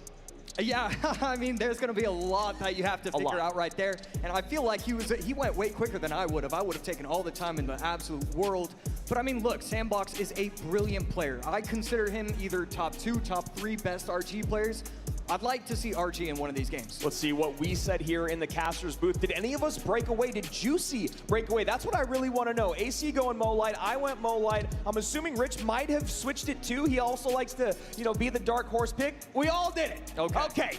Well, Sandbox has done some incredible stuff over the last couple days. Doesn't seem to change our opinion or the audience's opinion. And I want to elaborate on something that you just said a second ago. He didn't take all the time. So, obviously we have a set time in between matches here, but when you have to go back-to-back matches, they're allowed a little bit extra time. Sandbox did not take all. Hey, big shout out there to some Supercellians and Donald there. A lot of love for those guys here representing Clash Royale for Supercell. Love to see them in the crowd. But Sandbox, as you said, he didn't take the fully allotted time that you're allowed between games when you go back-to-back.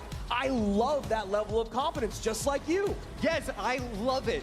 So many players would have taken all the time in the world, but look, if you know you have 3, 4, 5 different decks, it feels like he knows that he's going in with 5 decks total. And it's like, these 5, I can beat whoever's in front of me. I'm going to try and use this in the correct way where I get the right matchup, but it doesn't matter. I'm Sandbox, I'm gonna beat whoever's in front of me. Well, let's see if he can pull off the biggest part of his run here. Can he complete the trifecta of world champions? Sandbox, the 2 times. Mo Light, the 2 times, lower man. bracket, 3rd, 4th place. Let's go. Oh! Fire Spirit gets the jump with the Goblin Stabs and towers that at 2485. A phenomenal, you take a look at the cards that are played. Goblin Barrel, Fire Spirit, Guards, Bar Barrel. He should be receiving no damage. Instead, he's receiving and the a tower lot of damage. activation. And a 200 HP lead and King Tower activation for Cal Sandbox. Wallbreaker split in the back. Sandbox definitely going away from what he usually plays. Gets the vines in. Damage kind of done there. Would have loved a little bit more, but Mo doing a great job of, this is so funny. We actually had a conversation with Mo Light earlier today about how he is so good at knowing exactly where barrels are and the mind games that come with that. Sandbox already throwing to left. Mo there catching with a card instead of having to use his bar barrel. Yeah, pretty aggressive vines right there, but gets a lot of damage. Dark Goblin again going in with these incredibly aggressive vines. And look, what we're seeing in CRL is aggression is okay. You can be aggressive, and we're not really used to that from previous years. And Mo a little frustrated, you can see by the aggression that is being thrown his way, but the lack of counter push and the lack of elixir lead that you would hope to get when your opponent is that defensive. It's really a difference compared to previous years that super aggressive gameplay. Plus the wall breakers. And again, getting and again, both hitting. Berserker going crazy on the right side. We crap, how in the world did that happen? 11-15. And you see kind of a gasp on Mo's face and a gasp from the crowd here. Just taking so much damage here as we tick in to the final minute of regulation. Aggressive Fire Spirit at the bridge baits out the Evo Tesla because he can't take more damage. I mean, this is just a new way to play this matchup. Here we go, Muhammad Light trying to reset. We're in double elixir, and that's going to be a very expensive play, but he's able to catch everything, the Dark Goblin and the cannon. Berserker needs to put damage in right now. Firecracker connects on top of the tower too, and that is a huge moment for Mo Light. Firecracker still alive. Doesn't get a second shot on tower. 12:39, 11:15. Another Hog Rider comes in. This should be nice cleanup here for Sandbox. A bit of an overspend there by Mo. A great Vines. Right there, Bar Did Barrel Muhammad Light come back from that situation? Gets the Goblin Barrel cleaned up very nicely, and Sandbox still has the lead, but what was 1,500 is now down to 100. 12:39, 11:15, now getting into overtime. Sandbox thinking about keeping pressure up in the opposite lane. Berserker and Dark Goblin working down the right-hand side. Barrel goes left on the inside. Mo can see it from a mile away. Yeah, Mo can see it from a mile away. Yeah, man. Those glasses, they see everything. Firecracker plus E-Spirit going to be able to block one of the wall breakers from getting into the tower, but not enough. Evo Valk on defense. Oh my God, Muhammad has a lead. Takes the lead. Yeah, evening things up is Mo, and right back on offense. Going to have to use the Vines up high. Sandbox knows that's going to light up the Firecracker. Now the Hog's get on top of the tower. And as quickly as Sandbox started this game, Muhammad Light finishes it. How's this guy doing? I mean, after those first couple minutes, Muhammad Light really turned it on.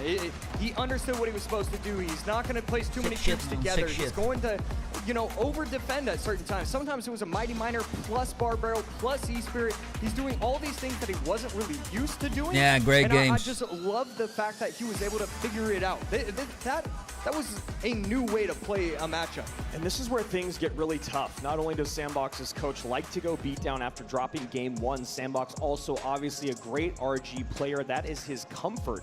And that's something that you do not want to have to play right now. You don't want to have to go to RG. You don't want to have to be predictable at all in this moment, being down a game. He went unpredictable in game one, but that means his opponents are going to be looking for his comfort to stay alive in the tournament. So I think he's going to have to get even more crafty here in game two, maybe steal some confidence, and then pull out his comfort in game three. But we'll have to see. AC, what are your thoughts on these decks and how they were run? Yeah, I mean, Sandbox, it's definitely a new way to play the game. I thought it was so incredibly aggressive in the first 2 minutes. Those Vines, every single time, it just caught him by surprise, caught him lacking. And once it got into double elixir, that's when Muhammad Light was really able to turn it on.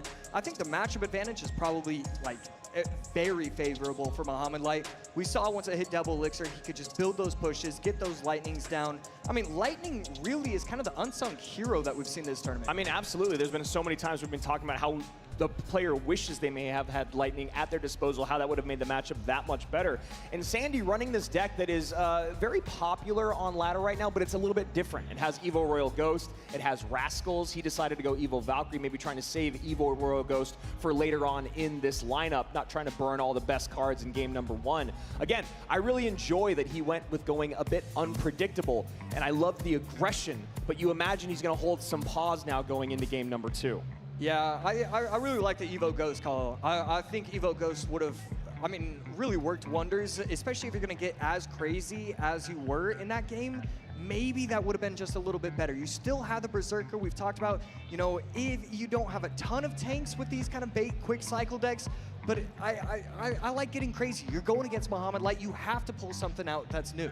Yeah, and Sandbox there at the end of the game, just making a few too many mistakes in terms of allowing that Firecracker, Evo or not, to connect on tower. Can he turn it around in game two? Or will he sent home as 4 in the world, and Momo continues his lower bracket run? Here game we two, go final match of the again. Game number 2. Muhammad Light versus Sandbox.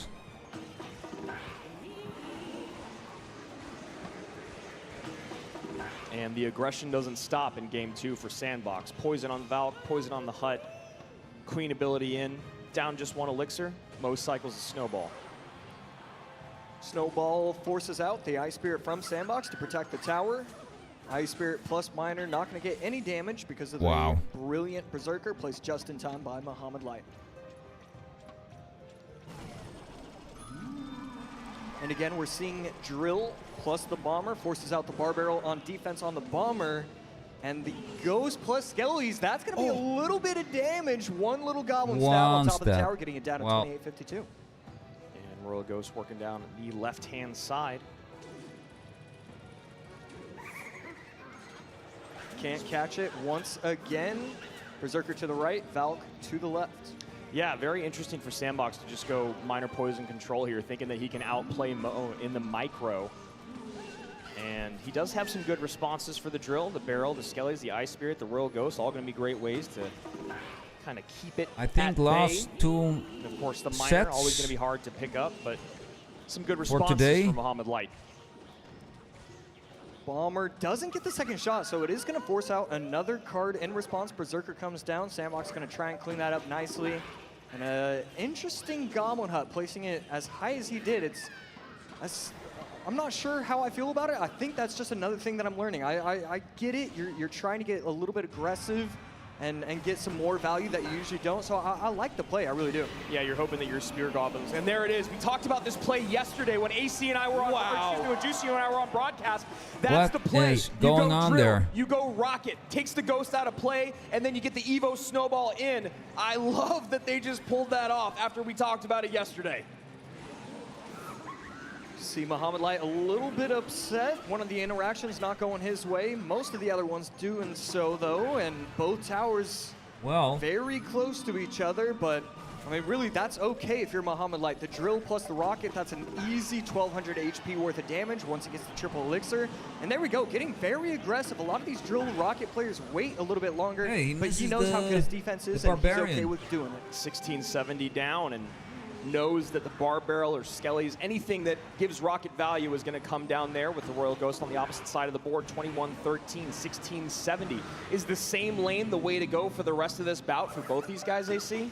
Yeah, I think you have to, but it really is close. Interesting I'm to see surprised they that went Archer you Queen opposite lane, but I believe it's getting a lot of value. place Should be able to your get 2 swings on top of the tower, and we are going to see that. I mean, Sandbox putting in a Goblin Hut lot at of the work, river. getting a lot of pressure on these towers. Really nice Ice Spirit just a moment ago from Mo, right as the Archer Queen popped her ability. And that should be a reset. Couple shots in, 3 shots in on that left-hand side, and things are even once again. Yeah, right there. To the back. The Valkyrie went to the back. And the Royal Ghost gets on what's tower. going on here? And that's going to happen again, getting the tower down to 647. And Sandbox screams back into this battle, almost eliminated, now in the lead. Muhammad Light, it would have been better not to place a troop at that point, getting the tower down to 463. Evo Valk not understanding its priorities. And right there, Snowball gonna provide a little bit of value, but 1390, 463, this is looking like it's insurmountable. Nice pause there on the Skellies, making sure he doesn't give Mo too much value. Drill goes to the front. Hut's there, AQ's there. Rocket comes in, Poison goes out. 50 seconds remain. This is a foot race, and Sandbox has the lead.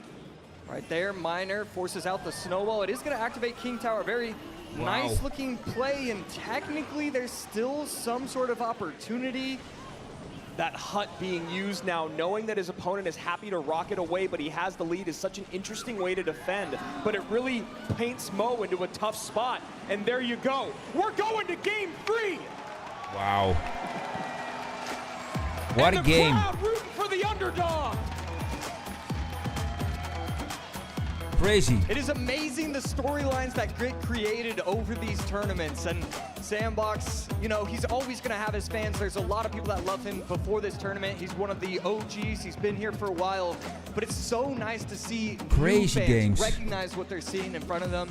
And that's what we're seeing here. I mean, you earn fans when you pull off what he has done this weekend. And you can hear the cheers have gotten louder and louder and louder for him every next game that he shows up. And that was such a beautiful comfort. I mean, it looked like he was dead in the water. Yeah. And I was saying on broadcast, yeah, I wouldn't go opposite lane. Why would you do that? And oh, that's why, because you get to create so much pressure. I mean, it was the split lane pushes. You have the Archer Queen. I mean, the push was Archer Queen. That's all it was. Yep. And that was enough to just create havoc. You know, maybe in a normal situation or in some situations, it might be better to go in that same I'm lane, really but I think curious Sandbox is about the new recognizing card there was that's no coming way in to hot, to aka surpass what had been the going on. It was Evo unsurmountable. Royal So what does he Hawks. do? He starts going opposite lane, hoping that maybe an interaction goes his way, or Mo makes a They mistake. can And fly. it wasn't really quite a mistake. It was just That's a great miner going to the to back, be OP waiting for things as to connect, crazy. and all of a sudden the Royal Ghost Evo, which is what we talked about in game 1, he saved it, right? That bait deck that he ran in game number 1 The usually Evos has are that getting Evo crazier Ghost. and crazier in Clash Saves it Royale. for game 2, which saves his game 2. Yeah, I mean, it definitely was the play of the game to go the miner in the back, force the Evo Valve to go inside. I mean, that was perfection. That was a top 3 play because, I mean, everything that's on the line right there, and you're going to be able to pull that off, I mean, just beautiful. And the Evo Valk is going to be the perfect cleanup for everything that was coming down the lane, but it just needed to be a few tiles higher. Evo Royal Ghost on tower, Poison Rocket Race throughout, and I really liked, again, what Sandbox was doing. He goes, okay, you're going to drill, I'm going to play the Goblin Hut in front of the tower, so you're going to rocket, but no matter what, that snowball isn't going to be as impactful. The Evo snowball isn't going to do its job, so then I can defend cheaply throughout, whether it's, you know, in the Ice Spirit and then the late Skelly. Sandbox had a few times where he kind of waited for the very last second for Mo to respond. There was a moment earlier when he didn't hit the AQ ability and he baited out a Berserker. Yes. There at the very Hey, end, boss. he didn't drop the Skellies. He waited for the snowball, then drops the Skellies. I love that even with this much going on, he's still able to take a breath, take a moment, and realize, I can't do play A, I can't do play B, I gotta do play Z to get past Mo. And that's exactly what happened in game number 2, but now here it is.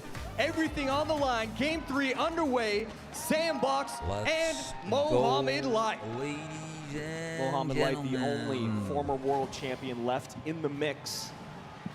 The only person able to get that 3-time championship. Does it come to an end here? Does Sandbox make this the greatest run of his career? It already has been. What if Nice little fire spirit going to Mohamed Light is going home after this? Fisherman. And does he get any time? He doesn't, Oh. but this is an interesting interaction. Things getting a little ugly here for Mo. That Executioner is tanking the snowball, and that's gonna get on tower, and I think he still has Oh a dash. my God. He still has a dash! Right there, Boss Bandit chipping away at the tower. 3 shots, What almost a the 4th. hell happened Gets the tower there? down to 1657. Perfection of a start for Sandbox. How does he want to respond to the Inferno Dragon? You knew it was going to be a Wow. great response. Guards forcing out a 2 elixir log, so 1 elixir to stop that Inferno Dragon. And the Inferno just gets a little sizzle on that tower. 4 cards played for Sandbox, and the tower was already down to Crazy. 1600. Guards come out as the 5th. He takes a lick of damage, 2976, 1657, working in the same lane. Wow. Heal Spirit in both decks. Wow. What are the We're probably odds? not going to see that for a Heal while. Spirit. Sandbox pretty low, though, and you see him shake his head because, I mean, this is a lot coming down the lane. These Heal Spirit decks, as funky as they are, they can put in work, especially with this Inferno Dragon. I think Mo just recognized Sandbox spent a little too much, and that is a perfect lightning, my goodness, but down a lot of elixir is Sandbox. Ticking to 8 is Mo, ticking to 4 is Sand. How does Mo want to punish? Yeah, luckily going into double elixir, so not the end of the world for Sandbox, but definitely not a good situation either. And both of these players just coming up with something new. Talk about that lightning being a lifesaver, Josh. That was such a great lightning time. What's by Sandbox Mohamed's to stop what would have been a 8th tower card? taking push. And the Evil Royal Ghost gets kited over to the right-hand side. And I don't Wow. know if that's what Mo wanted. RG down. 6 elixir to defend. Boss Bandit making work on the right-hand side still. Oh, Yeah, look and at. I don't know what he oh has my for this. God. Plus the Ghost, the Heal Spirit putting in work. The Ghost goes down! I mean, excuse me, the Exy goes down! And Sandbox is now finding himself in a similar situation Wow. as game number 1. Oh my God, man. I mean, these boss Mohamed bandits, they're Light. getting value, but it's just not enough. That's the problem with the 6 elixir card. As good as it is, as much value as it gets, sometimes it's just not enough. In this game, it's just difficult. He's not setting up the right pushes. Mohamed Light is just controlling the arena after that opening start. And now the Evo Exy here to clean things up. Ram Rider Hey, finally comes Ram down Rider. to slow the RG. This should be a relatively nice cleanup. Goes for the Zappies in the middle. Mo plays with the left-hand side. Great defensive play there by Mo.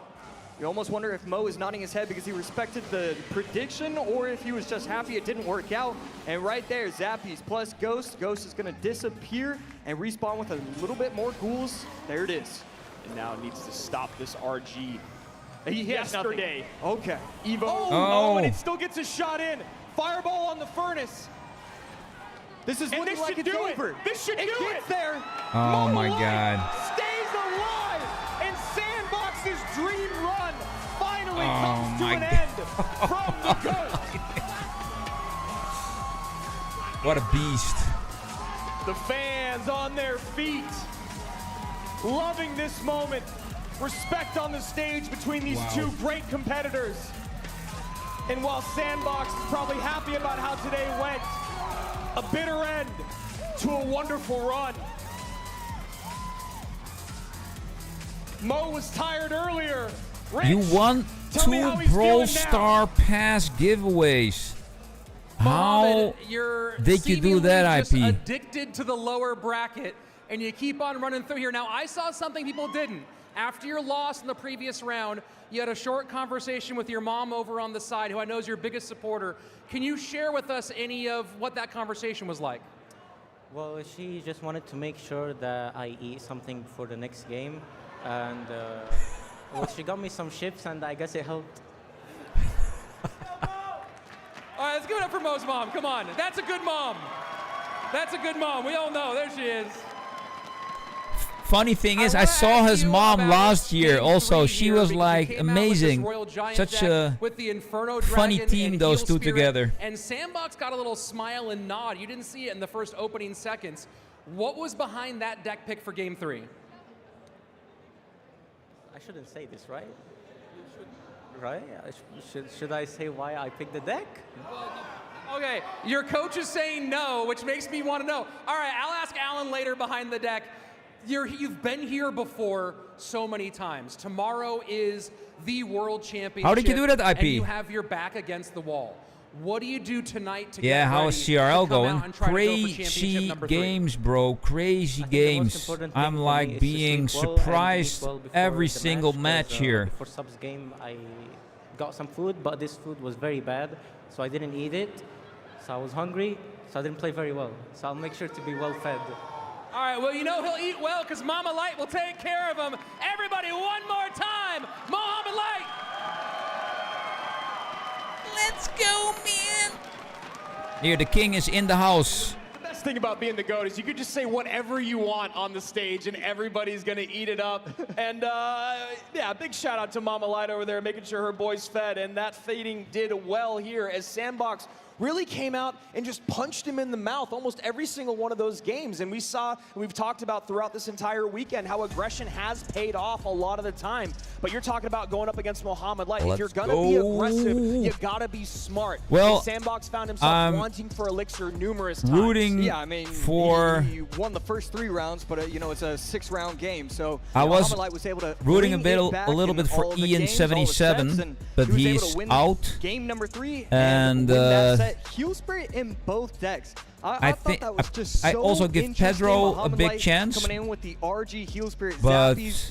Man, in the end, it's I just almost wanna say going it's a to little bit be selfish Mohammed, I to guess. not hear Mohammed Light. The inner thoughts, the inner workings of those two working together, because I mean that deck in game number 3 is just so brilliant. Well, yeah, and you got to talk about, you know, the coaching once again. We've shouted out Alan as Alan's been shouting out in the crowd. But one of the biggest things about this is Alan knows GameSaver likes to run grid span. Oh, wow, grid nice, span man. in Game 3, and that's a version of what we saw Two. there. So So you not have only 2 maybe having seasons his for number, nothing but now. playing through That's it was Mo Light and his coach How together. much is a and That pass? was just an exceptional best of 3, a great way to end their day. And then there were 3, the best friends in the upper bracket, and the GOAT lurking down below looking for championship number 3. A lot of money to be given away tomorrow. We have our big prizes, the $200,000 prize, the $100,000 prize, and of course, the $50,000 prize. Every single match is worth so much. And while today was a wonderful day for some, a lot were sent home. Igor, Vitor, Lucas, Mugi, Adriel, Ian, and now finally Sandbox, after his Cinderella run here in 2025, takes a seat and will be in the crowd tomorrow. $10. All right. Sub Pedro Muhammad Light left. I mean, Pedro, obviously, we've seen him finish top 3 before. Sub, we've seen him finish so well last year at the previous Clash Royale World one Finals, is and Muhammad Light, 15, we don't- bro. I mean, come on. 15 bucks. He's just, it's a constant. He's just there all the time. And Sub may be the scariest man in the mix right now after what we saw him do against Mo Light earlier today. Obviously, Mo Light is still the absolute best in the world, and we saw him come back in that set. Yes. Even though he So took you game got 1, still able to fight 30 through bucks it. worth AC, of we're passes, back man. same time, same place Not tomorrow. bad. Any closing thoughts from you on this spectacular For watching day some two? streams. Yeah, I mean, another huge shout out to the city of Atlanta putting together this incredible event. This has been absolutely check the wonderful. game, man. I mean, and I just have to give so much props to these pros. So time and time again, it's like, okay, you know, there was a mistake here, there's a mistake there. We're coming up with new ways to approach this game, which with what we just saw from Sandbox, and he was the loser. I mean, we're learning things from the players that are losing. Imagine what we're going to be able to see tomorrow for day number 3. Tomorrow's the big day. Best of 5s only.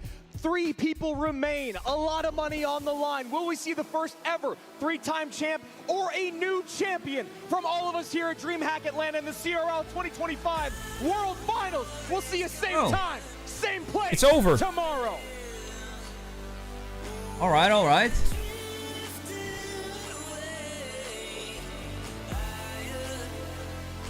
The party is over, ladies and gentlemen. It's 2 o'clock in Amsterdam, the Netherlands. Time for me to end the stream. I'll be back tomorrow a little bit earlier because daytime savings will end this night in the United States. So that means the stream will start, I guess, 9 o'clock p.m. my time. So make sure you check the planned stream. I already planned it in. I only need to change the thumbnail, but that's details. Yes. 3 a.m. for you, IP. Damn, bro, that's so late. Hit the sack, man. It's time to catch some shut-eye. Do some dreaming. Alright, peeps. Signing off. Thanks for watching, for hanging around, watching all of this CRL mayhem together. And let's see who will become the world champion Clash Royale in 2025. Will Muhammad Light become a 3-time? Or will it be somebody else? We're gonna see that tomorrow. Hope to see you there. And ladies and gentlemen, I'm out. Peace.